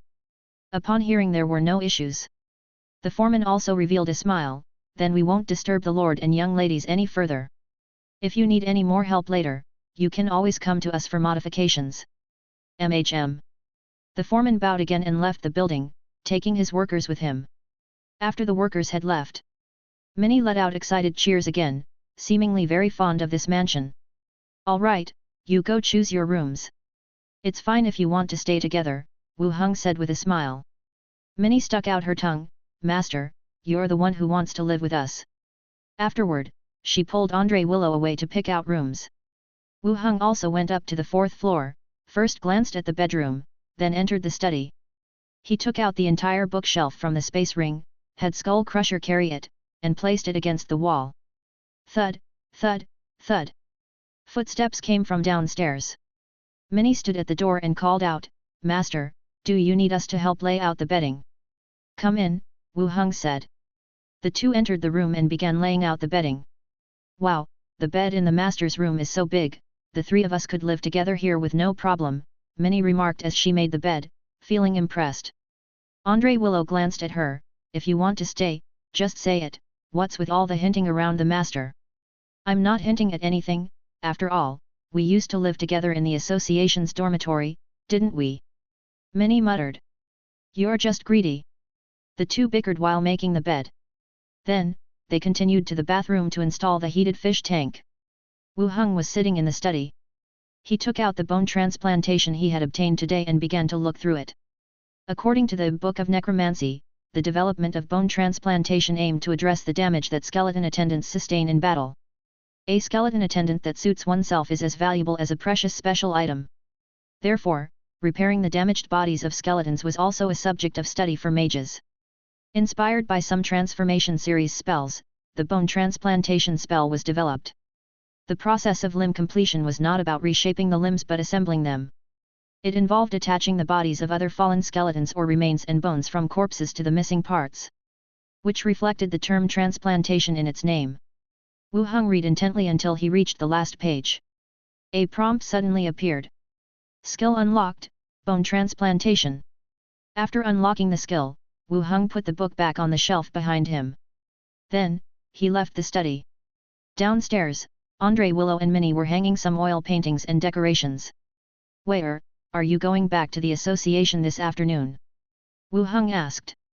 Andre Willow, who was helping Minnie hold a chair, turned her head. "I'll need to go back. If there's anything, I'll inform you, Master." Wu Heng nodded. "All right, come back early in the evening. The roads are unfamiliar, don't get lost." Andre Willow smiled. "Master, I'm not that careless." Minnie hopped down from the chair and said, "If you can't find your way, or sis, just shout, and I'll come to get you. Just don't you get lost." Andre Willow shot back. Wu Heng thought for a moment. "Minnie, go with your sis Wei in the afternoon, then come back earlier, it's also safer to have a companion." "Okay, we can buy some supplies on the way back." "All right." After busying themselves in the house for a while, the two women took two skeleton attendants and headed to the association. Wu Heng also opened a boundary door from the 4th floor and went to Zombie World. It was also afternoon here. It must have rained last night, there were still wet traces on the ground. Li Yaheng came over from not far away, followed by Basin, who acted as her bodyguard. "Are we going straight to kill zombies?" Li Yaheng asked. The previous plan was to clear the zombies along the way, to open up the road to the city as quickly as possible, so more survivors could come over, and at the same time, to expedite finding Xiao Xiao's mother. "Not in a hurry. Are there any corpses here?" Wu Heng asked. Li Yaheng frowned at him. "Human, or zombie?" "Zombie. I'll ask." Li Yaheng picked up the walkie-talkie to inquire about any zombie kills. After communicating, Li Yaheng said, "There's one, stuck on a convoy brought over by survivors. Have someone take the corpse to the skeleton community." "Okay." Li Yaheng nodded and relayed the instructions through the walkie-talkie. "Let's go, we'll head there too." The two went to the skeleton community together. Not far from the entrance lay a blurry mess of zombie remains. Before death, he must have been a particular person, dressed in a white shirt and suit. Wu Heng unleashed bone transplantation right away. A circle of light spread out, with necromancy magic wrapping around Basin. Basin walked over to the body. He reached out to tear open the corpse's chest and snapped off two ribs, placing them onto himself. The necromancy magic fused the broken areas by joining the two different bones together. Li Yaheng, standing by, had her eyes widened at this point. Especially when tearing open the chest and snapping the ribs. Her whole body shuddered along with the action. Wu Heng also stood by, feeling that the effect was quite successful. Basin's damaged areas had been repaired, and aside from the color difference, not much else was noticeable. There was no change in attributes either. Take the body and come inside with me, Wu Heng said. Basin dragged the body along, following him into the neighborhood. Here stood many skeletons with damaged bodies. Wu Heng released bone transplantation again, and the circle of light spread out. 7 or 8 damaged skeletons began to move. Amidst the crunching sounds, they completely stripped the bones from the body. All that was left was a slop of rotten flesh. Li Yaheng's eyes grew even wider, watching the skeletons fitting the new limbs onto themselves. Chapter 326. Unlike the broken ribs, the skeletons with attached arms and legs had limbs that were slightly uneven in length. But the difference wasn't too significant. The skeletons seemed to be able to self-match the bones to determine if they fit. There were no serious misalignments. These skeletons can repair their bodies now. Li Yaheng managed to choke out a sentence. Yes, they can repair to a certain extent, Wu Heng said. Li Yaheng nodded, without saying much else. In this small district, the number of incomplete skeletons accounted for half. Before, she had thought that Wu Heng was keeping these discarded soldiers from going into battle, unwilling to dismiss them while they took up space. Now it seemed that Wu Heng knew that they could repair their bodies, which is why he deliberately kept them. Wu Heng continued to look at the bodies on the ground. The corpse manipulation skill and bone manipulation skill were clearly no longer effective. After pondering for a moment, he took out the spine staff and cast the pestilence skill, causing the bodies to start swelling. There was a series of popping sounds as 5 dinner bowl-sized mottled spiders appeared. Let's continue to clear out the zombies, Wu Heng said. All right, I'll bring the bus over. Soon, Li Yaheng drove the bus to the door. Wu Heng boarded the bus, followed by the skeleton army and a large number of incomplete skeletons. They advanced along the road, passing through areas that had been cleared. Large swarms of bodies began to emerge ahead. With angry roars and flailing claws, they charged forward. The skeleton troops maintained formation, raining arrows and iron spears like a vast iron net plummeting from the skies again and again. Hordes of zombies fell to the ground, turning into piles of corpses. After the ranged attacks were over, the zombie horde collided with the skeleton army, beginning a fierce slaughter. The sounds of howling and weapons clashing echoed throughout the entire area. When the last zombie was penetrated by a longsword, the noisy battlefield suddenly fell silent. At the site of the confrontation between the two sides, a wall of bodies half a person tall was formed. Coagulated blood converged, creating crimson streams. Wu Heng came up from behind. Incomplete skeletons, come closer, Wu Heng commanded. The ranks of skeletons began to change formation, with those in the rear having incomplete limbs slowly moving forward. A few skeletons missing their lower halves were especially struggling to crawl forward. Once they all came closer, Wu Heng directly cast bone transplantation, a dark circle of light rippled out, and the incomplete skeletons plunged into the piles of corpses. They began searching for the bodies they needed. One by one, the skeletons restored their bodies and rejoined the ranks of skeletons. With this one move, a large portion of the incomplete skeletons regained their combat effectiveness. Wu Heng looked at the strewn bodies and continued to cast bone manipulation skill, and hundreds of skeletons stood up once again. This transformation was not from complete bodies, but rather from leftover bones that, once reaching a certain quantity, became skeletons. After the bone manipulation skill ended, Wu Heng continued to cast pestilence skill, and those useless fleshy bodies spawned a large number of spiders. Watching, Li Yaheng got goosebumps all over her body. Clean up the battlefield, and collect back all the arrows and iron spears, Wu Heng ordered. A large number of skeletons got into action. They began cleaning up the battlefield. After the collection was complete, Wu Heng had no intention of advancing further. He sat back on the bus and led the skeletons back to the bus station. Bus station, warehouse. Wu Heng loaded up some photovoltaic panels and accessories, and called over a few skeletons that had unlocked odd machine specialization. Li Yaheng said, I've put the word out in the region about selling strong crossbows and armor from the base, 10 grams of gold for a crossbow, 12 for a set of armor. 10 grams wasn't actually expensive. Before, Ma Xiang took 2 grenade launchers and several grenades, which she had no plans to trade. It was also because she planned to allow all the refugees to have the ability to confront zombies. That's why the price was set so low. I have no issues with the price. I'll bring you a badge in the next couple of days, and you can sell them directly, Wu Heng said. Okay, Li Yaheng nodded. The two stood chatting at the warehouse entrance for a while. Then they parted ways, each attending to their own affairs. Back on Gold and Silver Island, Wu Heng descended the stairs with skeletons in tow. He saw the two women preparing dinner in the kitchen. Master, dinner will be ready soon, Minnie said with a smile. No rush. Wu Heng went out to the courtyard and took out all the photovoltaic panels. He instructed the electrician skeleton on where to place the panels. The estate wasn't small, so the power supply should be quite substantial. The skeletons climbed onto the roof to install the panels, while Wu Heng returned to the dining room to eat dinner. After dinner, Wu Heng trained in the courtyard with the two women. Instructor, the effects of the longsword training are significant. After practicing for several days, I now no longer feel the pain of stretched muscles. The movements are visibly precise. Andre Willow and Minnie trained beside him. As the sky gradually darkened, the trio stopped their training. Minnie pulled Wu Heng aside and whispered mysteriously, Master, come with me.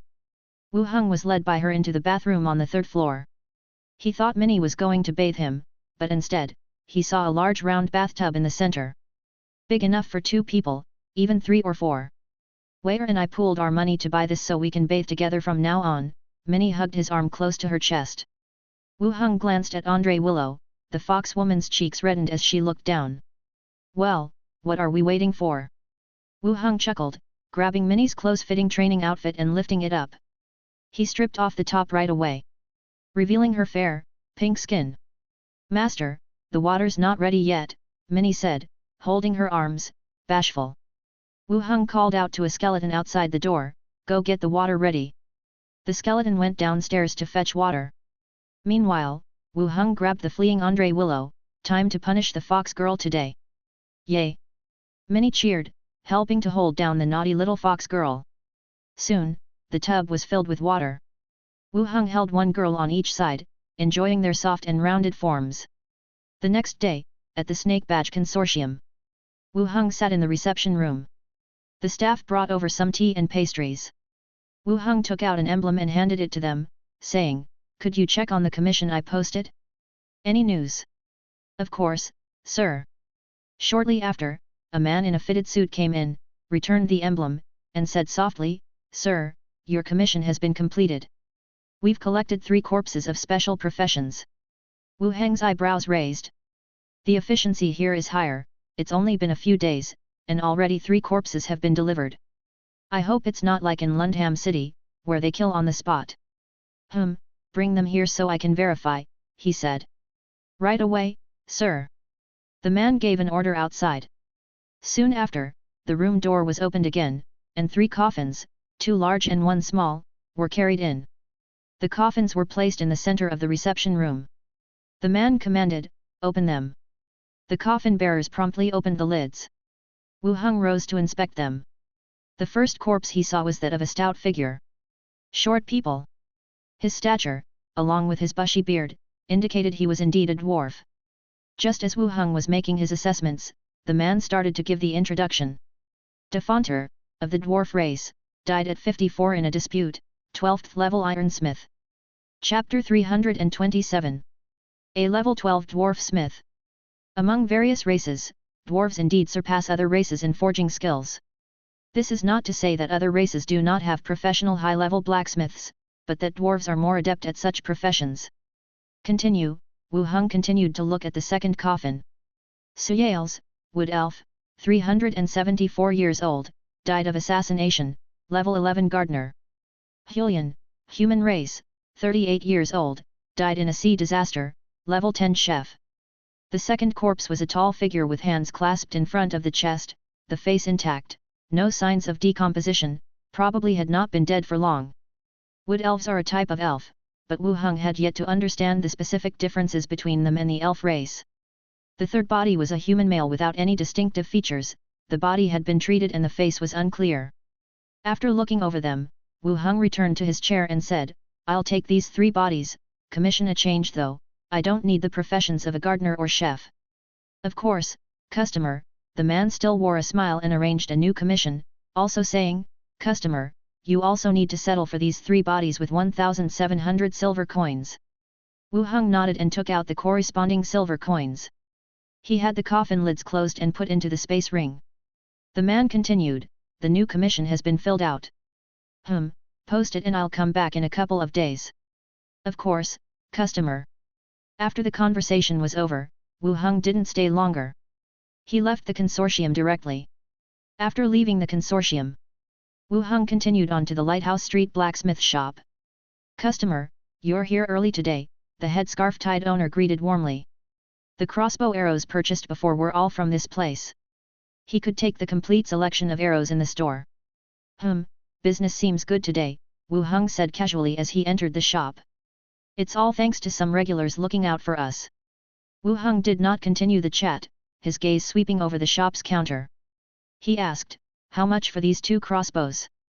Strong crossbows for 32 silver coins, and these hand crossbows for 28 silver coins, the owner introduced. There are 3 major types of crossbows, the strong crossbow, hand crossbow, and arm crossbow. The strong crossbow is a 2-handed crossbow with high power and range but equally heavy. The hand crossbow is a lighter crossbow, more convenient to operate due to its lighter weight, but with reduced power and range in comparison. The arm crossbow is mounted on an arm guard and is commonly used for assassinations. How many do you have in stock? Wu Heng asked as he walked. The owner's eyes narrowed and he immediately felt a surge of excitement. The customer before him was known for buying out the stock. Previously, the store's stock of crossbow arrows and arrows had been completely purchased by him. Wait a moment, let me take a count, the owner said immediately. Soon, a clerk returned with the count. He said, 12 strong crossbows, 35 hand crossbows. The owner looked at Wu Heng, customer, that's all we have. Make it cheaper, I'll take them all. I really can't go lower on the price. Pack them up, I'll take them all, Wu Heng said directly. All right, I'll get them ready for you now, the owner called his clerks to prepare them while Wu Heng sat and waited for a while. Soon, the crossbows were ready. Wu Heng paid the corresponding silver coins and took them all. As he left the shop, the owner followed closely, if there's anything the customer needs, please come again. Wu Heng nodded and left without delay. Next, he continued on to the other few shops in the area. He bought all the crossbows available. In total, he had acquired over 70 strong crossbows and over 100 hand crossbows. After leaving the shop beneath his feet, Wu Heng did not inquire about other places selling weapons. He hailed a carriage and headed straight towards the outskirts of the city. Once he reached a secluded area and the carriage had left. He took out the train conductor's hat and put it on his head. The next second, the whistle blew, and the phantom train appeared out of thin air, stopping right in front of him. Wu Heng, with his 2 skeleton attendants, boarded the train and wrote Natali City in the travel ledger. Natali City, a port city of the Yeko Kingdom. A few hours later, the train arrived at the edge of a forest outside Natali City. After confirming the direction, he headed directly towards the city. He entered the commercial district. Wu Heng walked into a shop. The owner was a middle-aged man, scolding 2 clerks in hushed tones. Seeing Wu Heng enter, he switched back to a friendly demeanor. What does the customer need? We offer both retail and trade. Wu Heng circled around the shop and looked up at the strong crossbows hanging above. How much is this crossbow? Wu Heng asked. 30 silver coins. This type of strong crossbow is our export version, moderately weighted and stable in performance. It's very popular among all races, the proprietor introduced. And the hand crossbow? 25 silver coins for the hand crossbow. What are the requirements for export, and roughly how much would it cost? For orders over 200 units, the strong crossbow is priced at 28 silver coins, and the hand crossbow at 20 silver coins. The prices were considerably cheaper than Gold and Silver Island. Wu Heng took a strong crossbow from the counter, checked it over, and said directly, I'll take 500 strong crossbows, and I'll take them now. He had bought some hand crossbows on Gold and Silver Island already. He wasn't sure yet if they would be popular in the shelters, so he would decide later whether to continue purchasing them. The proprietor's face lit up at the direct order. But then he shook his head immediately and said, Customer, we don't have that many in stock. For export, we need to plan and prepare the goods in advance. What a hassle! Wu Heng muttered, then continued to ask, so how many do you have in your store? The proprietor flipped through the record book on the table. We can deliver 120 strong crossbows to you. If you are placing an order, we can write up an export contract for you, and give you these at the export price, the proprietor said. 120 crossbows were about right. The various shelters were unlikely to purchase in large quantities anyway. If I place an order, how long will it take to deliver? Wu Heng continued to ask. It will take about 10 days. Fine, let's sign a contract then. I'll send someone to pick them up when they're ready. The proprietor immediately instructed someone to prepare the contract and offered tea and conversation to Wu Heng in the meantime. Wu Heng signed the purchase contract, paid the deposit, and received the 120 prepared strong crossbows. Without lingering, he walked straight out of the shop. Standing on the road, he looked around and then headed directly to the opposite armor store. The female owner of the store saw Wu Heng coming over and the weapon shop proprietor seeing him out. Her expression immediately froze. She adjusted her loose clothes and promptly got up to greet him at the door. Customer, what do you need? I'm here to look at armor, Wu Heng said as he entered the store. The female proprietor followed him with a smile. There were more varieties of armor than weapons. After looking around, Wu Heng pointed at a set of leather armor and asked, how much for this kind? The armor was leather overall, but with metal plates attached to the arms, shoulders, and chest area. It wasn't too heavy and could protect against zombie bites. One set for 35 silver coins, for export, we can do 32 silver coins. How many do you have in your warehouse? There are over 50 sets in the warehouse. Write me an order for 500 sets, include these 50, I'll take them now. The eyes of the female proprietor brightened, and joy spread across her face. I'll go get the order form. When she came back, she bowed and handed over the order. The dipping neckline revealed a large expanse of fair skin. Wu Heng glanced at it, then looked up at the female proprietor, who was smiling. Customer, please take care of our business in the future. Sure, let's sit down and talk, Wu Heng nodded. The armor order was signed, and he had the armor ready. Wu Heng put them into his space ring, stood up, and left. He left the city and found a quiet spot to board the train back to Gold and Silver Island.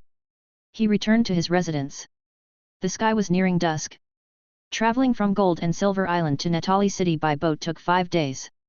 Even with the Phantom train, it still took 5 hours. Minnie and Andre Willow hadn't returned yet. Wu Heng quickly sorted his things and passed through the boundary door to the zombie world.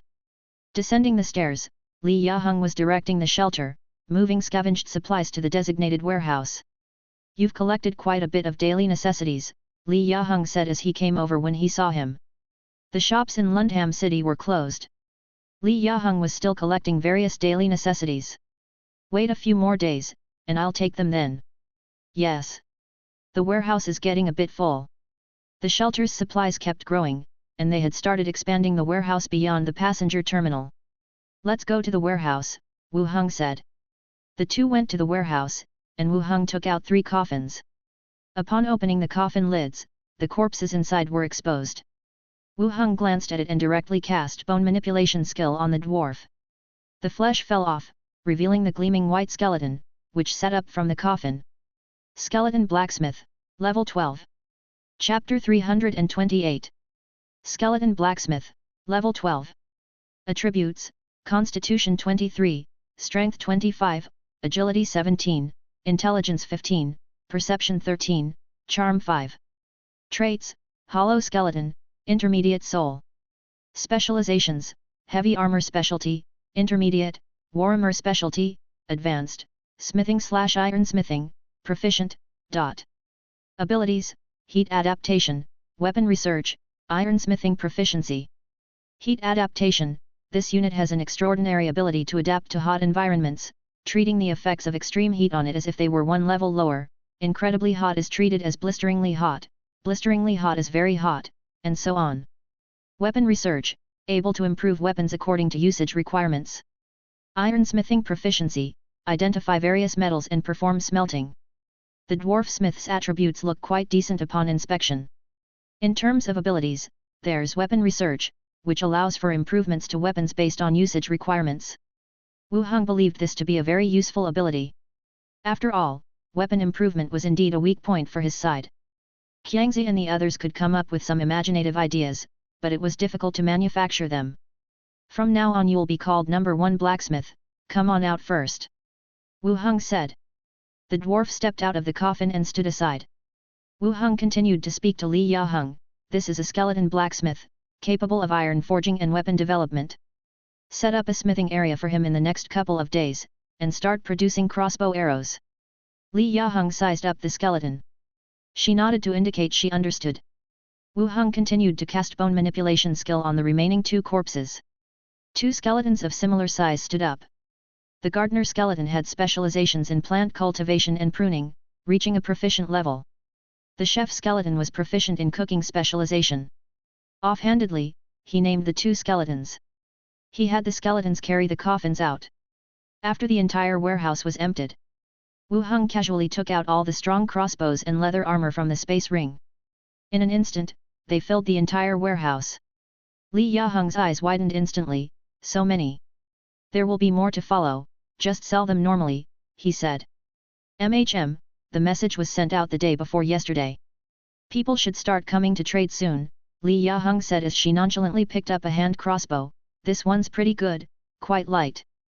This is a hand crossbow, its power is less.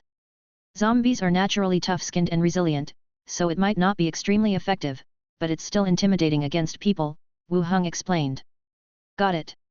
Li Yaheng also picked up a set of armor and tried it on. Wu Heng showed her how to wear it, stuffing the bulging chest part inward.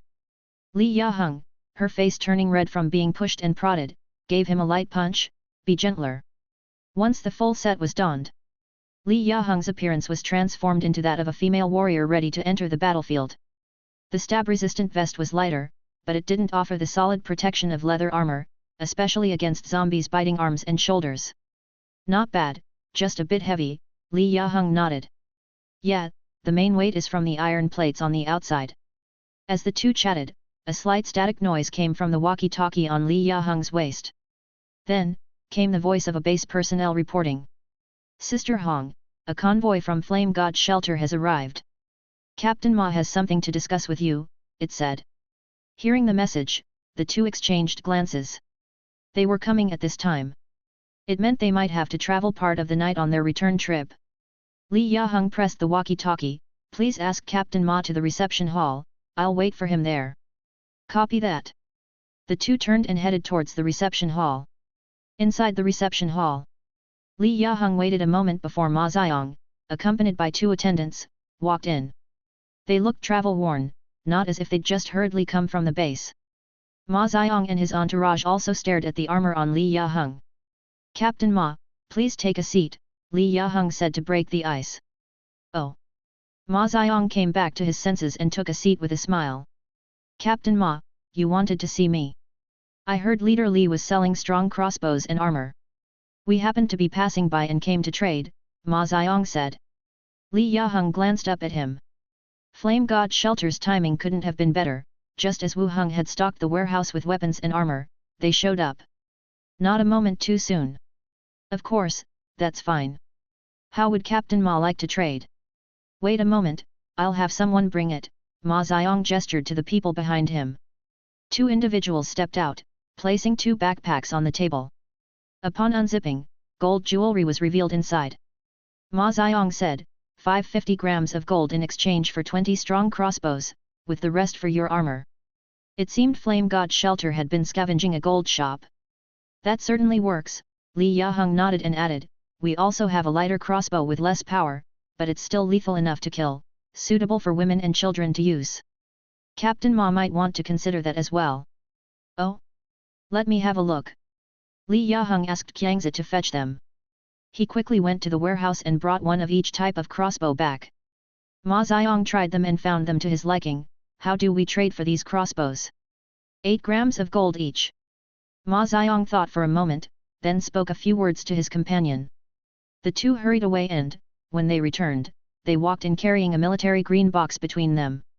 The box opened to reveal a trove of ammunition inside. Last time, Leader Li inquired about ammunition for machine guns and grenades, and we just happened to bring some this time. How about we exchange these for 30 of your light crossbows?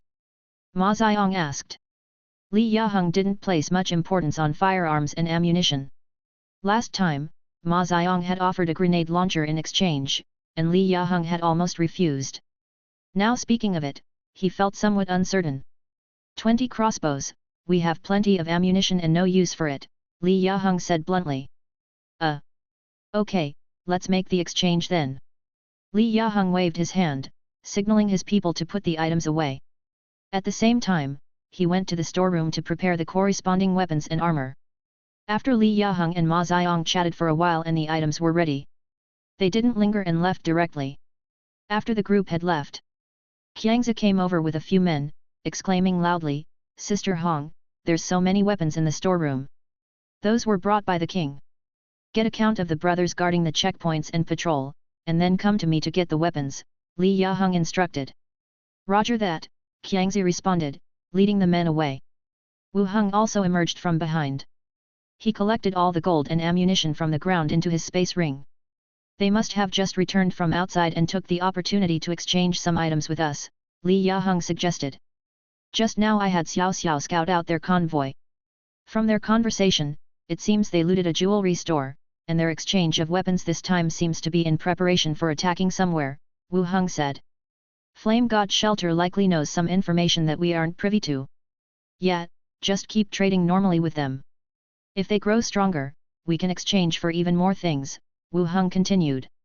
In plain terms, the control of food and weaponry was mainly in Wu Heng's hands. Even if they looted some, how long could it sustain them? Wu Heng could exchange resources in the other world at any time. Okay. After their conversation, Wu Heng also returned to the boundary door.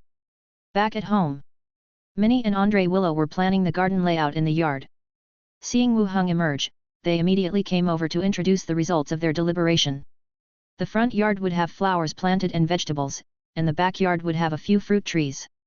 If not for the limited space, they might have even considered raising chickens and ducks.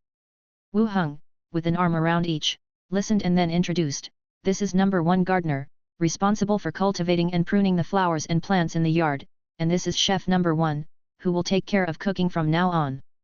The uses of skeletons were known to them. Taking care of the garden and cooking wasn't surprising. But Minnie frowned in thought before asking, "If they do everything, what do I do?" "You can keep waiter company on normal days and do whatever you want," Wu Heng replied. Andre Willow added, "Like tidying up the room, if you want to do it, there will always be something to do." "All right," Minnie nodded, "then we need to give it a wash too." She instructed chef number 1 to clean its skeletal frame at the side. Andre Willow continued, "By the way, Master, Xi Liggy the vice executive came looking for you today. Seeing you weren't around, she asked you to visit when you have time tomorrow." Xi Liggy. Wu Heng's mind conjured the image of the blonde female elf. "Yes, she didn't specify what it was about, just asked me to tell you," Andre Willow said softly. Wu Heng nodded, "Okay, I'll go see her tomorrow." The group spent a while in the yard, and then went back to the living quarters together, watching Chef No One cook. They discussed whether the food cooked by the skeleton might cause any issues for the living. The next day, Wu Heng also went to the association. In the hall, numerous mercenary teams gathered, discussing which tasks to take on in front of the bulletin board. Wu Heng walked straight through the corridor, heading toward Xi Liggy's office and study. Standing at the door, he was just about to knock. But the door swung open. His raised hand almost knocked on the forehead of the blonde girl. The youthful elf vice-executive, blocked by the figure in the doorway, stumbled in her steps. She looked up at him with wide eyes, "What are you doing?" Wu Heng also withdrew his hand, a smile on his face, "Xi Liggy, the vice-executive, you were looking for me." "Oh, right." Xi Liggy nodded, "Come with me, I need a bit of your help with something." With that, she walked to the side. Wu Heng followed her with his skeleton attendant trailing behind, heading toward the direction of the basement. They arrived at the morgue. 2 coroners from the association were processing corpses. "Vice-executive." The 2 gave a salute. "You can leave us. We have some matters to deal with," Xi Liggy ordered. "Yes." The 2 left. Xi Liggy glanced at one of the corpses and said, "I need to ask it a few questions." "Go ahead." Wu Heng nodded and cast Communicate with the Dead. Necromancy magic enveloped the corpse. The next moment, the body lying cold on the metal table abruptly sat up. Its grey-white eyeballs turned toward them. Wu Heng gestured for her to start. Xi Ligi nodded, took half a step forward, and asked directly, "How did you die?" The corpse replied, "We were killed in battle with the pirates." Chapter 329. Battle with pirates? Upon hearing this sentence, Wu Heng glanced at the elf vice-executive beside him, whose eyebrows were slightly knitted. In other words, the body lying here was killed by pirates at sea. Xi Ligi continued to ask, "Which pirate group?" The body answered, "Not clear." Xi Ligi looked at the body and asked again, "Is Shanela still alive?" "Not clear." 2 consecutive questions, and the body answered neither clearly. This made the elf's expression grow even more solemn. After a few seconds of silence, "How many people does the enemy have?" The body answered, "A lot, close to 1,000. What are the characteristics of these pirates?" "Many people, very fierce in combat." After answering the last question, the body lay back down on the metal slab. And Xi Ligi's brows were still not relaxed. 5 questions in total. Apart from confirming it was the work of pirates, there was no other gain. Xi Ligi turned to Wu Heng, "Let's go, we'll head back first." "What about the other bodies?" Wu Heng said. "No more, the others are not associated." Xi Ligi said this and led him out. Exiting the morgue. The 2 coroners were still chatting by the door. Seeing several people come out, they bowed slightly. Xi Ligi said, "We've disturbed you." "No disturbance," the coroner said. Xi Ligi nodded, and the 2 of them left side by side. After walking some distance, Wu Heng said, "If there's nothing else, I'll be going back." Xi Ligi immediately said, "Don't go back yet, this matter isn't over, let's visit the steward." "Oh." Wu Heng didn't quite understand what had happened. He followed along to the steward's office. After knocking on the door and getting a response, they both walked in directly. The steward Imolo was seated at his desk looking at documents, and looking up at the 2, he said, "Take a seat." They sat down on the sofa, and the elf assistant brought over some tea. "How'd it go?" Steward Imolo asked. Xi Ligi recounted the results of speaking with the dead. After listening, Imolo nodded, then turned his attention to Wu Heng and asked, "Has Xi Ligi told you about this matter?" "Not yet." Imolo glanced at the assistant beside him, who softly began to speak. "The body found at the port the day before yesterday, after verification, has been confirmed to be an attendant of Shanela. During the autopsy, a piece of human skin with writing was found in the mouth, demanding a ransom of 50,000 gold coin for the exchange of Shanela herself." Wu Heng's eyebrows raised. "Kidnapped? This person named Shanela had been hijacked by pirates at sea. Throwing a body over here, demanding 50,000 gold coin. This amount, this person named Shanela, must have a not inconsequential status." Just now, Xi Ligi had specifically inquired whether Shanela was still alive to confirm this matter. "Well, I understand, and then what?" Wu Heng asked. Still not quite understanding why this matter was being told to him. "He didn't have that much money." Imolo said, "The trade guild is preparing the money, you 2 will take responsibility for this job, bring the person back, and you'll be awarded 3rd-grade merit." Wu Heng frowned, "Pirates take the money and release the hostage. Pirates honor their word, take the money, and release the person." He certainly didn't believe it. Xi Ligi said, "It's just preparations for now, going to redeem the person is the only direction we can proceed with at the moment. Otherwise, we don't even know who the other party is, what else can we do? Then, whether the money is raised or not, it won't be necessary, it's just a starting point anyway," Wu Heng continued. Xi Ligi shook his head. "To prevent the pirates from having implanted someone who is secretly observing us here." Imolo nodded and said, "That's the situation, prepare yourselves, each of you will take a small team. Together you'll go to make the hostage exchange, prioritize safety above all else." "Yes." Xi Ligi responded, and Wu Heng nodded in agreement. Having left the steward's office, Xi Ligi said, "Once the ransom is prepared, I'll have someone notify you." "Okay." The 2 parted ways, each heading back to their office.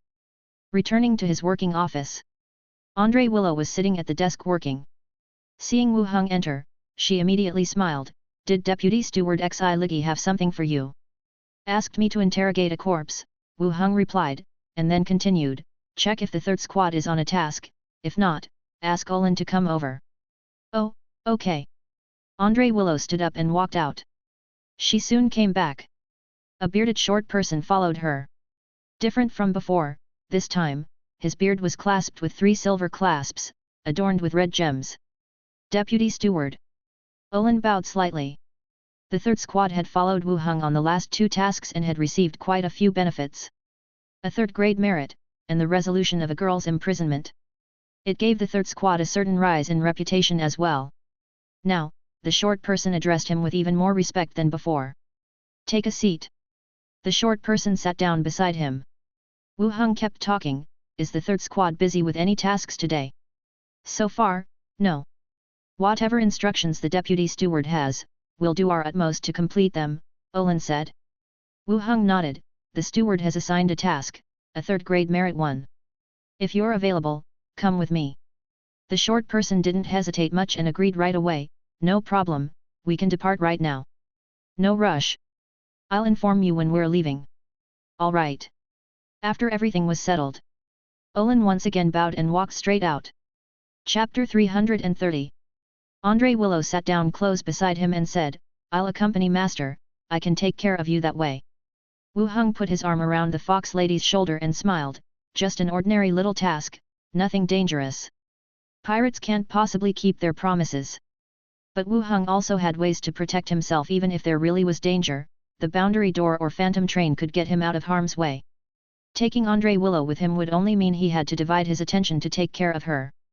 That could actually lead to problems. All right. Then Master, please be extra careful. Wu Heng patted the fox lady's shoulder gently. She looked up at him and then twirled her tail around. Wu Heng took out a wooden comb and started grooming her fluffy tail, while Andre Willow nestled beside him with a blushing face. As night fell, a medium-sized cargo ship floated on the sea surface. The sea wind howled, and the waves that slapped against the ship's hull sprinkled the deck like raindrops. Step, step. Footsteps sounded as Olin came down. Deputy Steward, Vice Executive Xi Liggy has notified you that we're almost at the exchange point, please come over. Oh, all right. Wu Heng stood up, bringing the skeleton attendant with him, and walked onto the deck. Water splashed endlessly overhead. Wu Heng scanned his surroundings and walked towards where Xi Liggy was located. Beside her, there was an elf who was the captain of a squad. Deputy Steward Wu Heng, the squad captain saluted. Wu Heng nodded and moved to Xi Liggy's side, asking, how is it? I haven't seen any sign of pirates. If they've arranged it this way, they're bound to show up, Wu Heng said. The cargo ship continued to move forward for a while longer. Someone shouted, we've arrived at the exchange point. Whoosh! No sooner had the voice faded. From the surrounding darkness, countless small, fast boats suddenly burst forth. They began to close in on the direction of the cargo ship. The boats were crowded with people dressed like pirates. Some yelled loudly with weapons in hand, while others spun grappling hooks in their grasp. Hail them! Xi Liggy instructed.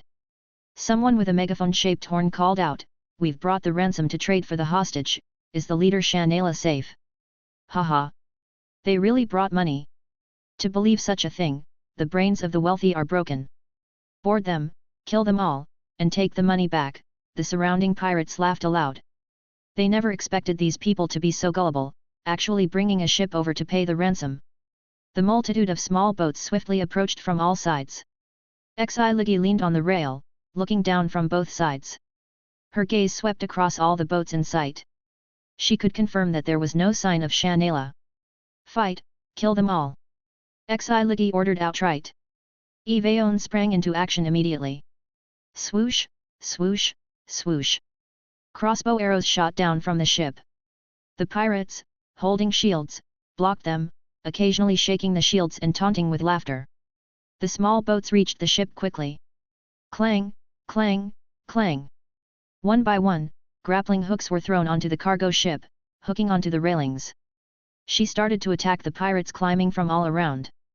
3 squads of people drew out their weapons and followed Wu Heng's side. Deputy Steward, what should we do? Go help out, don't panic, these people are no threat. Oh, all right. The people from the 3 squads also rushed down immediately, beginning to cut off the grappling hooks that had been thrown up. "I've got a pretty boy over here, brothers, board this way. Could it be that bitch's little lover? Don't kill him, I like his ass." Wu Heng glanced down, and immediately, the pirates erupted in loud shouts. Compared to the rough-skinned sailors, this one seemed to lack strength. Wu Heng withdrew his gaze. He took out a machine gun from his space ring. He waited in his embrace, then rested the machine gun on the railing, its muzzle pointing downwards, aimed at a shouting approaching boat and the pirates on it. Amidst their shouts about doing something to someone's ass, he simply pulled the trigger. Bang bang bang! The violent explosions rang out as a dense spray of bullets rained down. In an instant, the laughing, cursing pirates were torn to pieces, their wooden boat, amidst the splinters, riddled with holes, and began to sink slowly. The gunfire stopped. Above and below the boat, silence ensued. Everyone looked in astonishment towards him and at the now missing wooden boat below. "Continue fighting, what are you looking at me for?" Wu Heng said directly. The others immediately continued hacking and hooking, shooting out crossbow arrows and bows. Wu Heng, meanwhile, lifted the machine gun and moved to the side, aiming at the next boat. Bang bang bang! The sound of gunfire exploded, and people and boats were shattered. Wu Heng didn't stop. The machine gun slid along the railing, continually sweeping toward the boats below. One after another, the boats shattered. The pirates felt fear. Whenever the machine gun pointed at a boat, they would jump overboard without hesitation, plunging into the water. The bullets continued to fly into the sea, tearing the pirates apart. The pirates saw they didn't stand a chance of fighting back and started to consider retreating. Wu Heng cast the dancing light skill, illuminating the sea surface while bullets continued to fly out non-stop. Every pirate boat was shattered. The machine gun was put back into the space ring. Surrounding areas, too, gradually calmed down, the smell of gunpowder in the air dispersed by the sea breeze. Wu Heng looked at the others and directly said, "Retrieve the bodies, bring them all up. Go, lower the boats, and retrieve all the bodies," ordered Olin, the short person, loudly. Except for the 3rd squad. Whether it was the 1st squad or the accompanying merchants, they were all somewhat dizzy. The pirates had come to attack them, and it was over so quickly. And their side hadn't lost a single person, while the pirates' bodies covered the sea surface. Under Olin's repeated loud urging, the others finally snapped back to reality. One by one, small boats were lowered from both sides. They began to retrieve the bodies of the pirates. Xi Ligi came over, gave him a glance, and said, "Aren't you a necromancer? Why didn't you use spells? A mage's strength lies in their mind, not in sticking to a certain spell." "You're right," Xi Ligi first agreed, then realized something. "What do you mean, are you mocking me? I didn't say that." Soon, they had retrieved some bodies. Wu Heng walked over and picked 2 relatively intact bodies. "Carry them to the cabin." Inside the cabin, Wu Heng invoked Communicate with the Dead, and the bodies sat up immediately. "Is Shanela still alive?" Wu Heng asked. The body answered, "She should be still alive." Both were taken aback. Wu Heng pressed on, "What do you mean she should be still alive? When I left, that woman used some kind of artifact to seal herself up. She was alive then," the body replied. "So, it meant that the body wasn't sure whether she was still alive now." Wu Heng continued, "Which pirate group are you from?" "Bloody Hand Pirate Group." Upon hearing this name, Xi Ligi's brows furrowed again. Wu Heng continued, "How many of you are left?" "There are about 500 to 600 people left on the island." Chapter 331. Upon hearing this number, Wu Heng and Xi Ligi both frowned. The pirates they had just killed were at least 200 strong. And yet, they said there were still so many people on the island.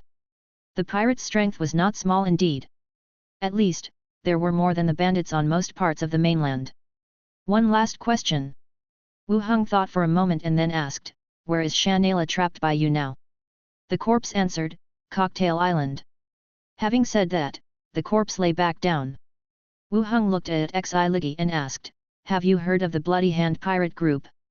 Xi Ligi's face grew grave. "I've heard of them. They are a sizable pirate group known for their brutality and violence. They had encountered a notorious pirate group. Moreover, known for their cruelty and violence, there was even less chance of settling this matter peacefully. Not without gains, at least Shanela is still alive, Wu Heng stated. This Shanela must have something to do with the trading fleet. The ransom was all raised by them. Both the steward and Xi Ligi were also very concerned about whether this person was still alive. What's our next step? Xi Ligi looked over. No rush, let's interrogate the next corpse, said Wu Heng. Continuing to cast communicate with the dead, the second corpse sat up straight. Wu Heng asked, how many high-level professionals are in your pirate group? The captain and the first mate, both are high-level professionals. What level is your captain? A level 15 professional. Level 15, a 4th-tier professional, 1 level below Skull Crusher. This was already a rare powerhouse. Wu Heng thought for a moment, then continued to ask, how many people are stationed on Cocktail Island? About 600 and more. The previous corpse had said that there were 500 or 600 people in the pirate group. This one said there were over 600 people just on Cocktail Island. They were all on Cocktail Island. How long will you stay on Cocktail Island? 1 night, leaving in the morning. Last question. Where to next? I don't know. With the 5 questions concluded, the corpse laid back down. They had asked everything they wanted to know. In total, there were over 600 people on Cocktail Island, with the highest level being the level 15 captain. The best course of action would be to return and call for reinforcements. Knowing the location, it should not be difficult to exterminate a pirate group. But the adversaries would only stay on Cocktail Island for 1 night. They would leave the next day. Bringing the message back and then hurrying over, the opponents would have already left. Tonight, we sneak in and rescue the person, Xi Ligi said directly. Wu Heng asked, what's the plan, tell me. No plan, Cocktail Island is not small, they can't guard such a large coastal line, we'll find a spot to land, and then sneak in, said Xi Ligi. Wu Heng raised an eyebrow. He thought she had some kind of tool or skill. Turns out, it was a blind rush in the dark. This pirate group, to have built something this big, clearly weren't fools. How could they allow such an easy loophole to be exploited? Got a map. Xi Ligi took out a sea chart from her space ring, spreading it out on the table. Pointing at an island, this here is Cocktail Island. From the scale of it, the surface area of Cocktail Island really wasn't big, its shape didn't resemble a cocktail either, looking more like a chicken's butt. Wu Heng took out a tablet, raised it up high, and snapped a photo. Then he looked back at the map. After pondering for a while, he laid out his plan. We send a few people back to notify the association, we'll land on the island. I'll use the carrion to attract all the people on the island together, while you lead the others directly onto the island to rescue them, he proposed. Xi Ligi frowned at the map for a good while before looking up, will it work? Let's try, if it doesn't work, at least we've done our best. Then we'll just retreat safely, Wu Heng replied. Xi Ligi gave the map another glance and finally clenched her teeth in agreement. All right. Cocktail Island. Inside a small stone hut near the port. A few pirates huddled around a fire, getting sleepy. How come the ones going for the ransom haven't returned yet? They better not have taken the money and run off, one murmured. You all know the boss's methods, they wouldn't dare run, another said. Do those people really think that they can just bring the money to ransom someone? The boss said that woman is very important, they wouldn't give up easily, a pirate replied. I saw her, she really does look nice, a pity she sealed herself in stone. Otherwise, after the boss had his fun, we could. Before he could finish, a strange surge of sounds approached from the direction of the port. Everyone instantly fell silent, got up, and peered into the darkness through the window. The moonlight shone on the sea, revealing only the splashes of waves, with no signs of any ships or suspicious things approaching. But that odd sound kept growing louder. Who? Someone pulled a burning stick from the fire and hurled it outward. In the orange-red glow of the fire, figures could be seen emerging from the seabed. With each step forward, they revealed their decayed forms. Walking out from the seabed? The pirates' eyes widened in terror at the sight unfolding before them. It's Beverly and the others. What the hell happened to them? Damn, they've turned into carrion, someone shouted. The carrion that emerged from the sea started to charge at the sound of the roar. Weapons in hand. They moved stiffly forward. They quickly reached the stone hut and began clashing with the pirates inside. One of them jumped out the window on the other side and escaped. Chapter 332. He ran toward the center of the island behind him. The pirates inside the stonehouse were overwhelmed in the blink of an eye. Bodies were dragged out by the ankle by carrions and thrown on the shore. Wu Heng stood on a wooden boat with skull crusher and blood axe. Propelled by shark teeth, he quickly boarded the shore. Glancing at the bodies on the shore, he released corpse battlefield, and the bodies slowly rose. They joined the ranks of the carrion. Before long, in the direction of the island's center, a large group of pirates burst forth. They carried weapons and torches in their hands, their gazes suspicious and astonished as they looked toward the shore. Necromancer? Our Bloody Hand pirate group shouldn't know you, right? Attacking us at night, isn't that a bit too excessive? A deep and thick voice asked. The pirates made way to the side. A burly man wearing a captain's hat stepped forward. With two curved blades at his waist, he stared venomously at Wu Heng. In his eyes, one could see fury that was difficult to contain. Wu Heng stood behind the carrion and spoke directly, "The association's people are on their way here, and if you can't leave before dawn, I'm afraid you'll never be able to leave at all." The pirate captain's eyes narrowed, scanning the ships behind the carrion before continuing, "Do you think your identity is stronger than ours? Does the association really listen to you? Believe it or not, I have plenty of time," Wu Heng said, taking a few steps back. This set of movements left the pirates frozen in place. In their view, carrion blocked the harbor entrance. And there wasn't much time left until daybreak.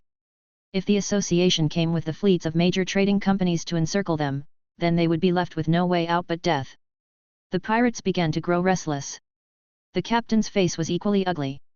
From the opponent's actions, it indeed seemed like they were planning to blockade them here. Turning his head back with a glare, he cursed, "What's all the noise for? Are we pirates afraid of a mere necromancer? Follow me and attack. Tonight, I'll use this guy's head as a chamber pot. There are only so many carrions, we have more people. Mages are rich, kill him. Right, who cares if it's true or not, just kill him." The pirates began to shout. Their morale was rising once again. The pirate captain drew his shuangdao, his body seemingly engorged as it began to redden, muscles bulging. He roared loudly, "Follow me and charge, avenge our fallen brothers. Kill!" The pirates let out a thunderous cry and started charging up the slope directly. Whoosh whoosh whoosh huff huff. As they ran, crossbow arrows, flying axes, and flying knives were the first to be thrown into the ranks of the carrion. The carrion did not dodge or avoid, their bodies were instantly hit. Yet not one of them fell. Seeing that the distance between them and the pirates was closing, Wu Heng unleashed a fireball spell above the heads of the pirates. The fireball exploded, and its flames fell into the midst of the pirate crowd. In an instant, several pirates were hit by the flames. Their bodies caught the fire and they fell to the ground, rolling around ceaselessly. Wu Heng continued to order, "Attack!" Whoosh whoosh whoosh. The carrion sprang into action, charging head-on toward the pirates. As the two sides drew closer, they collided with each other. The pirate captain moved swiftly, his twin blades slashing simultaneously, and 4 carrion heads fell to the ground in an instant. Next, he plunged into the ranks of the carrion. The carrion were continuously struck down. Bodies fell, and soon large pus-filled blisters began to appear. The next second, the blisters burst, and countless spiders surged skyward, pouncing on the pirate captain and the surrounding pirates. "Watch out for the spiders! Damn it, that necromancer really deserves to die! Cut off the limbs of the carrion, don't kill them or spiders will emerge!" The pirates shouted, continuing their assault on the spiders. Bang bang bang! With the spiders bursting, a greenish poison fog instantly rose. It rapidly enveloped the surroundings. Caught in the fog, the pirates were forced to retreat step by step, holding their festering wounds as they continued the attack. People were dying continuously, and more bodies exploded, creating large areas of smoke. Wu Heng stood behind, casting corpse battlefield, raising newly fallen bodies as carrion. After casting his spells, Wu Heng fell back to the rear and said into the wireless earpiece, "All enemies should be drawn out on this side, act quickly on your end. We've already approached the enemy camp. Hold on a little longer. I'll try my best," Wu Heng responded. He disconnected the wireless earpiece. His attention returned to the battlefield. The fight was still going on, but the poisonous fog was starting to give the pirates a disadvantage. Many of them began to fall. Carrion and spiders were pushing forward. The pirate chief covered his mouth and nose with his arm, his eyes quickly scanning the battlefield.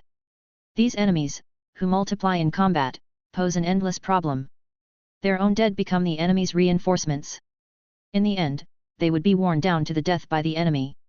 Looking ahead, beyond the horde of carrion, he saw a figure in black armor holding a magic wand. Kicking away the carrion that lunged at him, he shouted to those beside him, "A few of you, follow me to kill that mage. Whoever kills him will be my vice-captain, and even a single slash earns them captain." "I, captain," several nearby men replied. Then the pirate chief, with a few pirates in tow, charged forwards like mad bulls, plowing through carrion and heading straight for Wu Heng in the distance. Through his gas mask, Wu Heng watched his opponents. He pulled out a machine gun from his space ring and cradling it in his arms, he pulled the trigger. Bang bang bang! Bullets whistled out densely. The pirate captain's eyes suddenly shrank, and he instinctively threw himself to one side, rolling behind a protruding rock. The pirates who had charged with him were instantly hit by the bullets. Their bodies were shredded and they fell to the ground in heaps. "Skull Crusher, Blood Axe, go kill him," Wu Heng ordered again, as he too charged forward. Skull Crusher leapt high, his battle axe swung down at the space behind the boulder. The captain rolled backwards, kicking Skull Crusher in the chest with his foot and pushing himself back 3 steps. His eyes were filled with shock and disbelief. At the same time, Blood Axe arrived at his flank, his huge battle axe swinging non-stop. He pressed the captain back step by step with his attacks. Wu Heng followed up closely, releasing Disease Ray spell Weakness Ray non-stop. They hit the pirate captain. Seeing the situation turn sour, the latter turned and quickly ran towards the back. Wu Heng pulled the trigger again. Bullets pierced through his thigh and lower back, and he stumbled to the ground. Skull Crusher and Blood Axe were upon him in an instant. "Don't kill me, I can swear loyalty to you, do things for you, I also have money, I can give it all to you." Bang! The warhammer fell, knocking the Shuangdao aside. Another battle axe swooped down with a thud, ripping open the chest armor and chopping into his chest. Flesh flipped open, and fresh blood gushed out. "Damn it, why the hell are you targeting me, you're no good either." Bang! The battle axe fell again, chopping off his head. Wu Heng glanced at the battling scene, raised his machine gun, and opened fire directly. Bang bang bang! The muzzle spat flames, carrion and pirates alike fell to the ground. Bodies covered the ground. He reconnected the radio. "Have you found them?" Wu Heng asked. Xi Ligi's voice came through the earpiece, "Not yet." "How's it on your end?" Wu Heng glanced at the bodies strewn all around. "I can hold on, search more carefully, don't worry about me." "All right. Be extra careful." He disconnected the communication. Wu Heng started to search the bodies, taking off items one by one. Bloodthirsty twin blades, special item, space ring stamina belt. Wu Heng collected all the items. His gaze continued toward the several boats behind him. "Let's go, we're boarding the ships." Chapter 333. After plundering the loot from the pirate leader, Wu Heng called out and headed straight for the pirate ship at the harbor. At the harbor, there were 3 pirate ships docked, along with a slightly smaller merchant vessel. Wu Heng stood on the shore and glanced at the several ships in the distance. With a thought, he released the ghost Glenda. Glenda circled in the air above before flying down and asked, "Did you fight with pirates?" "How do you know they are pirates?" Wu Heng curiously asked. "There's a pirate flag on the ship," Glenda replied. "Ghosts possess dark vision and are unaffected at night." Yes, it was indeed a pirate group, and now they are all dead, Wu Heng said, then continued, "Over there are 3 pirate ships, see which one has good stuff so we can take it with us later." "Okay." Glenda agreed with a shout, diving directly into the pirate ship. Wu Heng didn't stop either and boarded the frontmost one. Pirate ships indeed had their own style. The hull was painted with exaggerated patterns, surrounded by fences, decorated with various styles of shields. The waves rocked the ship, causing the shields to clatter against the hull. Before Wu Heng had a chance to look around, Glenda flew back directly. She said, "Only one ship has a lot of goods and money in it, the other 2 are mainly just cabins, with some weapons and equipment, nothing valuable." "Only one ship is loaded with goods? Weren't they afraid it would sink, leaving them with nothing?" "Take me there." "This way." Glenda led him off the ship they were on and boarded another. They made their way down to the bilge, arriving in front of a door tightly locked with iron chains. There are no traps, right? Wu Heng asked. None. Wu Heng took a step back. Open it. Blood Axe stepped forward, and his battle axe came swinging down. Dang! An ear-shattering collision sounded, and the iron chain broke off, falling to the ground. Wu Heng pushed the door open, and it was pitch black inside. He cast the dancing light skill in front, the ring of light landing in the center on a barrel, gradually illuminating the surroundings. This was a storage room. There were stacks of cloth and herbs on both sides, and in the middle, there were various kinds of gold and silverware, sculptures, and paintings. They must have all been plundered. Pirates wouldn't normally have an interest in sculptures and art pieces, given their level of refinement. Wu Heng walked in and glanced inside the barrel. The upright barrel had no lid and was filled to the brim with shining silver coins that dazzled in the light. No need to look further, these several barrels all contain silver coins, and there's a chest over there with gold coins and gems, Glenda said softly, floating in the middle. Wu Heng turned around. There goes the anticipation. What anticipation? The anticipation of opening a blind box. I don't understand what you are talking about. I'm going to check the merchant ship. Wu Heng nodded, and Glenda passed through the wall to leave. This must be the pirate's storage room. He had thought that gold and silver would be carried in space rings, but the pirate captain hadn't done so. Instead, it was locked up here. Wu Heng collected all the gold and silver coins into his space ring, but there were too many other goods, and they wouldn't fit. He stood there, thinking for a moment, then walked back to the deck. He called out toward the water below, "Shark Teeth!" Wailala! A figure emerged from the water, and Shark Teeth looked up. Shark Teeth had not participated in the previous battle, and his only job had been to push the boat along. "Come up!" Shark Teeth walked out of the sea and stepped onto the deck. Wu Heng said, "This ship is ours now, take it out and hide. I'll come to fetch you tomorrow." Shark Teeth didn't say much and went straight into the control room. He intended to sail the ship away immediately. "Wait, I'll disembark first." Wu Heng got off the ship with 2 skeletons, and the pirate ship slowly left the pier, disappearing into the night. This operation. The pirate ship was deemed a spoil of war. But the association's process was still slow and strict, and there were others like Xi Ligi to consider. Claiming a ship for himself wasn't a bad deal. After all, he had contributed the most that evening. At that moment, Glenda flew back again, even faster than before. Hovering in mid-air, she pointed at the merchant fleet's ships and asked, "Why is there a woman up there?" "A woman?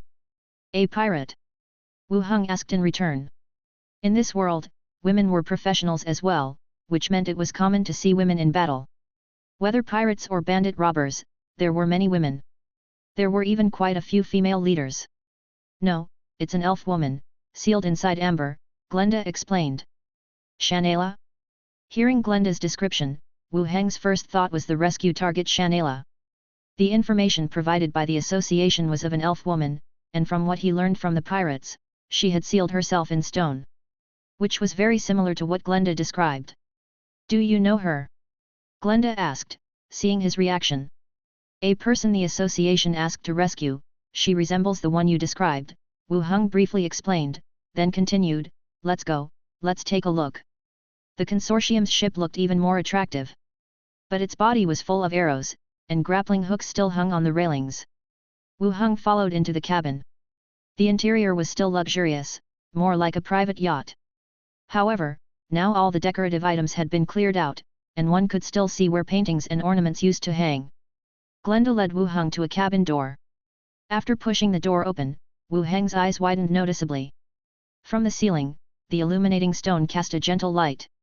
Beneath the light, a yellow, semi-translucent piece of amber took up half the room. Inside the amber was a graceful, beautiful elf woman.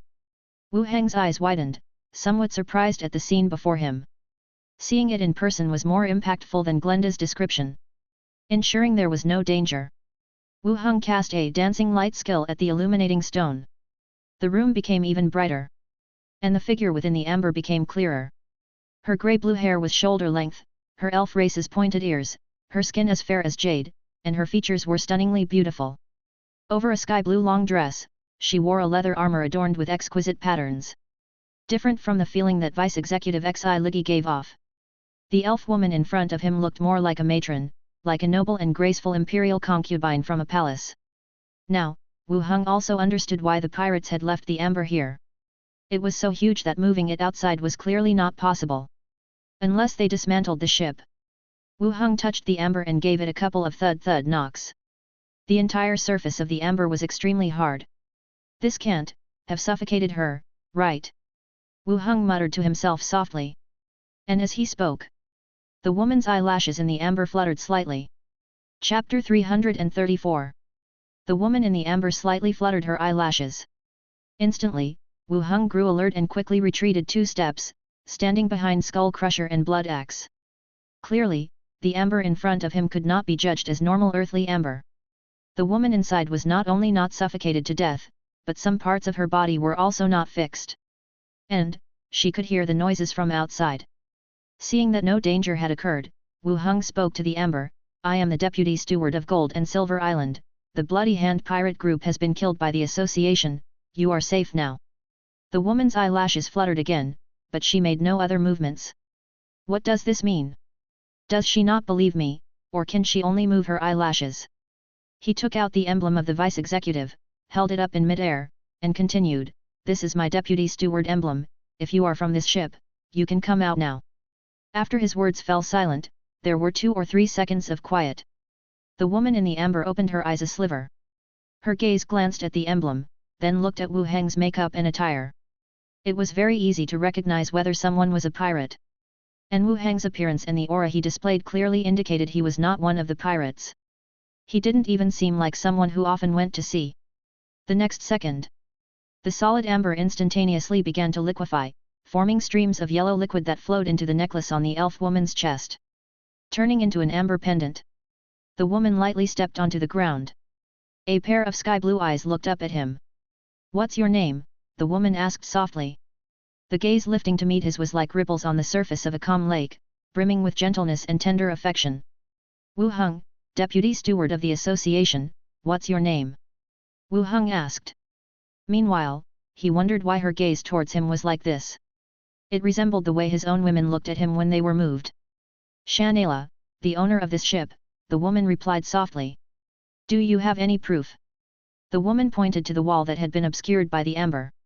On it hung a colorful oil painting, in which a woman sat on a high chair that looked very much like the woman before him. There was only a slight difference in the facial expressions. The woman in the painting was cold and aloof, while the woman before him looked up with soft affection. But it was almost certain that this was Shanela. "All right, let's go, I'll take you out for some fresh air." Wu Heng turned and walked outside. Shanela followed behind and said, "Thank you for saving me, Deputy Steward Wu Heng. Just call me Wu Heng." You can call me by my name in the future too," the woman said softly. Wu Heng continued to ask, "How did the pirates target you?" Shanela's face turned ugly in an instant. These pirates had set an ambush on the trade route early on. Someone must have leaked my itinerary to them. I'll have to investigate thoroughly once I get back. That is to say, someone inside had leaked her navigation route to the outside. This led the pirates to make arrangements early on, just waiting for this fat sheep to enter their prepared ambush. And the pirates were successful, leaving only her alive among everyone on the ship. Seeing her gloomy expression, Wu Heng offered comfort, "It's okay, who hasn't encountered a few rotten people in their life? Just be more careful from now on." Thank you," Shanela said and leaned a bit closer once again. The two reached the entrance to the cabin. The voice of Xi Ligi came through the earpiece. "Wu Heng, how's it going on your end?" Wu Heng signaled to the woman beside him and replied through the earpiece, "It's fine, all the pirates are dead." "Has the reinforcement arrived?" "No," they turned on each other. "I was summoning carrion while I fought, and I took the chance to kill them," Wu Heng said offhandedly. The opposite side remained silent for quite a while before the voice came through again.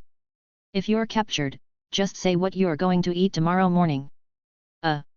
This little girl is quite cautious. "I haven't been captured. The pirates are really dead. Besides, if I can't beat them, can't I still run away?" Wu Heng replied. "You, alone, killed a few hundred people? How is that possible?" The skepticism was still evident in the other person's tone. Humph. Now you know why necromancers are feared by others. You really haven't been captured. No. If you dare to lie to me, you will regret it, Xi Ligi said, continuing, we didn't find Shanela. We're coming over now, and when the association's reinforcements arrive tomorrow morning, we'll conduct a thorough search. Looking at the elf woman beside him, Wu Heng said, Shanela is with me, you all should just come back. Damn, you were captured after all. Big sister, you're overthinking it. We're standing on the deck, let Olin's tamed beast take a look, Wu Heng said plainly.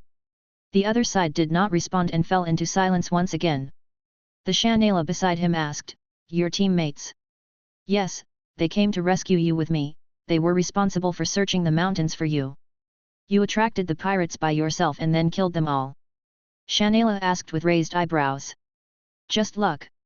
You're incredible. The two stood on the deck waiting for a while.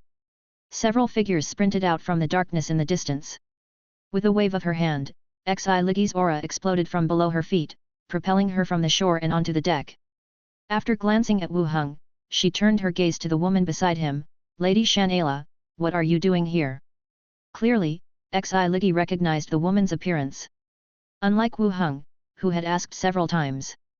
Shanela nodded, I was trapped in the cabin. It was Deputy Steward Wu Heng, he saved me. She said, looking up. Xi Ligi felt there was something strange in the other person's tone, but couldn't pinpoint what was wrong. She continued, the association's reinforcements will arrive tomorrow morning, so please wait a bit longer. It's all right. Thank you for coming to save me. I will mention this to the association and reward you accordingly upon our return. It's what we should do. The rest of the squad members quickly ran up as well. Deputy Steward Wu Heng, they saluted. Even the members of one small team sounded increasingly respectful. Wu Heng nodded and instructed, clean up the battlefield, identify those with bounties, strip the rest of their equipment, and bury them where they fell. Yes. The team members immediately ran down and started collecting bodies. Dealing with the bodies could also yield quite a bit of war spoils. With some luck, finding something valuable could be a considerable income. Eventually, the bodies of one leader and two key members were dragged out. 10 a.m. The association's fleet arrived at Cocktail Island. Swarms of mercenaries poured onto the small island, only to see two stewards, accompanied by a few squad members, sitting at the port and yawning. Steward Imolo, leading two association squads, disembarked from the ship and asked upon seeing them, where are the pirates? The pirate ship was still there, it was clear the other side hadn't escaped. Seeing Wu Heng had no intention of answering, Xi Ligi stood up and said, all the pirates have been killed, including one pirate leader and two key members listed on the wanted notices. Lady Shanela has also been rescued safely. Imolo looked at the group. There was a hint of surprise in his eyes. Chapter 335. Where is Lady Shanela? Imolo asked once again. Inside. Xi Ligi gestured, and someone immediately went to fetch her from the stone house behind. Soon, Shanela emerged, her complexion much improved. She smiled, Steward Imolo. I'm glad you're unharmed, Lady Shanela. Please board the ship and rest. We will head back to Gold and Silver Island shortly. All right.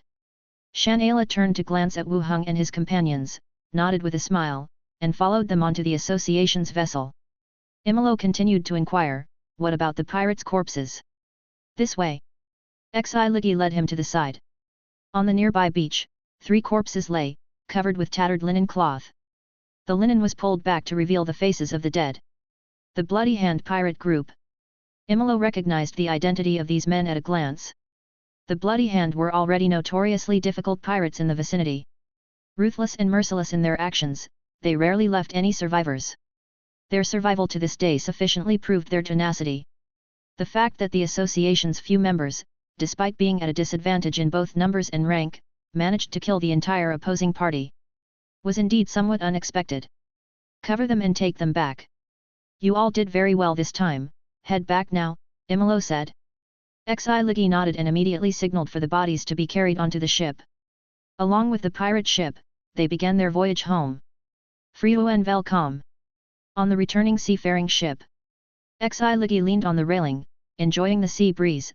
This trip, you solved the problem by yourself. The achievement is everyone's, it's just that we played different roles. Wu Heng walked over and stood beside her. We just searched around the mountain and didn't find anyone, Xi Ligi continued. The plan for last night's operation. They were to ascend the mountain to rescue hostages, which also meant facing combat and danger. But after the entire battle, Wu Heng alone had taken care of matters, making it seem as though they had simply taken a detour before running back. I didn't expect Shan'ala to be on the ship. Wu Heng paused slightly, then asked in a low voice, what's her identity anyway? She seems to have quite a status. The president of Starflower Cross Sea Commerce Association, the largest of the Wood Elf commerce guilds, Xi Ligi explained. Such a large commerce guild got hijacked by a pirate group. That's why we're also surprised. There will likely be further investigation into this matter. Wu Heng nodded, saying no more. According to Shan'ala, the incident last night occurred due to a leaked itinerary. The pirates had set up an ambush well in advance. It seemed that this was also an important factor in the situation. By the way, it feels like Shan'ala treats you differently from others, Xi Ligi spoke up again. Wu Heng raised an eyebrow, really? Maybe it's because I rescued her. Yes, that must be it.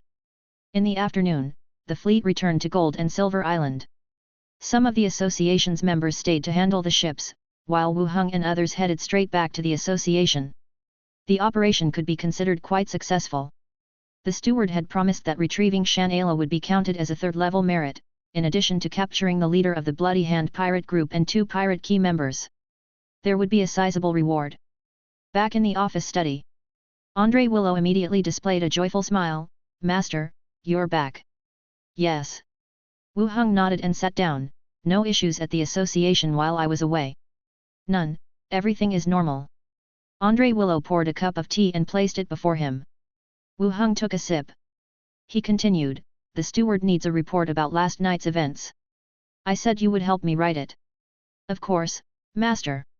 Andre Willow spread out a piece of paper, ready to start writing. Wu Heng thought for a moment and recounted last night's events. Andre Willow sat to the side and began to record everything.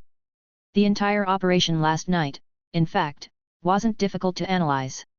He just needed to recount what happened, ensuring it was consistent with Shiraz's account. Besides, there was nothing particularly special about the events, except for the pirate ship he had commandeered, so there was nothing to hide. Andre Willow wrote down everything. Then he briefly organized his notes and copied them anew. Master, please take a look. Wu Heng picked up the document, read it from beginning to end, and after confirming there were no issues, said, take this to the steward then. Yes. Andre Willow left. Wu Heng took out last night's spoils. He laid them out one by one on the table. Bloodthirsty twin blades, special item, space ring stamina belt. The first item was the twin blades used by the pirate captain. Wood handles and iron blades, with a hint of dark red traces on them. It was as if they were smeared with blood that had not been wiped away. Bloodthirsty twin blades, special item. Category, special item. Function, the holder enters a frenzied state, wounds become difficult to heal. Side effects, in the frenzied state, sanity decreases over time. Description, a weapon used by a powerful thug, the wielder will gradually be influenced by slaughter, entering a frenzied and insane state, the blade is sharp, wounds inflicted by it are difficult to heal, and the wielder will gradually lose their sanity. A special item. It seems that the Bloody Hand captain was indeed extraordinary.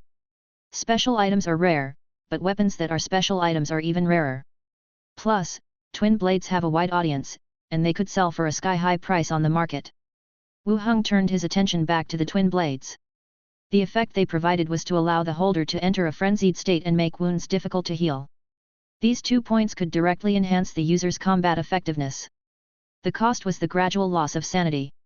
During the fight with the pirate captain, the fact that he turned and ran meant Wu Heng had not noticed any loss of sanity. But that was not a big problem if he let the skeleton use it.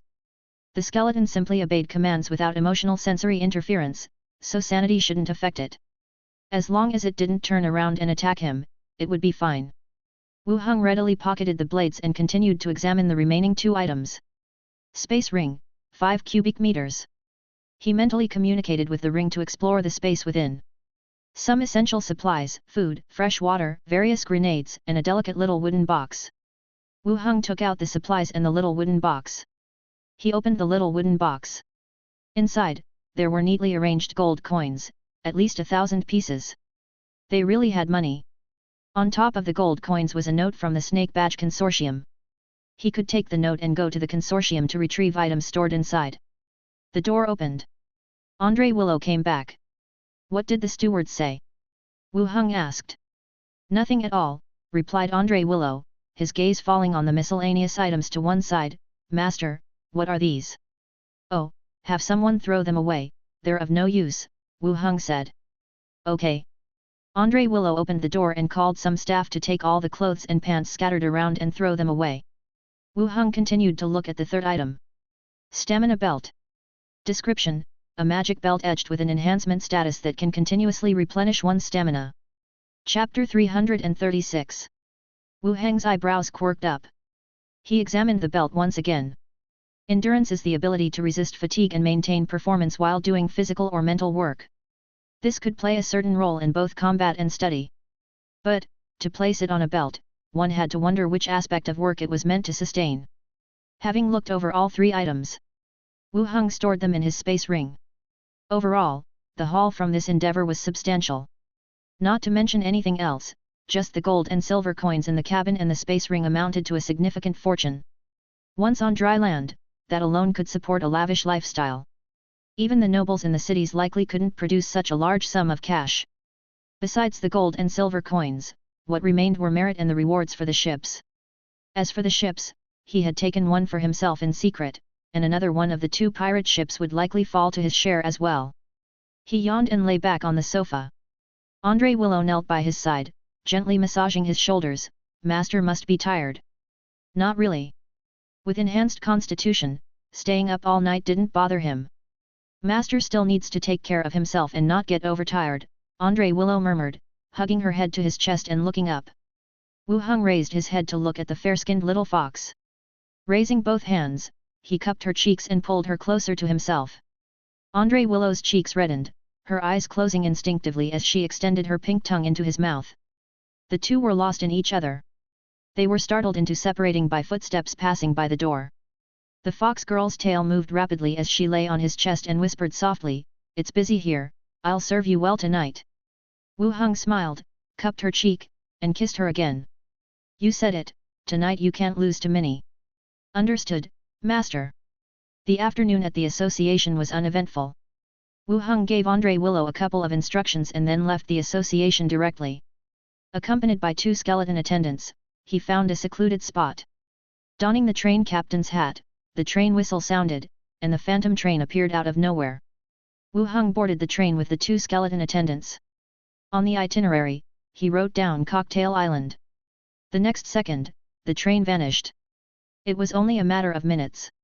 He had barely taken his seat when the train reached Cocktail Island. Wu Heng stood up, stepped off the train with the skeletons, and set foot on Cocktail Island once more. The place was now deserted, with the sea breeze howling. Wu Heng released Glenda and after giving a couple of instructions, Glenda flew towards the sea. Soon, the pirate ship that had left the previous evening emerged from the horizon, appearing in their sight. It approached the port slowly. Wu Heng boarded the ship, where the skeleton attendant Shark Teeth was still standing in the control room, and the ship was empty. This ship was the flagship of the Bloody Hand pirate group. No one from the association asked about it, and it seemed that Xi Liggy and the others hadn't noticed this ship either. Now it seemed likely that the ship was his. Wu Heng stood at the bow, pondering what to do with the ship. Whether to use it for cargo transport or to form his own trading fleet. After all, the household goods scavenged from the zombie world still had no outlet for sale. But the ship couldn't dock just yet. Bringing it back to Gold and Silver Island now would tell everyone that he had kept a ship for himself last night. Even if he had contributed the most, it might still lead to some negative reactions. He disembarked once more. Directing the skeletons, he went to the site where they had buried bodies the previous day and exhumed them all. Corpse battlefield was cast, the unconverted corpses shed their flesh, and all stood up as skeletons. Wu Heng ordered, "From now on, you'll be stationed on this ship." The skeletons all boarded the pirate ship in unison. Wu Heng continued to speak to Shark Teeth, "Normally, just anchor the ship here. If other fleets approach, avoid them for now. I'll come back to pick you up in a few days." Shark Teeth boarded the pirate ship again. After the ship affairs were settled, Wu Heng put back on his train captain's hat and the train appeared, returning to Gold and Silver Island. Back at the living quarters, Minnie and Andre Willow were chatting in the living room. There was the sound of cooking coming from the kitchen. Wu Heng popped his head in to take a look and saw Chef Number 1 tied in an apron, busily preparing dinner. On seeing Wu Heng return, Minnie leaped up excitedly and threw herself into a big hug. Wu Heng patted her bottom and said, "You start seeking affection the moment I'm back. Aren't you afraid waiter will laugh at you?" "Master, I missed you so much." Minnie buried herself in his embrace. "It's been just one day. I still missed you." Wu Heng held her and sat down on the sofa in the living room. Andre Willow said with a smile, "I heard you were coming back." "Minnie almost went to the association to find you." "Yes, I did." Minnie nodded energetically. "Minnie is such a good girl," Wu Heng said softly. Still sitting in his lap, Minnie said in a low voice, "Master, I bought some flower seeds and planted them in the courtyard. It won't be long before the garden grows." Well done," Wu Heng said with a smile of approval. Soon, dinner was ready. The three of them sat together to eat. After dinner, Wu Heng took out the spoils of war he had scavenged from the pirate ship. He left them for the two women so that they could decorate the place when they had time. Dusk fell. The three of them emerged from the bathing tub.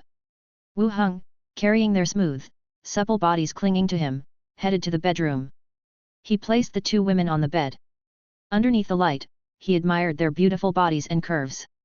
Minnie was smiling gently, while Andre Willow's cheeks were slightly red, her fluffy foxtail coiled in front, covering some important parts. Standing in front of the bed, Wu Heng gently caressed their smooth bellies. They were soft to the touch. "Master, come here," Minnie said softly, grabbing his hand. Wu Heng nodded and lay down with the two women on the bed. The next day, in the morning, Andre Willow went to the association. Wu Heng quickly tidied up and went straight to Zombie World. He stepped out of his living quarters. Qiangzi approached from a distance. He said, "Boss, I have a new plan for the flying dragons throwing issue, and this time it's definitely reliable." "What's the plan?" Wu Heng was curious. "Have you heard of the lazy dog bomb?" Qiangzi asked. Wu Heng shook his head. Qiangzi explained, "I spoke to some people from Flame God Shelter when they came over, asking them how to efficiently attack zombies from above in a way that's easy to produce, and they mentioned the lazy dog bomb." He pointed at the draft schematics and said, "They said it's a weapon developed during World War II, solid core without the need for explosive filler. Dropped from a height, it can penetrate 60 mm of steel plate. As long as you carry enough, it can cover a sufficient area and kill the enemy." Wu Heng followed his hand and looked at the designs on the draft.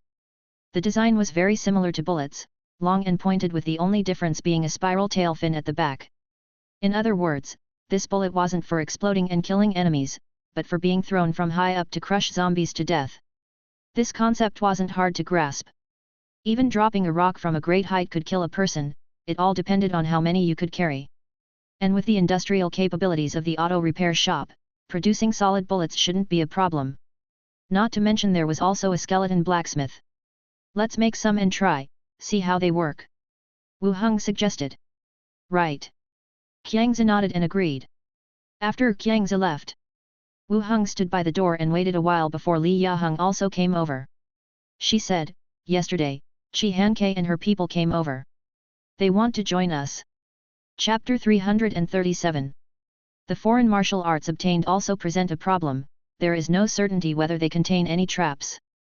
Many alien races would place flawed inheritance stones inside mystical treasures. If you actually begin cultivating and can identify the flaws, then that's still manageable.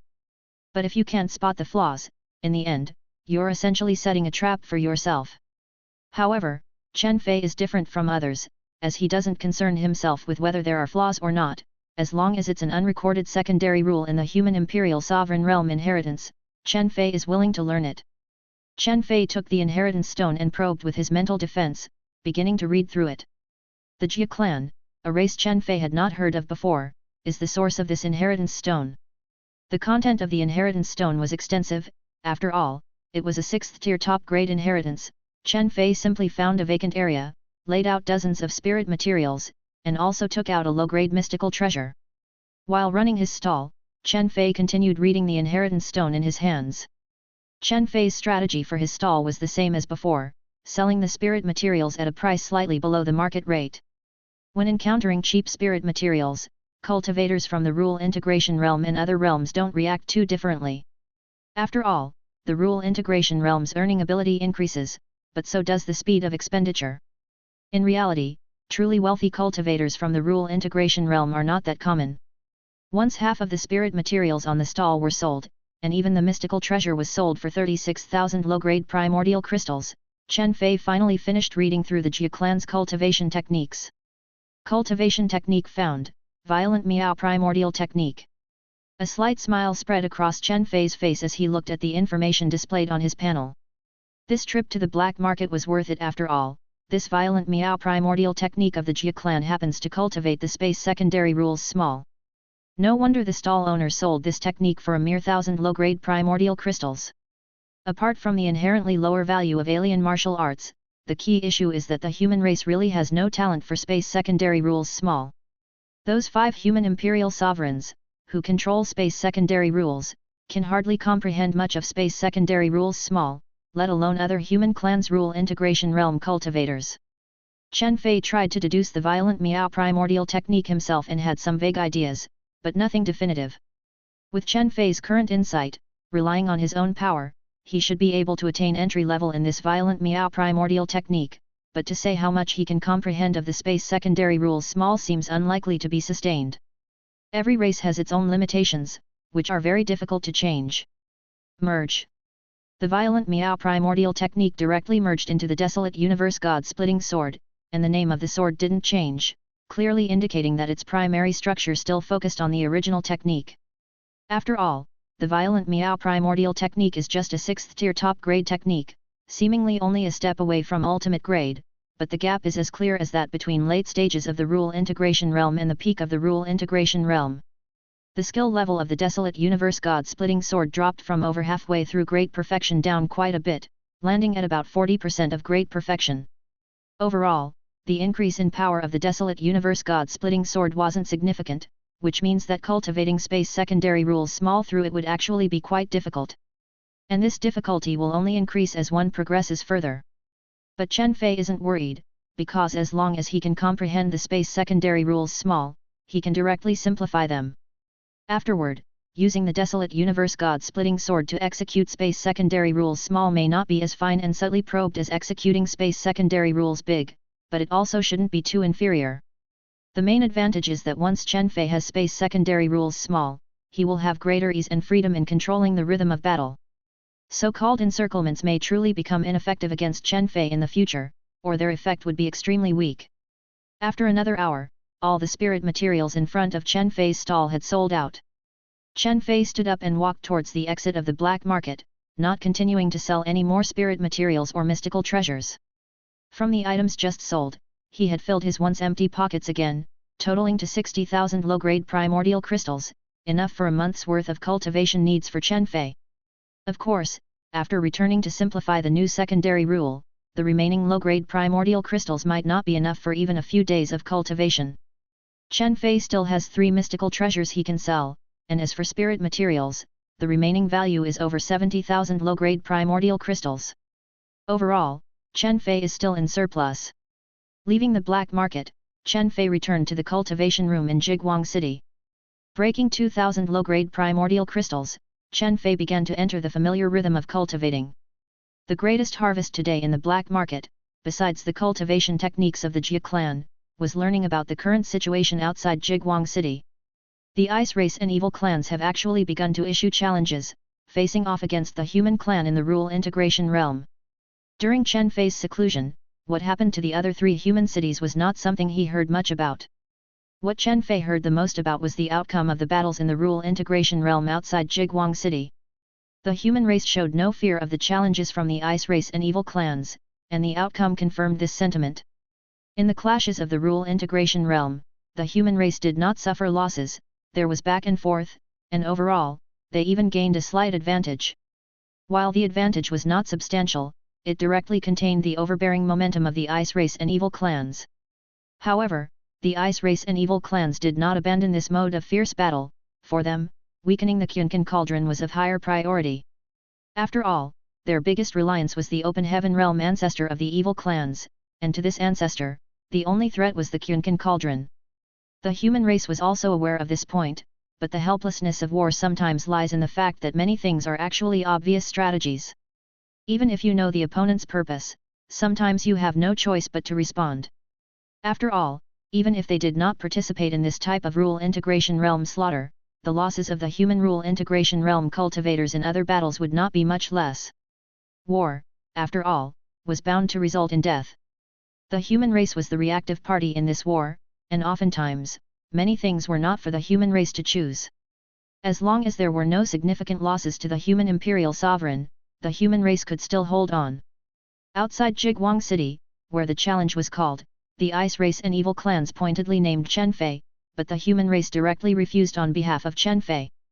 They refused to accept a challenge against someone who had just broken through to the rule integration realm early stage within a year, even if both parties were at the rule integration realm early stage. The potential of Chenfei was clearly aiming towards the late stages of the rule integration realm, even towards the peak of rule integration realm. He would not engage in a fight in such a public spectacle. Thus, even though the Ice Race and evil clans offered several favorable conditions, Jigwang City still did not agree, and they did not even ask Chenfei for his opinion. Today, Chenfei was in the black market, and upon learning this news, he was actually somewhat tempted inside. Beyond the most basic condition of the victor taking all spoils from the duel and slaughter, each competition actually came with an additional wager, still with the winner taking all. This meant that if Chenfei were to enter the fray and kill a cultivator at the rule integration realm early stage, his gains would be very substantial. With the rate at which Chenfei was currently consuming low-grade primordial crystals, and even though he had mystical treasures and spirit materials worth about 200,000 low-grade primordial crystals, it was actually only enough for a few months' consumption. Facing the rule integration realm early stage, Chenfei really had nothing to worry about. Jigwang City currently did not wish for Chenfei to fight, and since Chenfei also had enough resources, he did not think of volunteering to battle and decided to deplete his current resources first. Moreover, there was presently a new space secondary rule that could help enhance Chenfei's battle strength more quickly. Chenfei's mental defense gradually deepened as he began to constantly deduce the understandings in his sea of consciousness and absorb them one by one. After several hours, Chenfei stopped cultivating because he had condensed 7 source points of the space secondary rule small. Comprehension of the rules, at the beginning, is always simple. Simplification. Space secondary rule small simplification in progress. Simplification successful. Space secondary rule small gathering origin point space. 30,000 low-grade primordial crystals disappeared, and Chenfei couldn't help but crack a smile, equating to the value of a low-grade mystical treasure. The simplified cultivation of the space secondary rule small was somewhat similar to that of the space secondary rule big. Chenfei tried to gather origin point space, and as the understanding of space secondary rule small emerged in his sea of consciousness, a smile couldn't help but appear on Chenfei's face. Chenfei set aside distractions and continued cultivating. 14 days later, he left the cultivation room and made another trip to the black market because his low-grade primordial crystals had been exhausted once again. This time in the black market, Chenfei did not see anything satisfactory. He only sold another low-grade mystical treasure as well as some of the spirit materials. After obtaining 70,000 low-grade primordial crystals, Chenfei left. In the black market, Chenfei also learned about the recent situation outside Jigwang City. The clash between the rule integration realm cultivators on both sides was no different from before, but recently, a rule integration realm early stage cultivator from the evil clan, named Si Sheng, had arrived outside Jigwang City, specifically challenging Chenfei. Jigwang City refused, so Si Sheng began to fight other human rule integration realm early stage cultivators, killing 2 in 2 battles. A prodigy who broke through to the rule integration realm in less than 100 years. In the cultivation room, Chenfei's eyes flickered with the thought that this Si Sheng might have been specially strengthened by the open heaven realm ancestor of the evil clans. For the rule integration realm early stage, this was somewhat too high profile. Regardless, Si Sheng's talent was undeniably impressive. With 2 human rule integration realm early stage cultivators being directly killed, the likelihood of Jigwang City sending Chenfei into battle was even lower now. Chenfei closed his eyes and continued cultivating. Since he began cultivating the space secondary rule small, Chen Fei discovered that the growth rate of his soul and origin point space were actually accelerating. This was somewhat unexpected for Chen Fei because what was currently restricting the number of rule fragments he could control was precisely the strength of his soul and origin point space. He did not anticipate that the fusion cultivation of two space secondary rules would have such an effect. Chen Fei wondered whether it was a special enhancement for origin point space after the perfection of the space secondary rule, or if cultivating more secondary rules would provide greater assistance to the origin point space and soul. If it was the former, Chen Fei had no options because the human race did not have the inheritance of any other space secondary rules. But if it was the latter, should Chen Fei start looking for other sixth-tier inheritances of the human race, even if they were not of the Emperor realm? Half a month later, having secluded himself in his room, Chen Fei received a message from outside the cultivation room. Chapter 338. Even though the battlefield was covered in smoke and dust, making it difficult to see the situation clearly. The killing power suggested that the zombie horde had definitely suffered heavy casualties. Otherwise, the experience points wouldn't have increased by such a large amount. It seemed that this weapon design was even more successful than the previous Iron Wolf Rake and Zombie Generator. It was simple and brutal, and easy to make. Damn, that's fierce. Area attack. Awesome. Qiangzi and the other two who were loading ammo for the skeleton flying dragon exclaimed in surprise. The effectiveness before their eyes had exceeded their expectations. Boss, Sister Heng, how about that? I told you it would be reliable this time, Qiangzi said as he came over. It is quite good, Wu Heng didn't deny. You've got a success on your hands, Li Yaheng also nodded in agreement. Look, I told you, if I study hard, I can definitely get into the 122, 985, whatever, Qiangzi said. The glasses-wearing young man behind him interrupted, Brother Chiang, you mean 211, right?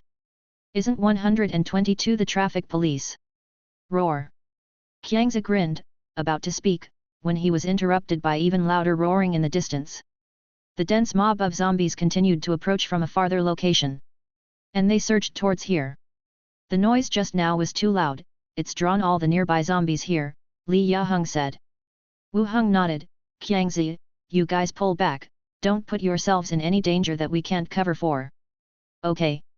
The few of them drove backwards to retreat. Wu Heng's gaze settled on the advancing zombie horde. He ordered, archers, loose arrows. Whoosh. Arrows whistled through the air, falling into the surging mass of zombies.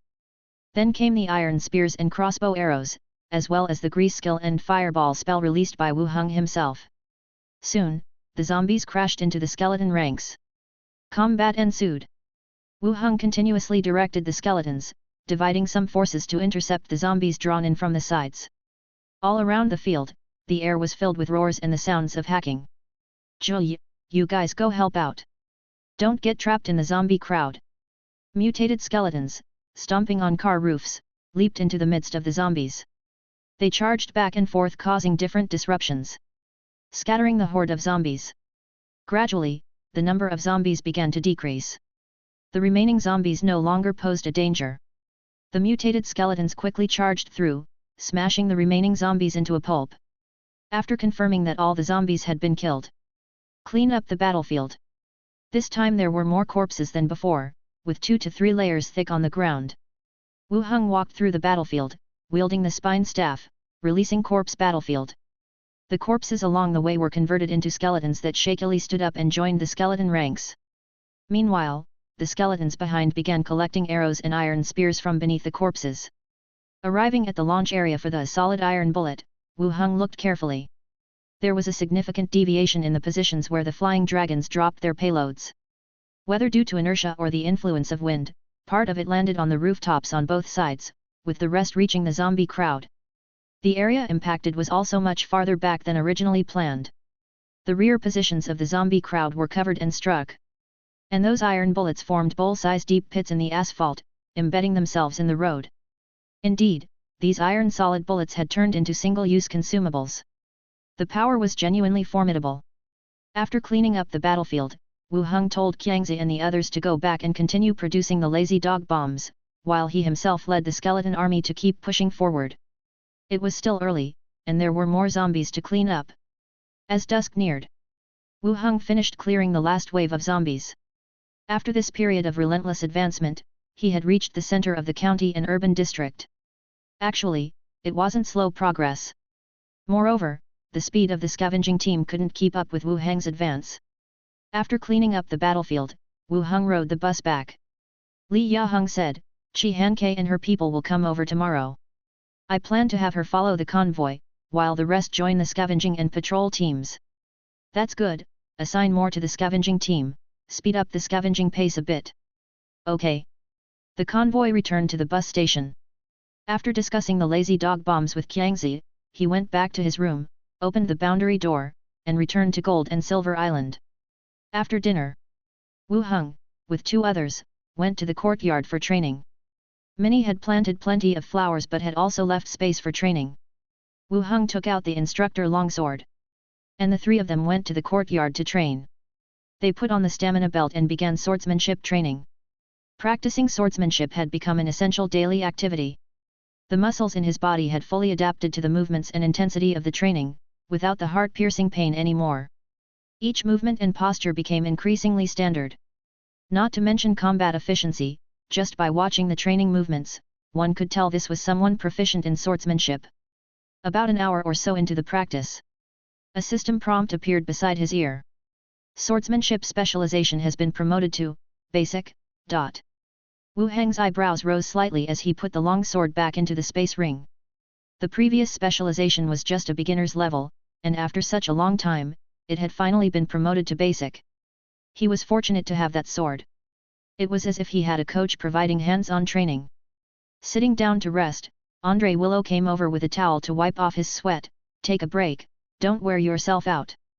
Minnie also took a break from her training, wearing yoga gear, and leaned over. "Sister Wei, wipe me down too." "Wipe it yourself, don't you have hands?" Andre Willow threw the towel over. "Fine, you're gonna play it like that, huh?" "Tonight, I'm gonna punish the fox with the master," Minnie said as she wiped off her sweat and spoke loudly. Andre Willow gave her a disdainful glance. Wu Heng smiled as he wrapped his arms around the shoulders of the 2 women, but his eyes caught the light of an illuminating stone shining through the window of the neighboring residence. The place had been empty before. Someone moved in next door. Wu Heng turned his head to look at the adjacent house. This place was more like a modern row of townhouses, with connected courtyard walls. The 2 women also turned to look. Minnie said, "Yes, a renovation team has started to work on it. I heard the owner is planning to move back in." "Oh." Wu Heng nodded and continued, "I'll arrange for more skeletons. Minnie, when you are at home alone during the day, don't get into conflicts with anyone. If anything happens, wait until I get back. Gold and Silver Island is no peaceful place. Although the chances are slim, as I am the vice executive of the guild, I shouldn't encounter much trouble. But still, it's better to be careful. Don't worry, if there's any trouble, I'll run to the guild and find Sister Wei, then use the guild's authority to pressure them," Minnie said, confidently patting her chest. Andre Willow sneered and said, "Just now you were talking about punishing me tonight, and now you know to find me when you're in danger."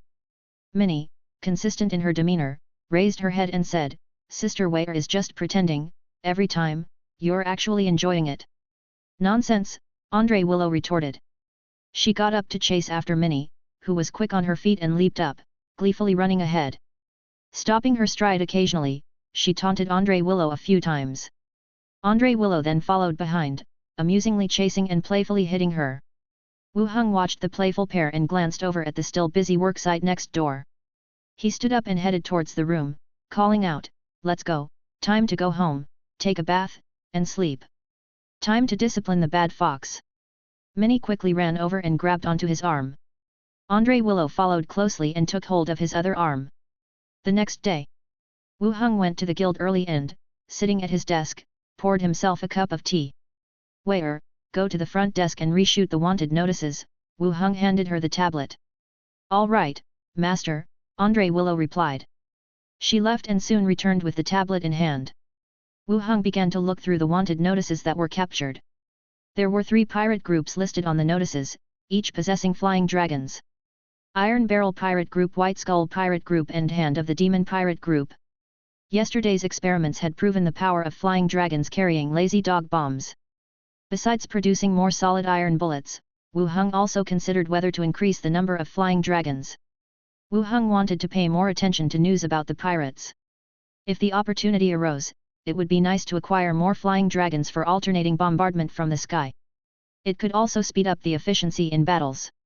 Andre Willow, resting her chin on his shoulder from behind, softly asked, "Master, are you planning to trouble the pirates?" "Right now, there are no leads, just casually looking," Wu Heng replied. Although he was inclined, there really wasn't any information here. Now he kind of missed when Mancha, during his time in Lundham City, the gang boss provided him with a lot of useful intelligence.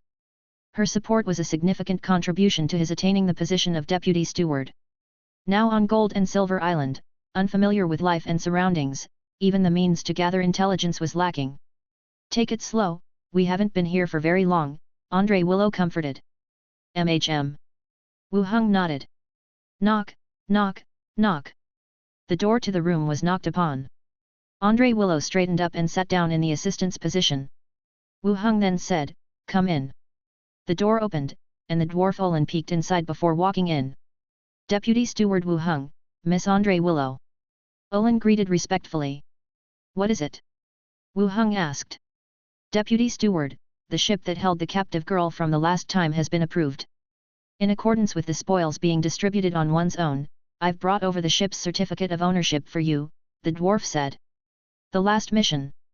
Wu Heng had led the third squad on that operation, but the entirety of the battle had been completed by Wu Heng alone. By the time the third squad arrived, they only carried out the aftermath and reporting work. It was essentially like picking up a mission reward and prestige for free.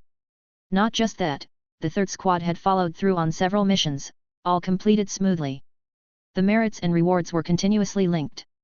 Many squads were envious. Naturally, they had to center around Wu Heng. Once there was news of this ship, the dwarf immediately brought it over. Hearing the dwarf's words, Wu Heng's spirits also lifted. A ship was not a conveyance like a horse-drawn carriage. The cost to build a ship was quite expensive. At the least, a few tens of gold coins, or as many as 100 gold coins. Of course, this refers to cargo ships, not those small boats propelled by human power or ordinary fishing boats. Wu Heng looked at the ship certificate handed over to him and asked, "How do I use this thing?" "All you have to do is fill in your name and re-stamp the account number on the body of the ship," the dwarf explained. The matter seemed uncomplicated. Wu Heng thought for a bit and continued to ask, "What if there is a new ship, how should it be registered?" "That depends on which country or power you wish to register with. Here on Gold and Silver Island, they don't enforce it too strictly. Giving some money for registration should suffice. If you want to register with the association, it's even simpler, fill out a form, and if the association has it on record, that's considered registered," the dwarf replied. Wu Heng nodded, having understood the other party's explanation. In plain terms, ship ownership wasn't too strict. As long as one had a reasonable identity, actually, it was possible to apply to dock. At that time, there wouldn't be any place to verify whether your location was legitimate. Wu Heng took the ship certificate and said to Andre Willow, "Give everyone some celebratory money." Andre Willow took out a pouch of coins, heavy, and handed it to the other party. "That won't do, the entire campaign was resolved by you, and this ship should rightfully be yours," the dwarf stated firmly. "Take it, consider it everyone celebrating my acquisition of the first ship." The dwarf hesitated for a moment, but still pocketed the pouch of coins. "Thank you, Deputy Steward. If you have any orders in the future, just let me know," he said. Wu Heng nodded. "Then I won't disturb you any further." Once again, the dwarf bowed courteously and retreated from the room. "Master, congratulations on having your own ship," Andre Willow said with a smile. Wu Heng stood up, "Come, let's go take a look at that ship." Chapter 339. One morning, there wasn't much going on at the association. Wu Heng took Andre Willow and left the association directly for the port. The ship allocated to them had already been docked at the association's specialty docks and was under the supervision of the staff. "What are you here for?" The person watching over the ship seemed not to recognize Wu Heng. Andre Willow showed an assistant certificate, and the other party's attitude became much more respectful. A path was cleared, allowing the two to board the ship. The bodies on the ship had already been cleaned up. But in the crevices of the deck, you could still see the remaining bloodstains and flecks of flesh. If it weren't for the fact that he was a necromancer himself, one might suspect that the ship was adorned with soul rings. What does the master plan to do with this ship? Andre Willow asked. Wu Heng sat down on a remaining chair and said, I haven't thought it through yet, do you have any suggestions? If the master doesn't plan to form a merchant fleet, you could establish a ship fleet. It would be more convenient to pursue pirate groups at sea, Andre Willow contemplated and then said. As an assistant to the vice executive, she had reviewed quite a lot of information. She knew more about the situation on Gold and Silver Island than Wu Heng did. Previously, Wu Heng had only thought of forming a merchant convoy, but now it seemed possible to arm the fleet as well. To use it for chasing pirate groups.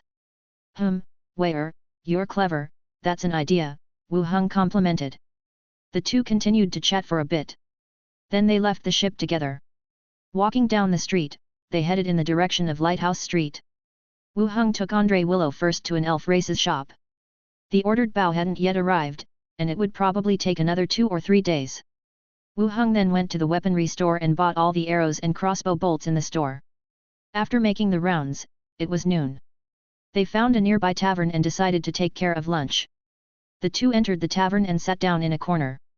Although it was daytime, there were already several tables of guests inside the establishment. They were drinking, chatting, and discussing recent happenings on the island. A full-figured, slightly dark-skinned maid came over with a smile and asked, what would the guests like to have? This demon red flower crab, is it called that because of the crab? Wu Heng asked, looking at the menu written on the wall.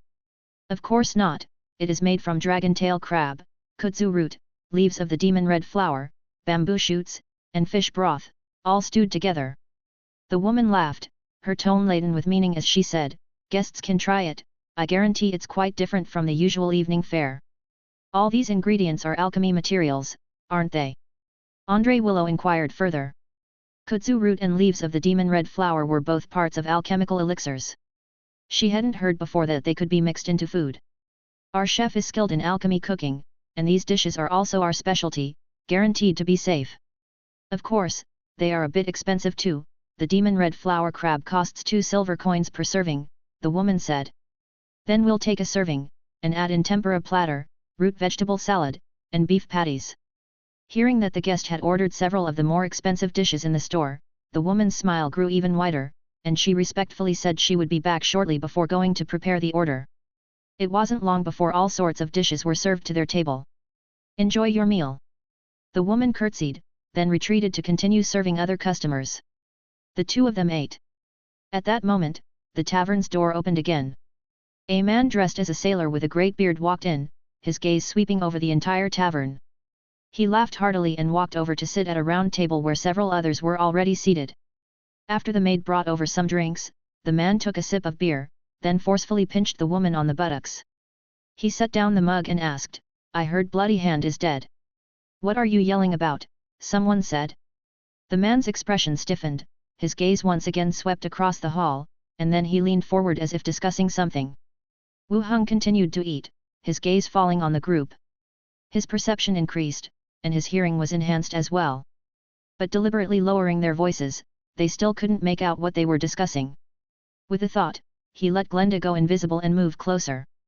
The group chatted for a while. The man's gaze then fell on the woman serving drinks to customers again. He got up, walked over, and scooped her up by the buttocks, saying, You talk, we'll go inside for a private chat. The woman struggled a bit with annoyance. But as soon as a few silver coins were shoved into her bust, she immediately became as docile as a kitten. She let the man carry her off to the back. The rest of the group laughed and shouted, Hurry back, I've got something to say to her next. Glenda flew back, returning to the body. The scene of their conversation just now also emerged in Wu Heng's mind. Bloody Hand is really dead, the bearded man asked. The man across from him said, Confirmed news, the association dispatched 2 vice executives, and they wiped out the Bloody Hand pirate group overnight, not one survived. None survived? Bloody Hand was a level 15 professional, even if he couldn't win, escaping shouldn't have been a problem. The warrants for Bloody Hand pirate group have all been issued, it's definitely true, someone said, then asked, Tell us, what's the new information? The bearded man said, In Yeko Kingdom, the old king is critically ill, and the whole kingdom's situation has tensed up. The second one said, the Iron Barrel pirate group is infighting, the captain has been killed, and the first mate has taken over the pirate group. They muttered amongst themselves about why so many pirate groups had run into trouble recently. Then they all looked at the third person.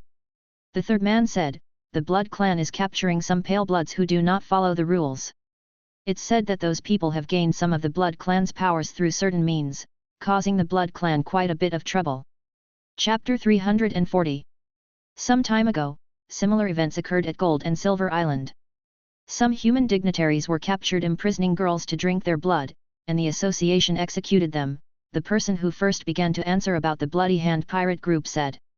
The association has been quite fierce lately. Indeed, 2 vice executives, I heard they're both quite formidable. The association might forcefully intervene here soon. At this point, the big bearded man had lost interest. His gaze moved with the voluptuous woman. He made a few remarks offhand and walked toward the woman. After listening to the conversation of several people, Wu Heng picked up his cup and took a sip. These individuals formed a sort of small information exchange team, swapping the intelligence they'd gathered right here. Besides the first matter about the Bloody Hand pirate group, the other 3 pieces of news were indeed unknown to Wu Heng. The big bearded man mentioned the political situation in the Yeko kingdom. The old king was critically ill, which led to increasingly tense situation across the kingdom. This issue must be related to the succession rights, or perhaps someone is trying to seize the throne during this time. Wu Heng found this strange. Members of the secret cultivation hall had all sorts of strange artifacts to extend their lives. Couldn't the king find a way to prolong his life? Or perhaps, after an extension, he had reached the end of his life. This matter didn't have much impact on him. The only thing was Slither from Blackstone Town, but as a remote small town, and with Slither being a steward of the association, it surely wouldn't involve her. The second piece of intelligence was about the Iron Barrel pirate group. In the morning, when Andre Willow went to get the bounty posters, there was one that had a flying dragon. Just as they had confirmed it as their target, it had changed captains. The third piece of intelligence was very directly related to Wu Heng. The Blood Clan started abducting illegal pale bloods from various places. In plain terms, they were capturing members of the secret cultivation hall. This was something Wu Heng wanted to see. It was best if they were killed off so they didn't dare to show their faces. After finishing lunch, Wu Heng and Andre Willow walked straight out of the tavern. Andre Willow returned to the association to continue her shift, while Wu Heng went directly to the Snake Badge Consortium. In the hands of the leader of the Bloody Hand pirate group, he had obtained 2 bank drafts from the consortium. Entering the consortium, he was invited into the lounge after showing his emblem. As soon as he sat down in the lounge, a middle-aged man in a suit followed him in. He respectfully asked, "Guest, what can I do for you?" Wu Heng took out the 2 bank drafts, pushed them across the table, and said, "Get the items out." "Of course, guest. Please wait a moment." The man took the drafts and walked out directly. Before long, when he returned, he was followed by 2 employees, each holding a sandalwood-colored wooden box. Wu Heng glanced at them. Judging by the effort the employees used to hold them, there probably wasn't anything heavy inside. It's unlikely to be gold coins or silver coins. "Guest, these are the items for the drafts. If you have any further instructions, you can call us at any time." The man saluted once again, taking the other 2 people and leaving the room. Once the room's door closed, Wu Heng bent down to place the 2 wooden boxes in front of him and opened the first box directly. Inside were 2 dock warrants, laid flat. Wu Heng flipped them over, taking out the paper slips. North Santa Claus Shipyard, ship warrant large warship. North Santa Claus Shipyard, ship warrant large warship. 2 ship warrants. Wu Heng frowned. Pirates were storing ship warrants at the Snake Badge Consortium. What sort of move was this? Wu Heng had speculated about money, about special items. But he never expected it to be ship warrants stored at the consortium. It didn't matter, though, as he now had 4 ships. Even though he had no plans to set sail, his own fleet strength was beginning to take form, certainly much stronger than most pirate groups. His gaze continued to the second wooden box. He opened it directly.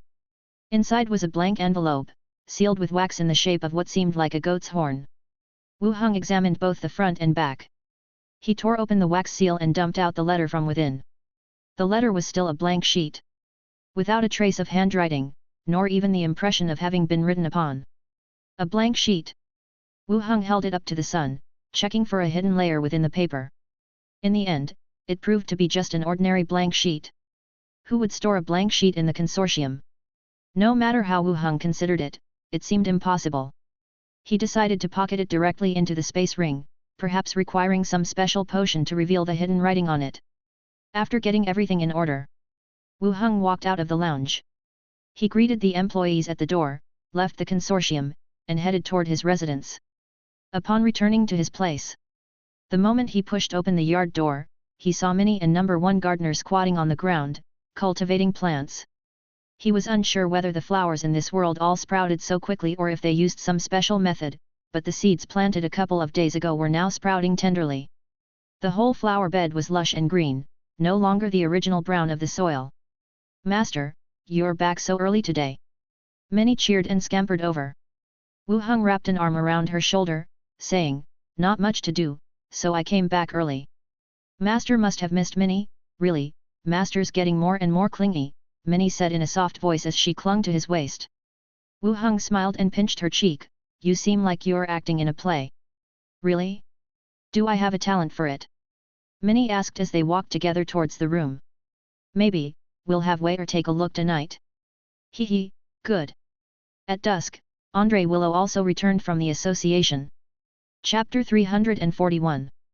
After dinner, having trained for a while in the courtyard, he returned to his room to rest. The next day, early morning, Wu Heng left a few instructions with Andre Willow, who was heading to the association. He had no intention of going to the association himself. After a brief preparation, he opened the boundary door on the 4th floor and headed to Zombie World. Appearing in the bedroom, he glanced outside the window. He took out the walkie-talkie and said, "Get the cars ready, tell Qiangzi to bring the solid bullets too, we're preparing to set off." Soon, the voice of Li Yaheng was transmitted back, "Okay, we'll have it ready immediately." About half an hour later, the walkie-talkie crackled to life again, "All set."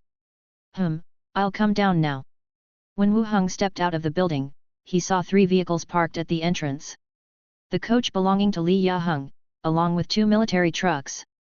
Big King, Qiangzi and several others in the cars greeted, waving their hands. "How many solid bullets have we made?" Wu Heng asked. "Over 5,000, we've added some more molds." Wu Heng nodded. Just as he was about to embark, Li Yaheng descended from the coach with another figure. "Qi Han Ke. This is Qi Han Ke." Li Yaheng gestured towards Wu Heng, saying, "This person is the leader of the auto repair shop, King Yama." Every time he mentioned this name, Wu Heng always felt it was a bit too sophomoric. But he really didn't want to reveal his real name. Qi Han Ke's eyes narrowed, realizing the leader was indeed King Yama. And Li Yaheng was just the ostensible leader, fulfilling more of a managerial role. "King Yama, I have long admired your reputation." Qi Han Ke extended her hand. Wu Heng shook hands with her, "Welcome to the team." "Thank you," said Qi Han Ke. Li Yaheng continued, "Now that you've joined, we're all in the same boat. Don't let these matters leak, and make sure to instruct your subordinates as well." Although the words were not pleasant, it was the truth. Shelters were also wary of each other. The auto repair shop wasn't afraid of others, but didn't want its internal affairs to be exposed. "Don't worry, I never betray confidence," Qi Han Ke assured. Li Yaheng nodded, "Then let's set off." "Good." Wu Heng and Li Yaheng boarded the coach, and Qi Han Ke got into the 3rd car at the rear. As the vehicle doors closed and the convoy slowly began to move, Wu Heng asked, "Qi Han Ke is also coming along?" "The 3rd car is loaded with forklifts and the ammunition Qiangzi and his team made. Originally, we planned on having Wang Chenggang drive, but Qi Han Ke wanted to come along to see for herself, so I agreed." Li Yaheng glanced over, "If you don't want her to come, I can have her replaced right now." "It's fine, I was just curious," he said. "Oh." The convoy continued forward, reaching the end of the road. Clatter. The skeleton army began to prepare. In the distance, a dense horde of zombies began to converge, surging towards them. Behind, 2 skeletons stuffed the ammunition magazine into the flying dragon skeleton. Qiangzi secured the fasteners. He reconfirmed its sturdiness. "All set, you can fly now," he announced. Wu Heng signaled for the skeleton warrior to mount the dragon, gently patted the skeleton dragon, fly along the road. Whoosh! The skeleton flying dragon soared into the sky, and upon reaching above the horde of zombies, a barrage of metal rained down from the heavens. Boom boom boom! The deafening sound erupted, the ground trembling incessantly. A thick cloud of dust shot up several meters, shrouding the entire road. Several of them crouched down. Heng, witnessing this scene for the first time, leaped back like a startled rabbit, her eyes wide with terror as she beheld the sight before her. Was this an evolution towards modern weaponry? Whoosh! The sound of something slicing through the air followed, and the dragon landed. Qiangzi and the others promptly came forward, opened the clasps, and replaced the spent ammunition magazine. After the swap, they patted the dragon's head. Fly. Chapter 342. Boom, boom, boom. The second round of bombing fell, and dust rose again, filling the road ahead. Roar! The remaining horde of zombies continued their attack, struggling forward. Whoosh whoosh whoosh clang, clang. Rain of arrows and iron spears once again dropped like raindrops. The number in the zombie horde was further reduced. By the time they reached close to the skeleton spear array, only about 1,000 maimed zombies staggered forward. The spears ceaselessly thrust forward. After a brief conflict, every zombie in sight was killed. The main thoroughfare returned to peace. The autumn wind blew, and the dust gradually dispersed. The road was pockmarked with dense holes, car tops dented, filled with bullet holes. The splattered sand and stones shattered the glass of the shops on both sides. The entire road was covered with bodies. Limbs hung all around, and tainted blood gathered into streams. The sky above was a swath of blood red. It was like a battlefield after a bombardment. Heng, at the back of the team, stood there dumbfounded. Unlike the shock brought by the last skeleton army, the recent battle instilled a sense of fear. Even though killing zombies was the common goal of all survivors, the brutality before her made her uneasy. How many corpse cores had King Yama consumed to develop his superpower to such an extent? At the front of the team, Wu Heng stood atop a scrapped car, glancing into the distance. Confirming that the noise from the fight hadn't attracted new hordes of zombies, he directly ordered, "Clear the battlefield." The waiting skeletons began moving again. They started transporting bodies along the road, collecting the arrows and iron spears scattered everywhere. Heng hesitated briefly, then walked through the skeletons and asked, "What should I do?" Wu Heng glanced at her and asked, "Can you operate a forklift?" "I can, just not very skillfully." "You don't need to be skillful, just move the blocking scrapped vehicles after the horde has moved the bodies," Wu Heng said directly. Almost every section of the road was obstructed by scrapped cars. The skeletons didn't mind, they simply stepped over them and moved on. However, according to Li Yaheng's plan, the whole road was also intended for other shelters to travel safely to the auto repair shop to trade goods. It was better to be clear of obstacles. That was also why they brought an extra truck this time, hauling a forklift. "Okay." Heng nodded and headed back. Then she drove a forklift over and started pushing the scrapped cars to the sides of the road. While the battlefield was being cleared, Wu Heng checked his own attribute panel. Name, Wu Heng. Level, 11, 77853/100000. Attributes, Strength 34, Agility 28, Constitution 37, Intelligence 34, Perception 22, Charm 27. Proficiencies. One-handed sword specialization, Basic, Swordsmanship specialization, Basic, Arcane training, Knowledge of souls, Knowledge of haunting, Magic sensory, Arcane echo, Scholar of necromancy, Undead adaptation, Spellcasting acceleration. Abilities, Greyhawk swordsmanship, Beginner, Enhance will, Soul sense, Spellcasting acceleration. Skills, Bone manipulation skill. Bone armored, Corpse cage, White bone transplant. As time passed, the specializations and skills he unlocked were increasingly numerous. Not to say that he was outstanding, but he was far surpassing those of the same or even higher levels. After all, only he had a panel, plus the ability to unlock skills by reading. That's a capability others don't possess. Level-wise, he had reached level 11, and reaching level 12 required 100,000 experience points. In the past, it might have taken years to level up. But now, the bombing kills made by the skeleton flying dragon made this number not so out of reach. After 2 more battles, he would likely reach level 12. Previously, one world faced an apocalypse while another restricted necromancy by law. It was like struggling to survive, but now it has suddenly turned into a game of mowing down enemies and grinding for experience. There was now a bit more anticipation for leveling up. The road is clear, Chi Han-Kei said as she returned in a forklift. Wu Heng nodded, then asked through the radio headset, Qiangzi, how many iron bombs do we have left? 2 ammo boxes left, over 2,000 rounds. Follow the convoy and push on a bit further before nightfall, Wu Heng directed. Everyone got into their vehicles. The skeleton army also continued to move forward. After navigating through a certain area, zombies, mingling with skeletons, began to appear again. As dusk approached, Wu Heng glanced at his experience points. Level 11, 89786/100000. He was about to reach level 12 soon. The skeletons continued to clear the battlefield. Wu Heng looked at the buildings on either side of the road, his gaze settling on a wedding hotel. I won't go back. I will stay here to avoid the back and forth, he said. Li Yaheng also glanced at the hotel. Isn't it a bit too rushed? Nothing's ready here, and it might be inconvenient to live in. Haven't we always come this far in the past?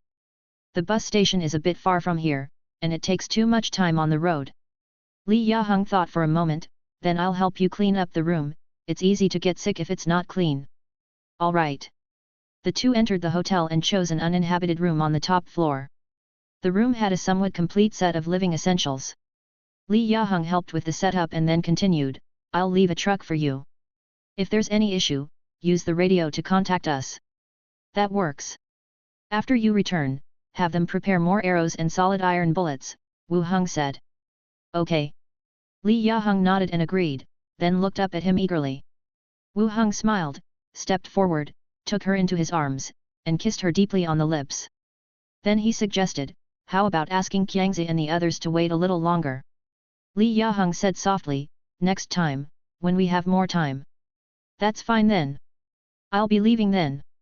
Remember to notify me if anything comes up, Li Yaheng said. I will. Wu Heng saw her out. Once she waved goodbye, she boarded the bus, leading the other two vehicles back the way they had come. Wu Heng's gaze turned back to the still busy skeletons. Approaching a corpse, he held the spine staff in hand and cast Corpse Battlefield, causing various white skeletons to rise from the piles of dead and join the ranks. After casting the spell several times, a large number of skeletons were added to the force. Skeleton Warrior, Level 3. Now, most of the transformed skeleton warriors were at Level 3. This indicated that the physical strength of the zombies corresponded to Level 3. The evolution of the zombies was much faster than that of the survivors. I wonder if a corpse core will appear once they evolve to Level 5, Wu Heng muttered to himself. After rearranging the skeleton army, he returned to his room in the hotel and then went back to Gold and Silver Island. The next day, in the steward's office, Wu Heng took out a tablet and flipping through several wanted posters, he said, this device is very useful for checking the wanted notices and recording various things, just right to assist in your work, steward.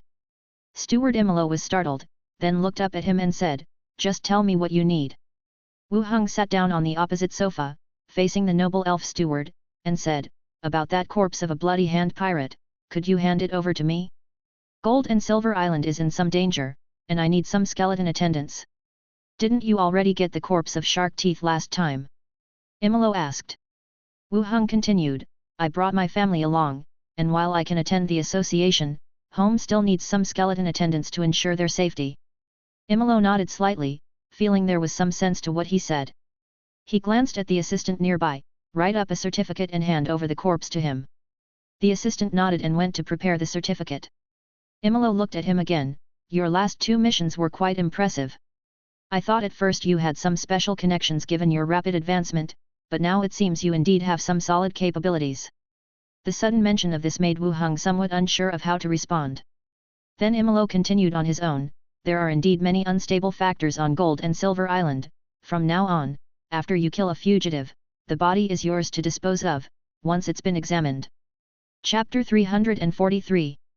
So the bodies of those I kill in the future, after autopsy, I can dispose of them myself. Upon hearing this sentence, Wu Heng felt a surge of joy in his heart. It seemed that the steward of Gold and Silver Island didn't harbor deep hostility towards necromancers, or rather, his attitude was quite friendly toward Wu Heng before finding out that Wu Heng had committed any misdeeds. From now on, the bodies of the fugitives he killed, after the autopsy, would belong to him. In fact, it sounded like it should always have been this way, but there had never been such treatment in Blackstone Town or Lundham City. Used of Blackstone Town, especially, was so afraid of him stealing bodies that he had the squads and the guard team take them out and burn them the next day. "Thank you, steward." Wu Heng expressed his gratitude. The graceful elf smiled in approval and said, "You've just arrived, and already you have killed several level 3 fugitives, you're certainly not too bad at renting." After finishing, the tone shifted, emphasizing once again, "Your profession is quite special, you must abide by the association's rules, and if you encounter any difficulties, you can tell me." Wu Heng understood what he meant. He nodded and said, "I will." At this point, the elf assistant beside them had also filled out the certificate to take away the bodies. "Thank you." Wu Heng took it and then looked towards the tablet on the desk. "Steward, do you want this?" Tablets were plentiful in the zombie world, there were whole warehouses of new ones with no place to put them. But in this world, they were indeed scarce items. At least, there were no props capable of taking photographs and browsing pictures. Imolo glanced at the tablet and said indifferently, "Leave it here." "Oh, this item needs to be charged, if the screen stops displaying images, give it to me first to charge," Wu Heng explained. I understand." Wu Heng nodded, then exited the room directly. With the ink on the certificate still fresh, he headed down to the morgue. The morgue emanated a repellent, bone-chilling cold. Today, he didn't see the 2 coroners, only the staff responsible for guarding, who were standing by the doorway chatting. Seeing Wu Heng coming over, they immediately stood up straight. "Deputy Steward." This is the steward's certificate, I'm taking this body," Wu Heng stated, showing them the certificate briefly. In reality, Wu Heng had many ways to steal a body. After all, as a vice executive, it wouldn't be difficult to cover up the act and use the boundary door to transport the body to another world. But it was best to take the official route, so as not to bring any bad influence upon himself over a single body. "All right."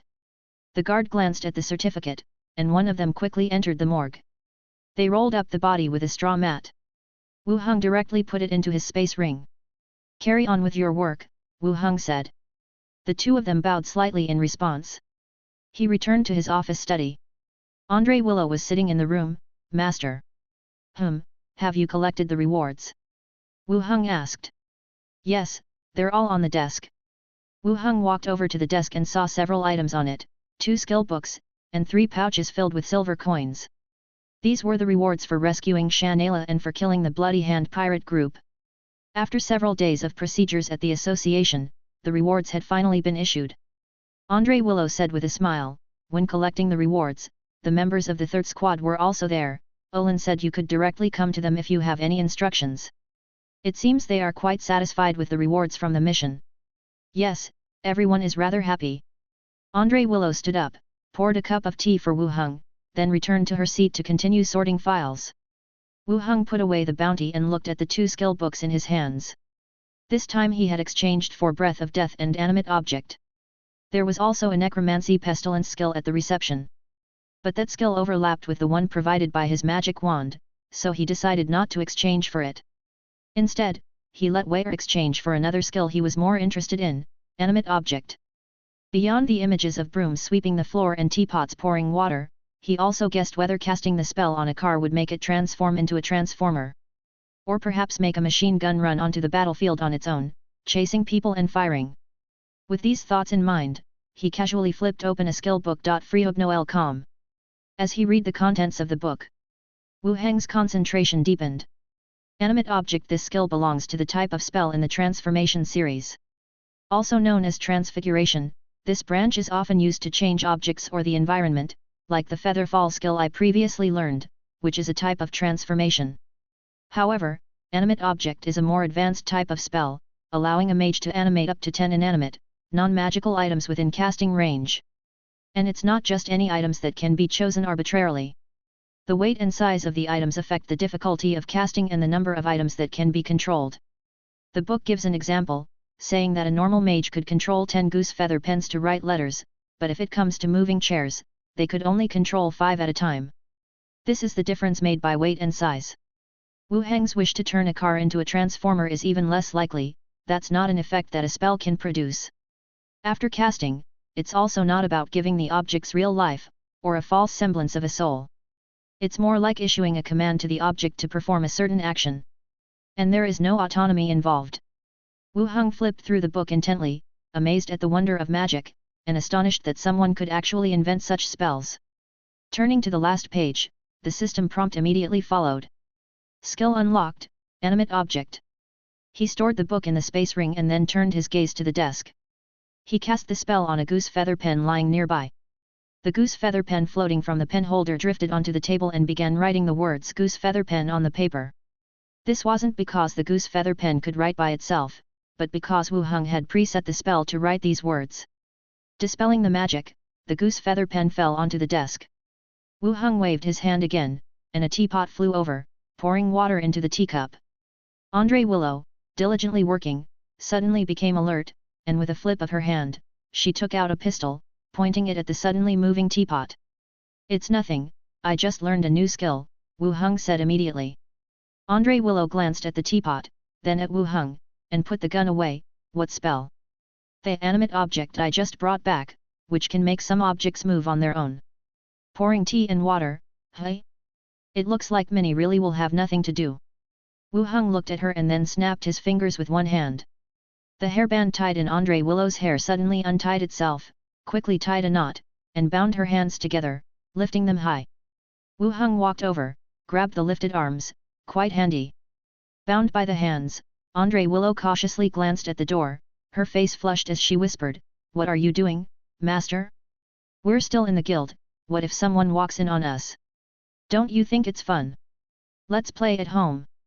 After teasing Andre Willow for a bit, Wu Heng released the magic. He couldn't really do anything in the guild, especially not in broad daylight. He sat back down at the desk and took out another skill book to read.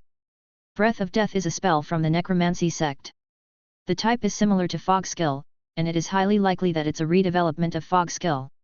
It can create a fog-like terrain, which, aside from obscuring vision, also carries many negative effects of necromancy. It's more like a fog enshrouded with necromantic energy. Wu Heng had set great value on this skill from the onset. Whether covering terrain or blocking pursuers, it could prove quite effective. Of course, this type of effect is meant for the living, it hardly affects the undead much. He flipped to the last page. The system prompt followed promptly. Skill unlocked, Breath of Death. After unlocking the skill, Wu Heng placed the skill book into the space ring. Feeling that there was not much to do at the guild, he said, "Waiter, I'm going back first. If there's nothing else, you should head home early for dinner, too." "Okay, Master," Andre Willow replied. Wu Heng left the guild and headed to his place of residence. The guild and his residence were both in the central area, making the distance not too far, really. It was just over 10 minutes walk, and he would be there. As he walked back, suddenly, Wu Heng felt as if he were being watched. He spun around quickly, looking back. The street was bustling with people who all seemed normal, apparently nobody was watching him. But that feeling was not an illusion, either.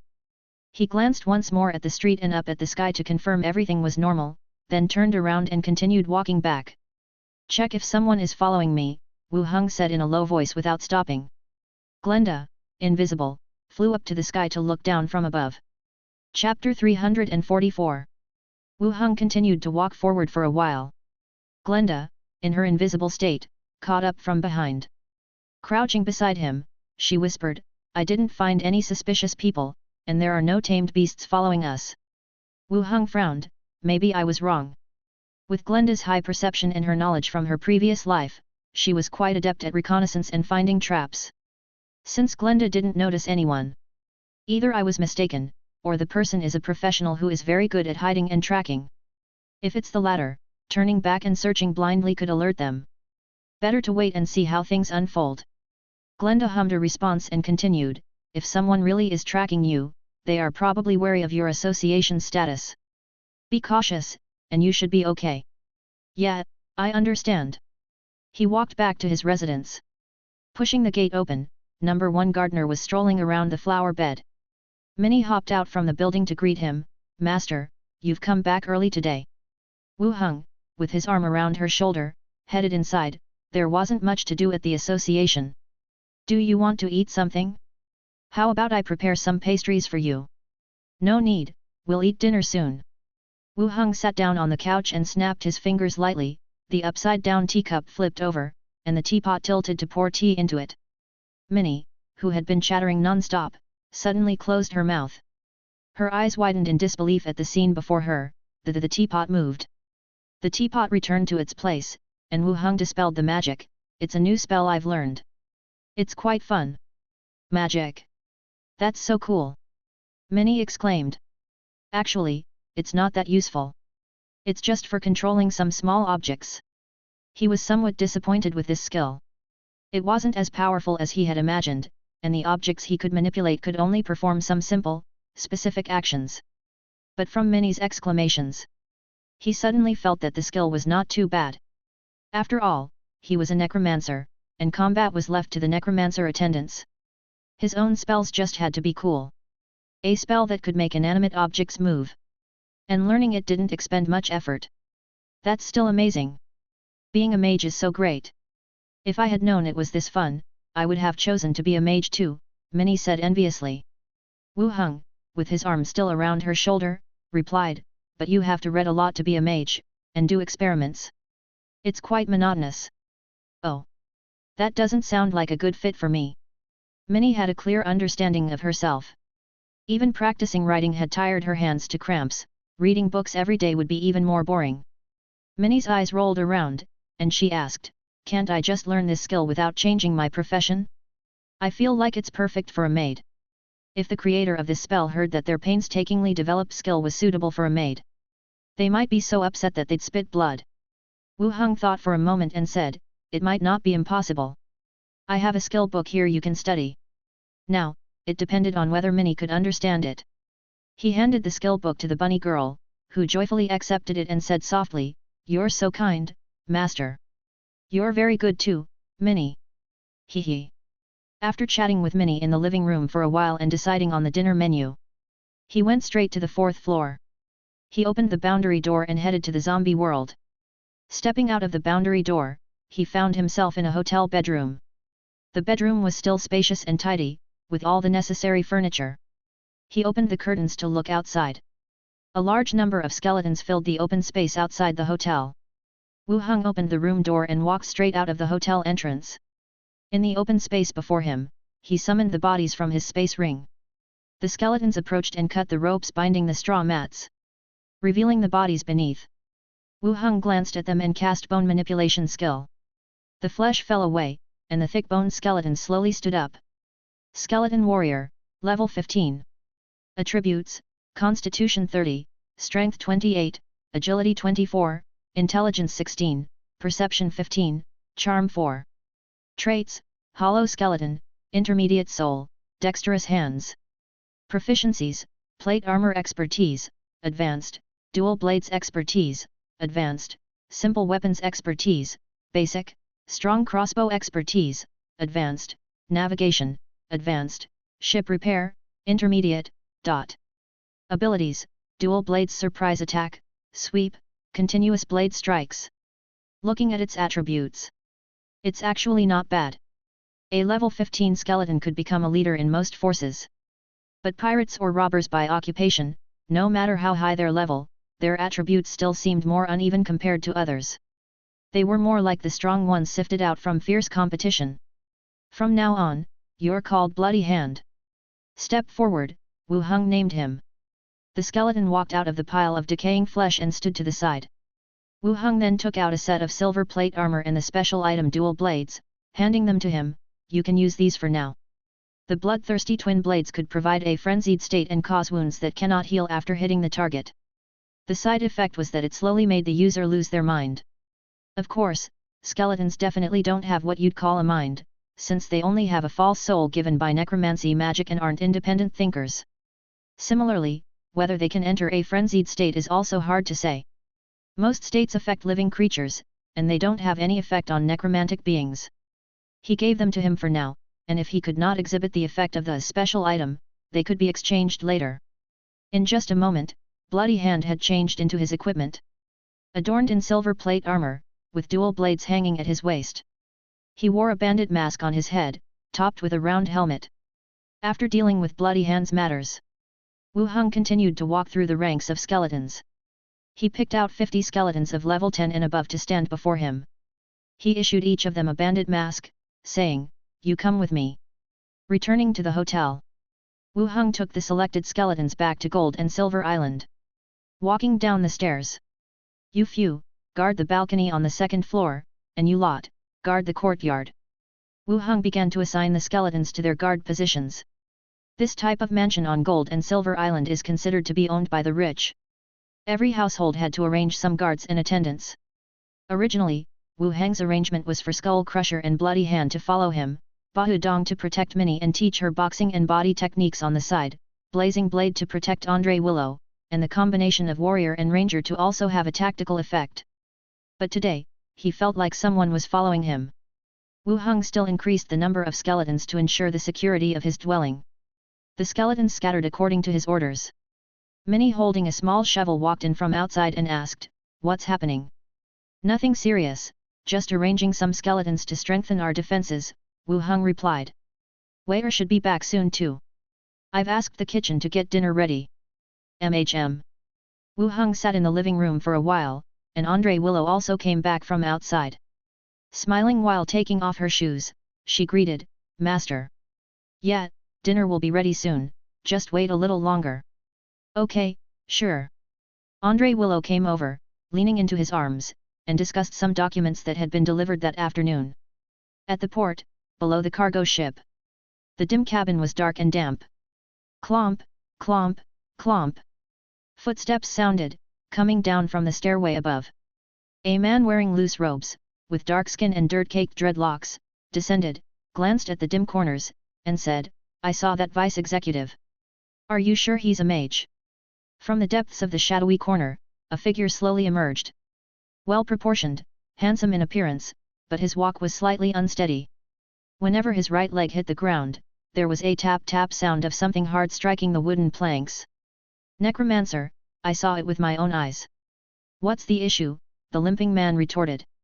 The dreadlocked man said, "He's highly alert." "Did he spot you?" The man's tone suddenly grew tense. "I only said he's highly alert. I didn't say he's discovered me," the dreadlocked man continued. The limping man fell silent for a moment, then said, "Kill him, and all this money is yours." Thud. A money bag was tossed to the ground. The loose opening gaped, and 2 gold coins rolled out, which the dreadlocked man stepped on.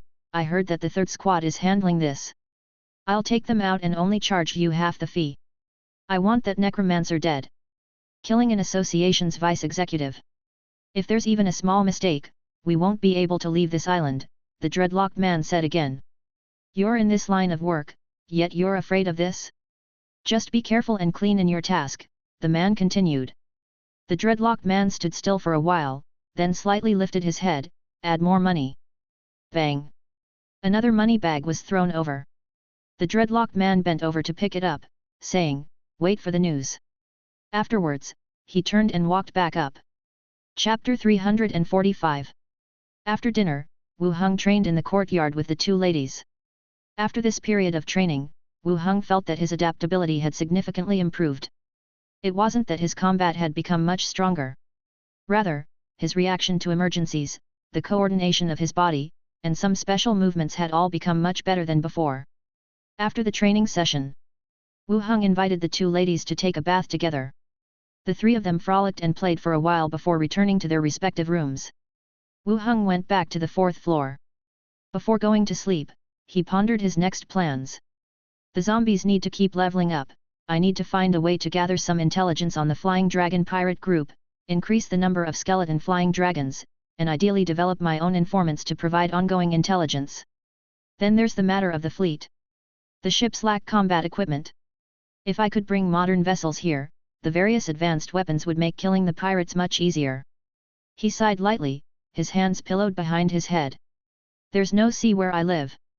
To reach a coastal city would probably take several years, which is indeed a problem.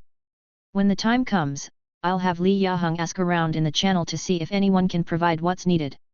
After thinking for a while, the sky gradually darkened. He lay down to rest. Late at night, sleep took over. In a hazy state, a psychic attack was blocked and dissipated by his mental barrier. Wu Heng suddenly opened his eyes with a grave expression. Someone is attacking me. This sensation of a mental barrier resisting a psychic attack had last occurred when Yuz tried to destroy his will, which was repelled by his specialization, enhance will. Instantly wide awake, he immediately smelled the scent of incense in the air. Whoosh! All of a sudden, the sound of whistling pierced the air. Wu Heng glanced to the side and saw Skull Crusher wielding his warhammer, swinging it in a sweeping motion. Smack! In his astonished gaze, it seemed as though something had been smashed to pieces. The dancing light skill was cast, and he saw the smashed body of a spider stuck to the wall. Although it was crushed, one could still make out that it was a variegated spider the size of a fingernail. From above? Wu Heng looked up in confusion. He saw that the ceiling overhead was densely covered with spiders, swarming just like ants. Hiss hiss hiss.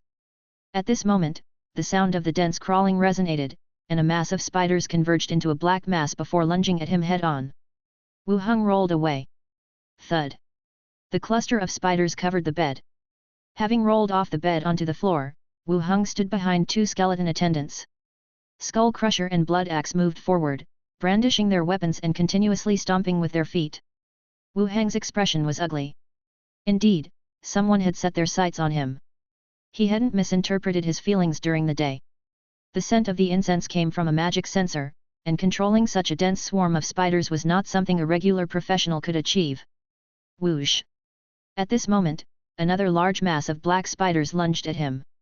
Without thinking, Wu Heng waved his hand and the bedsheet rose into the air, wrapping the incoming spider swarm into a bundle and throwing it to the ground. With a swing of Skull Crusher's warhammer, it landed on the writhing bedsheet. Bang! The wrapped bedsheet burst, and a large splatter of green liquid sprayed out.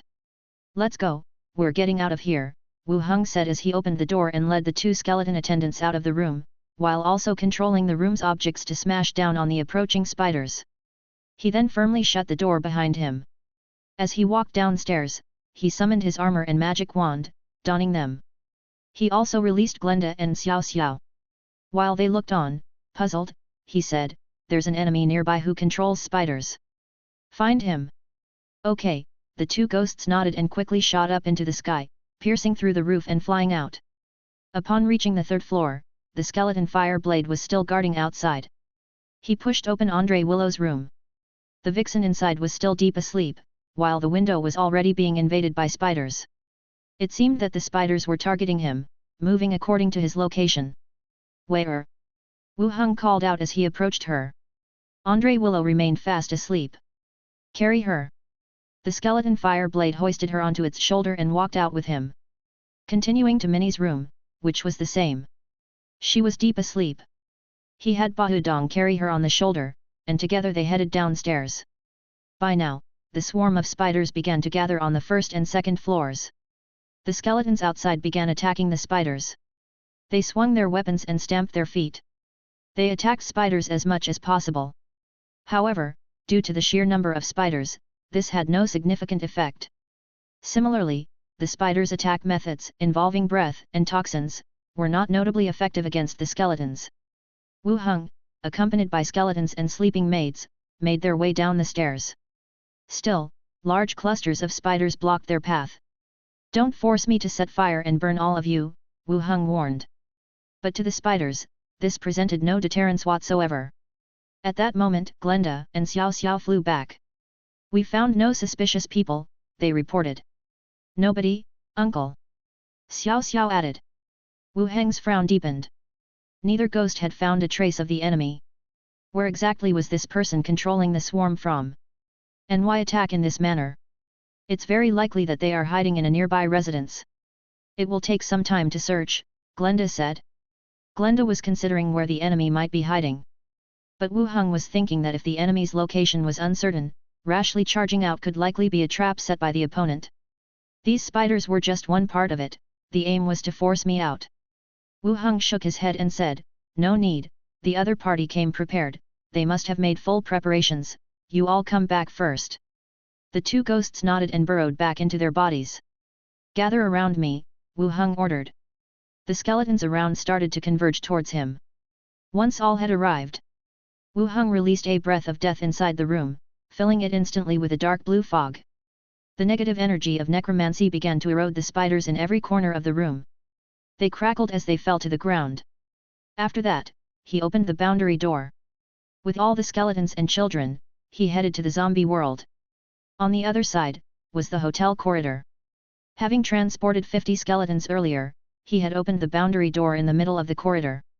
He commanded the skeletons to walk out of the hotel, shaking off their armor to ensure no spiders followed.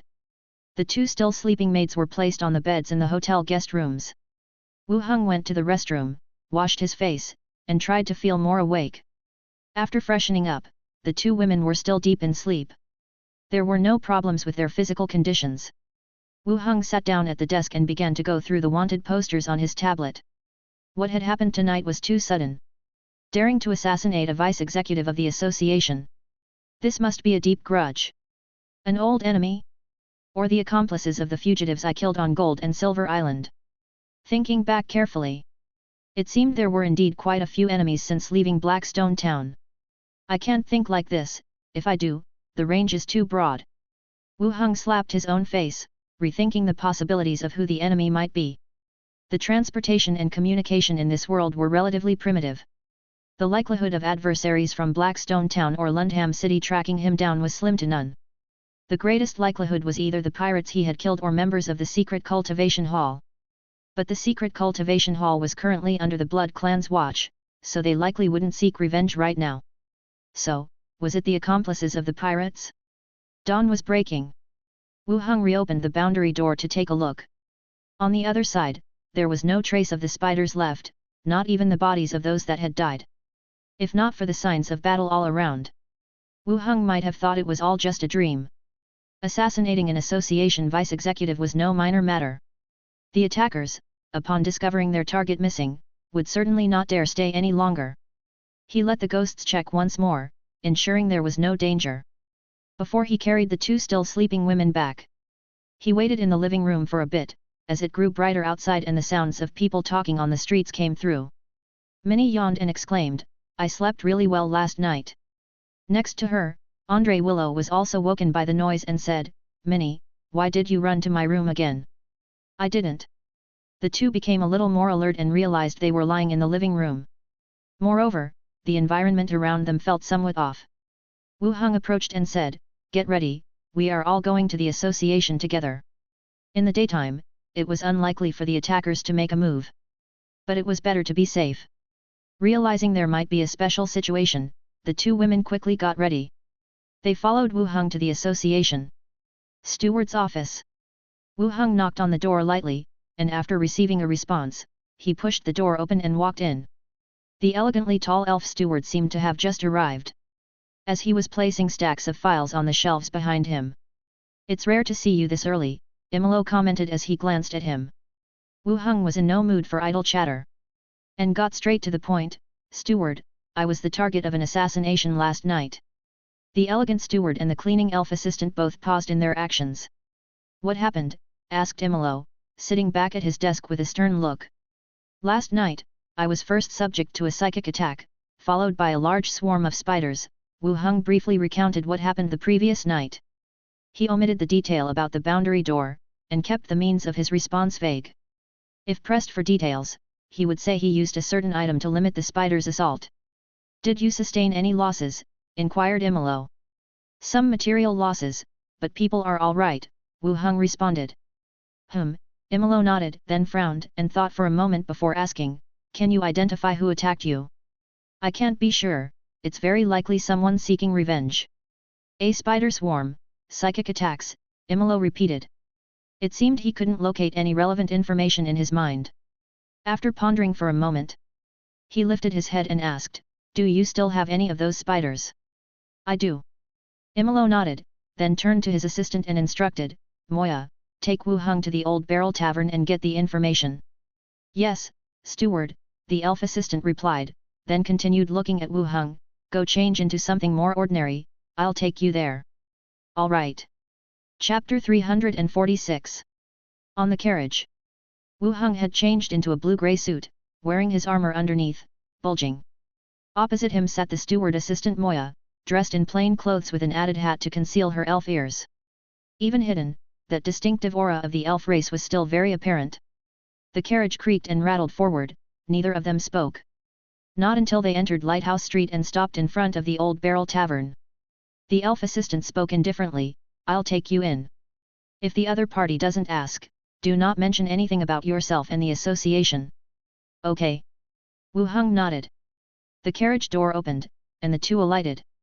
Skull Crusher and Blood Axe followed behind Wu Heng, and Moya had brought an association staff member with her as well. They pushed the door and entered the tavern. Inside, it was bustling. Sailors and maids were laughing and frolicking. This tavern operated around the clock. When fleets docked, the stifled sailors would rush into the tavern to drink and seek female companionship. Moya didn't stop walking. She walked straight through the hall and down a wooden staircase on the side. They then passed through the wine cellar and into another semi-underground room. Two burly men blocked their way. Reaching out, they began to pat them down. "Let the two of them in," came a woman's voice from inside the room. The guards didn't continue their search. They simply said, "Only two of you may enter." The elf assistant nodded and turned to give instructions to the followers, and Wu Heng also told Skull Crusher and Blood Axe to wait outside. After giving their orders, the two entered the room. Inside the room, decorations were sparse. A woman with a somewhat unique appearance sat behind a desk. Brown skin, heavily made up, sporting a nose ring, and wearing a thick, gold necklace around her neck. She was draped in a loose, grey shawl. Her two hands were busy pruning a potted plant. She looked up and glanced at the two of them. "Assistant Moya, coming to my side, please take a seat." Her speech was followed by another hand extending from beneath the shawl making a welcoming gesture. Then she took two more hands out and poured tea for them. Moya sat down on the cushion in front of the desk, and while Wu Heng was somewhat surprised by the number of arms the woman had, he sat down as well. Moya spoke up, "We've encountered some issues and came to see if Mrs. McIntosh has any news." Two teacups were delivered in front of them. The exaggeratedly featured woman looked at Wu Heng. "Young man, have you encountered trouble?" Wu Heng glanced at Moya and seeing her nod, he said directly, "I was the target of an assassination attempt yesterday. The enemy can control a swarm of spiders, and I want to know who they are." "A swarm of spiders? Are there such spiders?" "Yes." Wu Heng took out a transparent glass jar from his pocket, inside of which was a spider close to death. "Release it," the woman said. Wu Heng opened the jar and poured the half-dead spider onto the table. The woman took a cloth strip and crushed the spider to death. Then she held her hands above the spider's corpse and closed her eyes. At the same time, she raised 4 arms, 2 held straight out and 2 over her head. 6 arms. Such a strange species. The room fell quiet for a moment. The woman opened her eyes and looked at Wu Heng, saying, "I saw a half-spider man controlling the swarm." "Half-spider man?" Wu Heng's brow furrowed. He sure had many enemies, but none included these bizarre species. He hadn't even heard of them before coming to Gold and Silver Island, much less clashed with them. "Why would he want me dead?" Wu Heng asked. No one answered. The door next to him opened, and a man walked in and whispered a couple of sentences into the woman's ear. The woman nodded and turned her gaze back to Wu Heng, stating, 5 days ago, a half-spider man landed at the port, and he is scheduled to board a ship and leave Gold and Silver Island at dock number 7 this afternoon." Wu Heng was slightly surprised. The woman in front of him had such swift and accurate intelligence. Given the large transient population on Gold and Silver Island, accurately getting information on the movements of a half-spider man was no simple feat. "What does he look like?" Wu Heng continued to ask. "Male, around 30 years old, slightly dark skin, hair done in small braids, and he wore loose clothing with yellow striped patterns." "I'm done asking," Wu Heng said. Moya nodded and asked the woman sitting across the table, "How much?" The woman, cradling a teacup in both hands, lifted one arm and erected 3 fingers, 300 silver. The price was indeed not low. Catching a fugitive might not even fetch such a high price. Moya nodded and turned to Wu Heng, "Pay up." Wu Heng took out a silver pouch from the space ring, placed it on the woman's table, and said, "Thank you." The transaction was complete. Wu Heng and his companion turned and left. The woman glanced at the money pouch and spoke again, "If you need anything, feel free to come to me." We like working with young folks like you. Wu Heng also showed a smile, okay. After leaving the tavern and boarding the carriage, Wu Heng immediately said, head to the port. Moya looked at him and asked, don't you need to report back to the steward first?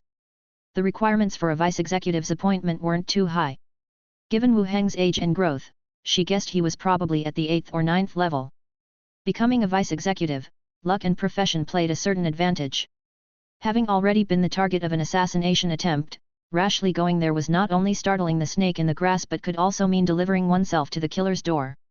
There's not enough time to go back and forth. Once the target leaves Gold and Silver Island, it will be hard to catch him, said Wu Heng. Moya thought for a moment, opened the curtain and said, one person goes back to report the situation here to the steward and ask for a squad to come over. An attendant following the carriage responded and then turned to leave. After dropping the curtain, the carriage continued on. Wu Heng directly asked, how did that woman just now have 6 arms? Moya replied, her name is Macintosh, from the Burmala tribe, characterized by their 6 arms. What's her occupation? It seems like she has control over the island's intelligence network, Wu Heng continued to inquire. Her profession is prophet. She controls a large portion of the labor at the harbor, and everything related to port transportation has to pass through their hands. Another business line of theirs is the intelligence network. Wu Heng nodded his understanding. That is to say, there were plenty of longshoremen in the port, making it easier to gather intelligence with such numbers. In Lundham City, Wen Mancha used to collect intelligence through thieves and crooks. Moya glanced at him, if you want information in the future, you can buy it from her, though it's a bit pricey. With such a price, is she deliberately ripping us off? The price has always been high. Moya paused slightly, speaking in a teasing tone, it seems she treated you quite well. You should be careful, she has outlived several husbands and has had many lovers. Be aware of your status when dealing with her. Wu Heng was taken aback, then he understood her implication. I like them fair and tender, not her type. About 20 minutes later, the carriage passed through Lighthouse Street and entered the port district. The carriage pulled over to the side. Wu Heng lifted the curtain to look outside. The harbor was as busy as ever, with many workers moving materials on the ships and others standing on crates calling out for people to set sail with them. Then he turned his gaze toward Pier 7. There, a cargo ship with a blue hull was docked, with a multitude of workers loading things onto the ship. Wu Heng's gaze swept over the nearby crowd, the laborers and the sailors on deck. He did not see the half-spider man mentioned by the 6-armed woman. The half-spider man can change between spider and human forms and is adept at concealment, so he probably won't be standing out in the open, Moya said flatly. Do you mean the target is in the cabin? If I were fleeing, I definitely wouldn't be standing outside. Moved by a thought, Glenda flew out of Wu Heng's body and moved toward the distant cargo ship. Moya continued calmly, since we've caught up with the ship, it's good. We just wait here for the squad to arrive and then we can surround and capture him. Going in rashly will only increase our risk. Wu Heng didn't speak. After sitting in the carriage and waiting for a while, Glenda returned. She dived straight back into his body. The next second, the image Glenda saw was shared in Wu Heng's mind. In the dim cabin, a man was sitting in a corner. His skin was slightly dark, and he was wearing a thick cloak, but from the sides of the hood, one could see his hair tied into small braids. It was him. The boy was hiding inside the cabin. Let's go, board the ship. Wu Heng opened the door and stepped out. 2 skeleton attendants followed behind him, and Moya, looking back, had no choice but to follow onto the ship. Reaching Pier 7, they boarded the ship via the plank. A few sailors frowned and barked, what are you doing? Wu Heng pulled out an emblem, council business, arresting someone. Step aside. The sailors' expressions stiffened and they instinctively stepped aside. Wu Heng went straight below the deck toward the lower cabins. Chapter 347. Cabin. The same people leaving on the ship, all crammed into the airtight cabin, the air thick with the stench of sweat and peculiar odors. In a corner, a half-spider man wearing a loose cloak was incessantly rubbing his hands. His eyes fixed on the cabin door. Whenever someone entered or exited, he would scan them twice to confirm whether they were from the association or not.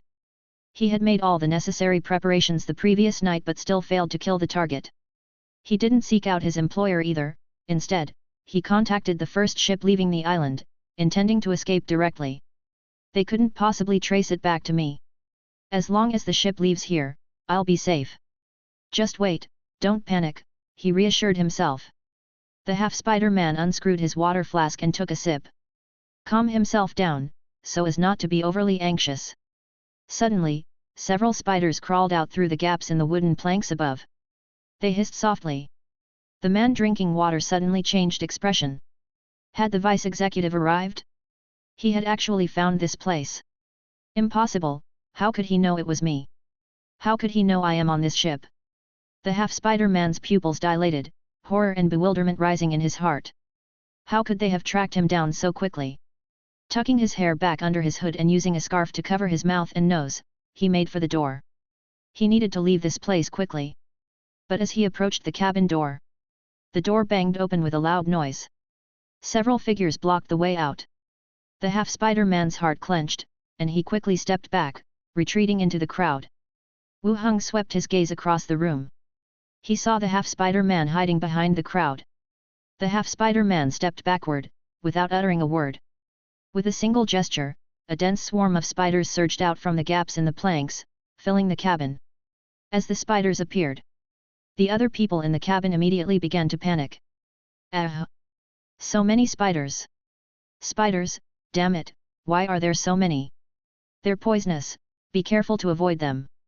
Don't block the way, move forward, let's get out of here, do it quickly. The crowd began to congregate towards the doorway. The scene turned noisy and chaotic. The half-spider-man still stood at the back, a pair of icy, vigilant eyes peering from under his hood, waiting to see what he would do. The cabin was now in chaos. If the other party made way, he would rush out with them. If they didn't make way, even better, the crowd would riot. His chance of escaping would be even greater. Would the association dare to kill all the people here? Wu Heng glanced at the half-spider-man in the distance, reading his intent from his eyes. Reaching out, he grasped the spine staff in his hand and shouted to the oncoming people, "Everyone, look at me." The congested crowd looked up towards him. Wu Heng pointed downwards and commanded, "Deep sleep." Whoosh! The disordered crowd instantly collapsed in droves. And at the moment when space cleared as people fell, Wu Heng instantly pulled out his gun and pulled the trigger towards the front. Bang bang bang! The gunshots exploded. The half-spider-man dived to the side, evading the bullet fire. Snorting coldly, he made a hiss sound from his mouth. The swarm of spiders overhead began converging from above, forming a black cloud that rushed towards Wu Heng's location. Wu Heng beckoned, and a swath of bedclothes flew up, enveloping the swarm of oncoming spiders, throwing them to the ground, where they writhed incessantly. Skull Crusher, wielding his warhammer, charged forward, smashing directly towards the spot where the half-spider-man was dodging. The half-spider-man fled again, and behind him came a loud crash as the wooden bed was shattered by the warhammer. Wu Heng's gaze continuously tracked his target, his bullets firing non-stop. Behind, Moya directed those who weren't put to sleep to exit the cabin from one side, while simultaneously instructing her attendants to drag the sleeping people outside. She hadn't expected Wu Heng to act so decisively. Once the crowd had fallen, he immediately began attacking. The battle continued. The half-spider-man, dodging again, tried to circle around the figure wielding the warhammer to attack the one behind. But just as he moved, a bedsheet swooped down overhead, obstructing his vision. At the same time, bang bang bang, the piercing sound of gunshots rang out once more. Bullets penetrated the bedsheet, striking the half-spider-man's body. The half-spider-man's body staggered backward with the impact of the shots, falling seated to the ground. He reached out to touch his wound. His fingertips were smeared with a lot of blood. Seeing the figure with the warhammer charging again, his body shuddered, then suddenly expanded, transforming into a grey-furred spider the size of a calf. The spider kicked forcefully with its legs, springing up and clinging inverted to the ceiling. His gaze fell upon the vice-executive. Whoosh! The bloated belly undulated ceaselessly, and the next second, a stream of green acidic liquid spewed forth. Wu Heng made another move, and 2 bed planks flew up. They blocked the acid, which corroded through them completely. The giant spider scurried forward along the ceiling at a rapid pace, like a mad bull. Wu Heng flipped his palm and switched to a heavy machine gun, cradling it in his arms. He pulled the trigger. Bang bang bang! Bullets blasted holes into the spider's body, causing its entire frame to fall from the ceiling and slam onto the ground. Skull Crusher hurried forward, his war armor descending. There was a thunderous crash. The spider's chest cavity collapsed, and various fluids splashed everywhere. The body then slumped down limply. "Can you communicate with the dead in spider form?" Wu Heng inquired. The somewhat dazed assistant steward immediately recovered and said, "Yes, half-spider men are intelligent beings, not insects." Moya was still somewhat shocked by Wu Heng's performance. A vice-executive transferred from an inland town had shown such formidable combat prowess. Throughout the battle, the half-spider man had been completely suppressed. Skeleton attendants, magic, and that strange contraption. The half-spider man had no chance to fight back at all. A necromancer, a new combat school? This was the first time she'd heard of it. Does it speak human language? I mean, will I understand what is said? Wu Heng pressed on with another question. You can understand it. Moya glanced at the body. Are you going to Wenshi? I don't recognize this half-spider man, there must be someone else behind the scenes, Wu Heng said without going into detail. He immediately cast Communicate with the Dead, and the upturned spider abruptly sprang up. Its murky spider eyes looked this way. Wu Heng asked directly, "Why did you try to kill me?" The spider spoke, its tone a bit odd, "I'm in desperate need of money. Someone paid me to kill you." As expected, someone had paid to have him killed. Wu Heng continued, "Who hired you to kill me?" The spider answered, "All I know is that his name is Bravo." Wu Heng frowned in recollection but couldn't find any memory of this person. However, he wasn't sure if he knew him or not. For him, the names of people in this world were hard to remember. He might not recognize someone by name, but he could potentially recognize them by sight. "Where can I find him?" "At port number 3, in the cargo hold of a freighter." "Describe what he looks like." The spider paused for a moment before answering, "Human, around 30 years old, with golden hair, one of his feet is lame, probably a prosthetic." "One last question." Wu Heng thought for a moment before asking again, "Was there anyone else involved in last night's operation?" "No more." After answering, the body slumped back to the ground. Wu Heng left with the skeleton attendant, heading straight outside. The elf assistant spoke again, "Aren't you going to wait for the other squads to arrive?" "Miss Moya, please wait here for a while. I'm afraid if I'm late, someone might tip off the other side. There could be danger there," the elf assistant cautioned once more.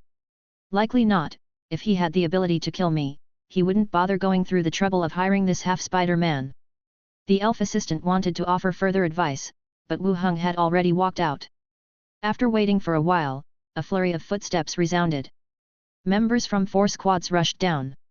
"Miss Moya, is the fight over?" Moya nodded, "The fight is over.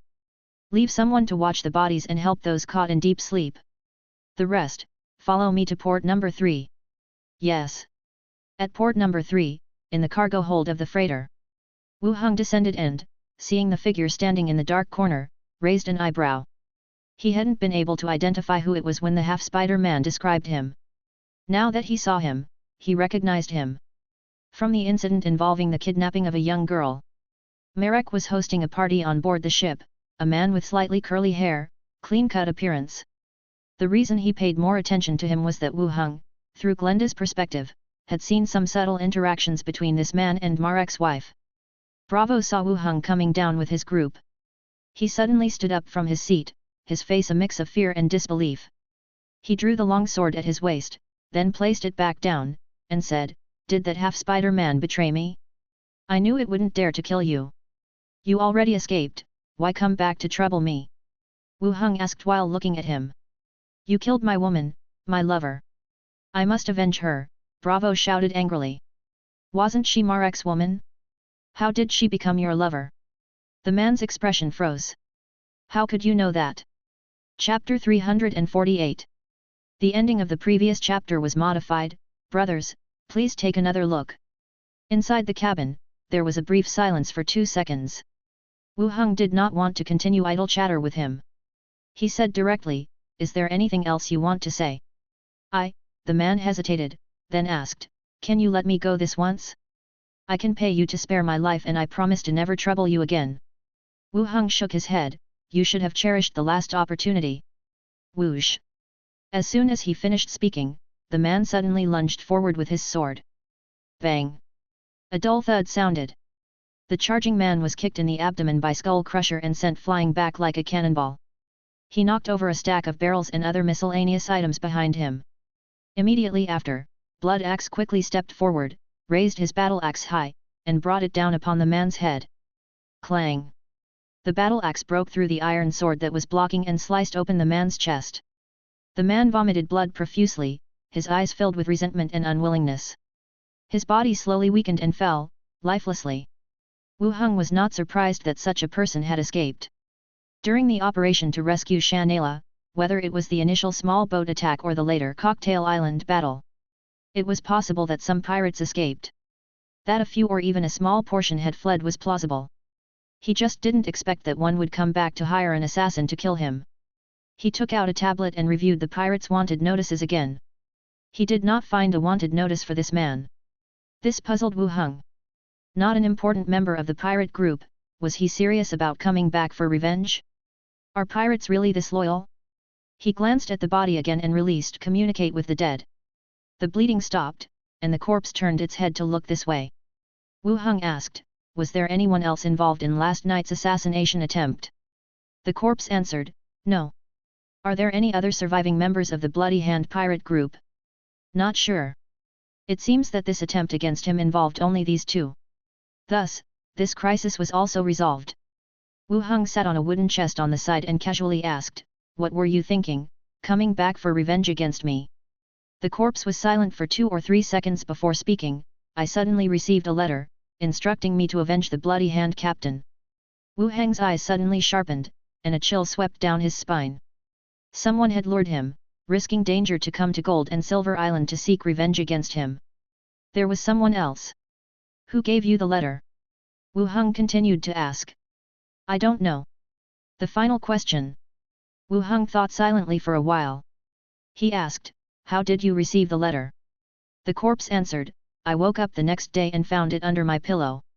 After 5 questions, the corpse lay back on the floor, and the blood in its chest cavity began to flow again. Wu Heng looked at the corpse, motionless for a long time.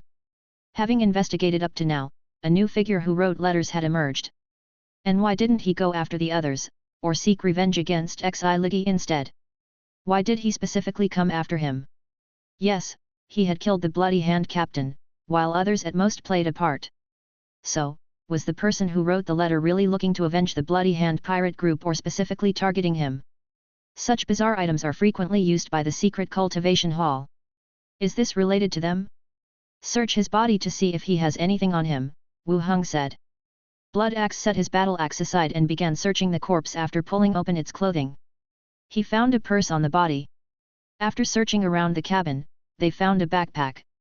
Upon opening it, in addition to some personal belongings, there was a blank envelope. Wu Heng took it in hand, his brows furrowing. He opened the envelope and unfolded the letter inside, only to find it was blank, without a single word. Damned spooks! Wu Heng flipped his hand and took another envelope out of the space ring. Comparing the two, they were exactly the same. The letter in his possession was a voucher he had obtained after killing the Bloody Hand pirate group, a spoil of war from the consortium. That the two were identical was unexpected. What on earth was going on? Tap tap tap. At this moment, a series of rapid footsteps came from the stairwell. Wu Heng stashed the spoils and saw Moya coming down with the association team. Moya and the others were relieved to see that Wu Heng was unharmed. If a vice-executive of the association had died here, it would have been a joke to tell. After looking at Wu Heng, they turned their attention to the corpse beside him. Is he the mastermind behind this? Moya asked. Wu Heng nodded. From the Bloody Hand pirate group, came to avenge his captain. It was not new for association members to be targeted for retaliation. This sort of thing happened often. The association's long-distance transfers of members were also partly to avoid retaliation against personnel. Leave this place to them, I'll take you back first, and we'll also report the situation to the steward, Moya continued. Okay. Having delegated the area to the remaining squad, Wu Heng and the elf assistant disembarked from the cargo ship. They took a carriage back. The carriage creaked and jolted along. Wu Heng looked at the elf assistant sitting opposite him. Is there any way to send letters over a long distance? Missing home? Didn't you bring your family with you? Moya asked with a smile. Is there an item that can suddenly deliver something directly into someone's hands? Wu Heng asked.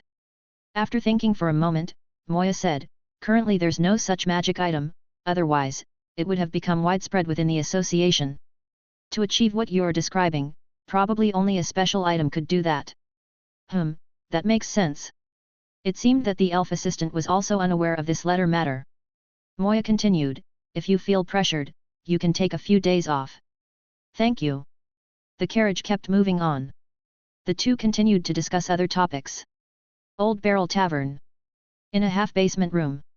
Macintosh of the Burmala clan sat behind a wooden table, pruning the branches of a potted plant. Tap tap tap. Urgent footsteps sounded. A man clad in a leather vest, his arms crossed, hurried into the room. Upon entering, he gave a slight bow. Leader. What's happened? You're all flustered. The woman continued to focus on the potted plant, her tone even. Those two from the association have left the port. So soon? Did they find that half-Spider-Man? The woman inquired. They did. The half-Spider-Man's corpse was carried out, smashed into a pulp in its spider form, the man reported. Oh? How many people did the association use? The association's squad arrived later, the man paused, then went on, I asked people who were in the cabin at the time. It was the black-haired man and his two attendants who killed the half-Spider-Man. I also heard he's the vice-executive of the association. The woman's pruning paused, and she turned with a look of confusion in her eyes. That human, he's the new vice-executive from the association. Seems so. The woman fell silent for a while. Then she spoke, I got it. Tell them to restore order at the port and don't recklessly disclose anything about the association. Yes, leader. The man hesitated before adding, should we arrange for someone to gather intelligence on this new vice-executive? The woman shook her head, no need for now. Don't provoke the association, Imolo isn't as docile as he appears. All right. The man bowed again and left the room directly. Back at the association. Moya returned to the steward's office to report what had happened. Wu Heng went back to his own office. He pushed open the door. Andre Willow was sitting at the desk organizing documents while Minnie lay on the couch, absorbed in a comic book. Her little legs swinging back and forth.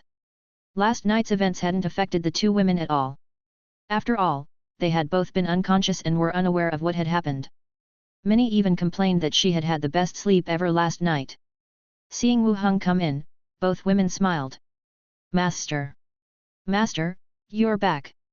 Wu Heng sat down in front of the sofa, his hand resting on the protruding hips. Minnie shook her hips without a care. Andre Willow asked, Master, did you catch those people? Caught them, Wu Heng stated. There was still no clue about the case of the blank letter. But clearly, the other party was reluctant to show themselves. The half-spider assassin and the pirate who attempted to kill him were both dead, which meant temporary safety, at least. That's good, continued Andre Willow, the renovation team has already gone over. By tonight, we should be able to return home. In the morning, before leaving the association, Wu Heng had Andre Willow contact the renovation team to repair the damaged parts of the house and clean all the rooms again. After all, they still needed to live in the house, and they couldn't just move somewhere else because of last night's incident. Okay. Wu Heng nodded. Minnie sat up, curling her legs on the couch, and asked, Master, who were the people who tried to assassinate us last night? Pirates, they came back for revenge for their captain, he replied. Ah? How did a pirate get onto the island? Minnie pressed on. Pirates, as long as they aren't on a wanted list, have an identity similar to that of sailors, and it's hard to recognize them, Wu Heng explained while picking up a cup of water and taking a sip. Moreover, it wasn't him who took action, he hired an assassin. Oh, it's a pity we didn't know, or else we could have helped you. Damn villains, daring to come assassinate us, Minnie said fiercely and then clung to Wu Heng's arm coquettishly, but Master is so powerful, you weren't hurt at all. Of course, you know what my constitution is like, he boasted. Hee hee. True that. Thud thud thud. The door was knocked on. Come in. The door opened, and a staff member entered carrying a brown leather bag. Vice Executive, these are the spoils of war brought back by the squad. Assistant Moya asked me to deliver them to you. Chapter 349. It looks like a half-Spider-Man's belongings. At that time, when Wu Heng went to capture the pirate, he didn't thoroughly loot the place. After the killing was done, the site was taken over by the squad. Now they had sent the things over to him. Thank you, just by the door is fine. The staff member placed the package aside, saluted again, and then directly withdrew. Wu Heng also stood up and walked over, opened the package, and took out everything inside. There were 2 money bags, one large and one small. In the large money bag, there were over 800 silver coins brimming to the top. As for the small bag, it contained exactly 20 gold coins. It seemed that this was the reward for killing him, and to tell the truth, it was not a small sum. Even with a bounty on his head, Wu Heng wasn't worth that much money. He promptly stored the money bags away, followed by the half-Spider-Man's clothing and personal items, as well as 2 magic items. Wu Heng set his sights on the magic items. The first one was a ceramic jar painted with various patterns and symbols. The mouth of the jar was open, with the cork tied by a string hanging on one side. Inside, it was full of cobwebs and empty of anything else. Cultivation jar. Description: a magic container used internally for breeding poisonous spiders. It can promote the spider's reproduction. A jar for breeding spiders. The spiders inside must have been released during the fight. So now it was empty. Fortunately, it was empty, otherwise, Wu Heng might not have been able to control those kinds of spiders. Wu Heng considered the uses of the cultivation jar. Although it was a magic item, it seemed to have no useful application. For a necromancer like himself, raising a bunch of uncontrollable spiders was pointless. What's this? It's all full of cobwebs. Minnie picked up a piece of sackcloth, intending to clean out the inside. Just close the lid, this is a magic item, Wu Heng said. Ah? Oh. Minnie tossed the cloth aside and put the cork, which was hanging by the jar, back on. What's the use of this jar? It can be used to cultivate bugs, replied Wu Heng. Ew, that's disgusting. Minnie retracted her hand. We don't need it, just set it aside for now, came Wu Heng's response. Okay, sure. Minnie said as she picked up the jar and placed it in a corner of the study. It temporarily served as a piece of handicraft. The second item was an incense burner. Deep sleep incense burner. Description: while burning incense, living beings that inhale it for a certain time will fall into states of vertigo, unconsciousness, and more, with constitution affecting the severity of the effects. Another magic item, an incense burner. Wu Heng already had an incense burner called hallucination incense burner, which caused living beings to suffer from exhaustion, dizziness, and hallucinations. While the deep sleep incense burner in front of him had effects of vertigo and unconsciousness. Both operated through gases that affect anyone who inhales them. Minnie and Andre Willow falling into a deep sleep must have been an effect of the incense burner. Wu Heng himself was unaffected, likely due to his high constitution. Such an item as the incense burner belonged to the category of preset items. That is, they would be placed in a certain location in advance, causing the target to inhale a certain amount of gas to achieve the effect. Although called magic, it was more akin to being poisoned. For surprise battles and direct confrontations, such an item was actually not very helpful. Hence, he hardly used the previous one. After inspecting the 2 items, Wu Heng stored them all in the space ring. He returned to the sofa and chatted leisurely with the 2 women. In the afternoon, the trio finished lunch in the office study. Wu Heng then left the association, hailed a carriage, and headed back to Lighthouse Street. Elf Race's Ocean Crossing store. The mature elf proprietress, holding a cloth, was wiping down the shelves inside the store. Upon hearing footsteps, she turned around and saw Wu Heng coming in. She immediately smiled. Good afternoon, Deputy Steward. The last time he visited the store, Xi Liggy was present and had introduced him to the proprietress. Yes, good afternoon. Wu Heng entered the store and asked, the wooden bows I ordered should have arrived by now. He had previously heard that the bows made by the elf race were of very good quality. So he had ordered 2,000 from them. Enough time had passed, and the goods should have arrived by now. The proprietress walked back to the counter, flipped through the ledger, and said, they have arrived. Right this way, please, I'll take you to see them. Wu Heng followed her out of the store to a warehouse located on a back street. The door opened, and the smell of wood and grease hit them. All of these are your items, a total of 2,000. Wu Heng picked up a bow and examined it, pulling on the bowstring to test it out. He wasn't very familiar with the performance of crossbows, but he had acquired some knowledge beforehand from Andre Willow. He glanced over it simply and said, "All right, I think it's acceptable, have someone deliver it directly to my place, and I'll settle the final payment." "Sure," the woman said, smiling as she contacted the workers to start transporting the goods. Wu Heng and the woman returned to the shop. After he paid the final amount, Wu Heng said, "Give me the order form, I want to order another 2,000. The woman smiled even more brightly, "Certainly, Deputy Steward." Having filled out the order form again, Wu Heng followed the transport crew back to his residence. The renovation workers had already finished cleaning up and were preparing to leave. "Sir, everything is taken care of here," said the foreman. Wu Heng nodded, "Go get your payment from Andre Willow tomorrow." "Yes, sir," the foreman led his men away. Wu Heng opened the big door, and the workers transporting the weapons moved all the weapons into the courtyard. 2,000 wooden bows had been moved and filled up half the courtyard. Wu Heng closed the big door, directly opened the boundary door, and summoned a large number of skeletons to start transporting the bows. Once everything was moved, Wu Heng also went to the zombie world. He appeared in the guest room of the hotel. He opened the window for a look outside. The car fleet from the auto repair shop had not yet arrived. Below, there was still a large troop of skeletons. Wu Heng walked out of the hotel and began selecting skeletons from the ranks. Gradually, he chose 2,000 skeletons and led them to the front of the troop. "Pick up the wooden bows and arrow bags." Clatter! A large number of skeletons began to move, bending down to pick up the wooden bows and arrow bags before rejoining the formation. Now, the number of ranged combatants had reached a not insignificant number. However, the supply of arrows was somewhat insufficient. He would need to have Li Yaheng come up with a solution.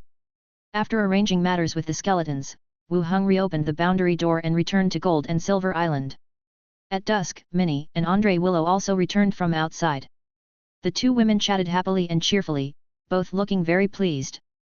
After dinner and a bath, Minnie hugged his arm and said, "Master, there were bad guys last night. Let's stay together tonight."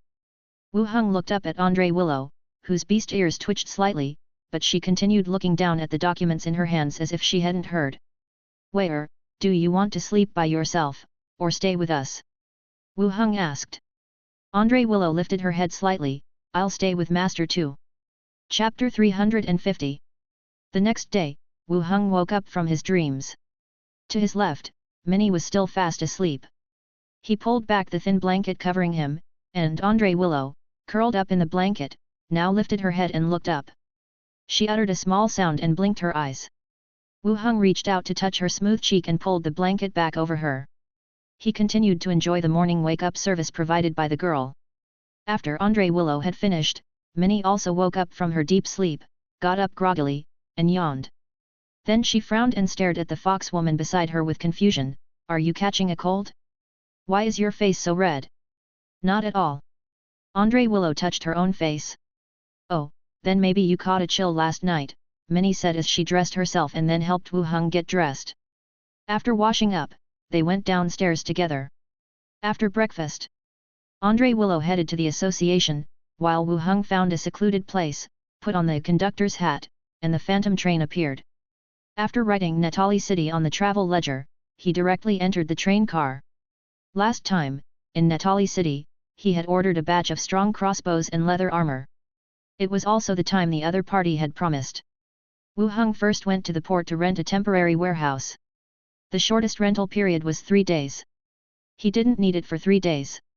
It was just a temporary place for opening the boundary door.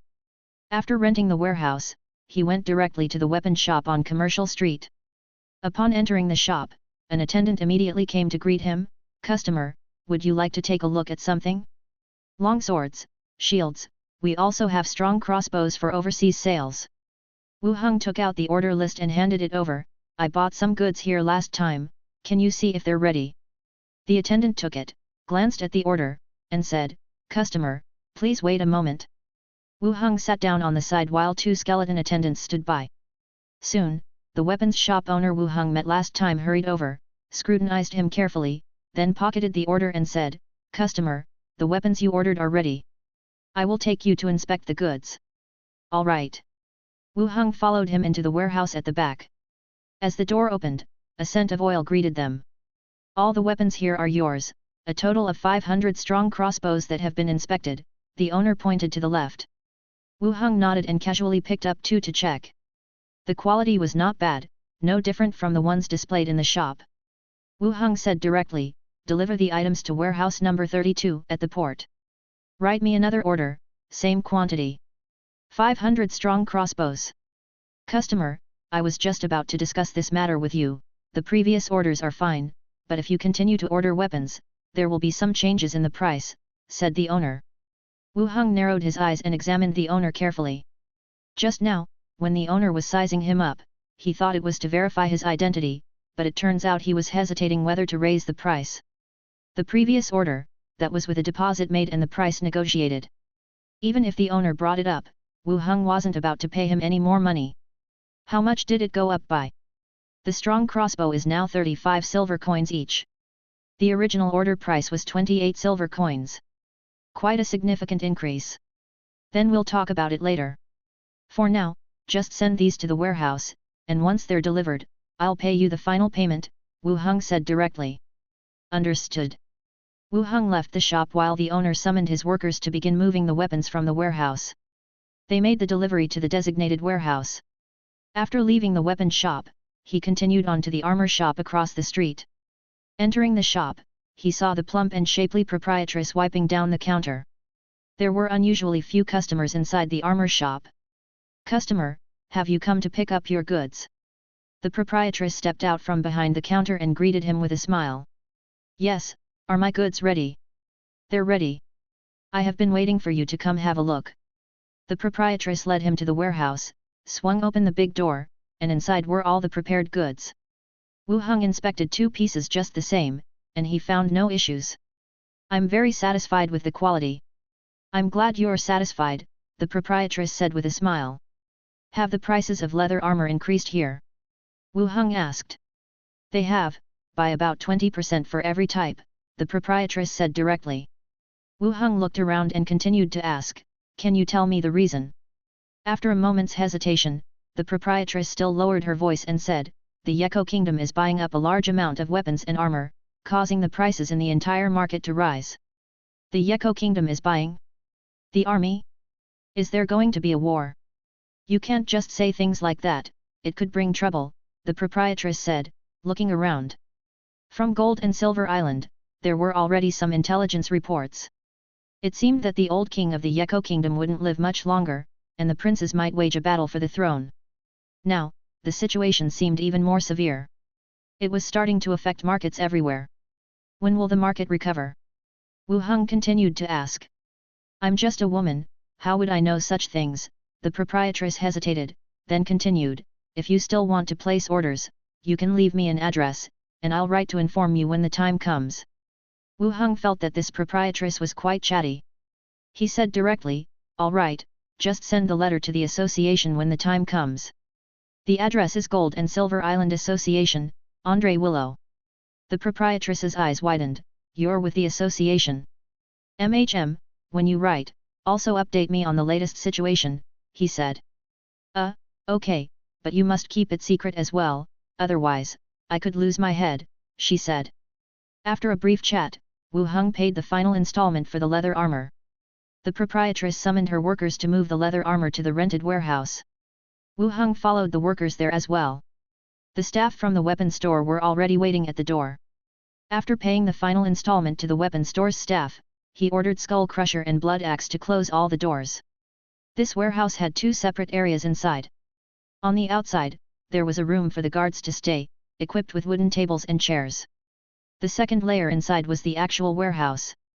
Wu Heng opened the inner doors and directed the skeletons to move all the goods inside to Zombie World. They were stacked in the corridors on both sides of the hotel. Once all the goods were transported, he came out of the warehouse once again. After leaving the city, he found a deserted place, took out the phantom train, and returned to Gold and Silver Island. He came back to his residence. It was getting late. The phantom train could significantly shorten the journey, but a round trip to Natali City still took all day. Upon entering his residence, he saw Minnie and Andre Willow chatting on the sofa. As Wu Heng entered, Minnie immediately sprang up from the sofa and ran over, saying, Master, someone has moved in next door and has invited us over for dinner tonight. Shall we go? Someone has moved in. The place next door had been under renovation for several days, taking much longer than Wu Heng's place had. Finally, someone had moved in. Yes, it's a really pretty elf sister. Are we going? Many continued to ask. They're just being polite, we don't even know them. Who invites strangers into their home for dinner? Wu Heng walked in and sat down on the sofa. No, she said she knows you. Many persisted. Wu Heng raised an eyebrow and looked at Andre Willow beside him. The latter shook her head. It's as Minnie said, I haven't seen what the person next door looks like yet. Wu Heng asked, did she mention her name? No. What does she look like? An elf sister, very beautiful, with grey-blue hair, about this long, Minnie gestured. Wu Heng narrowed his eyes. Shanela? The president of the Starflower Merchant Group. For more audiobooks, support me in Patreon. The link in the description.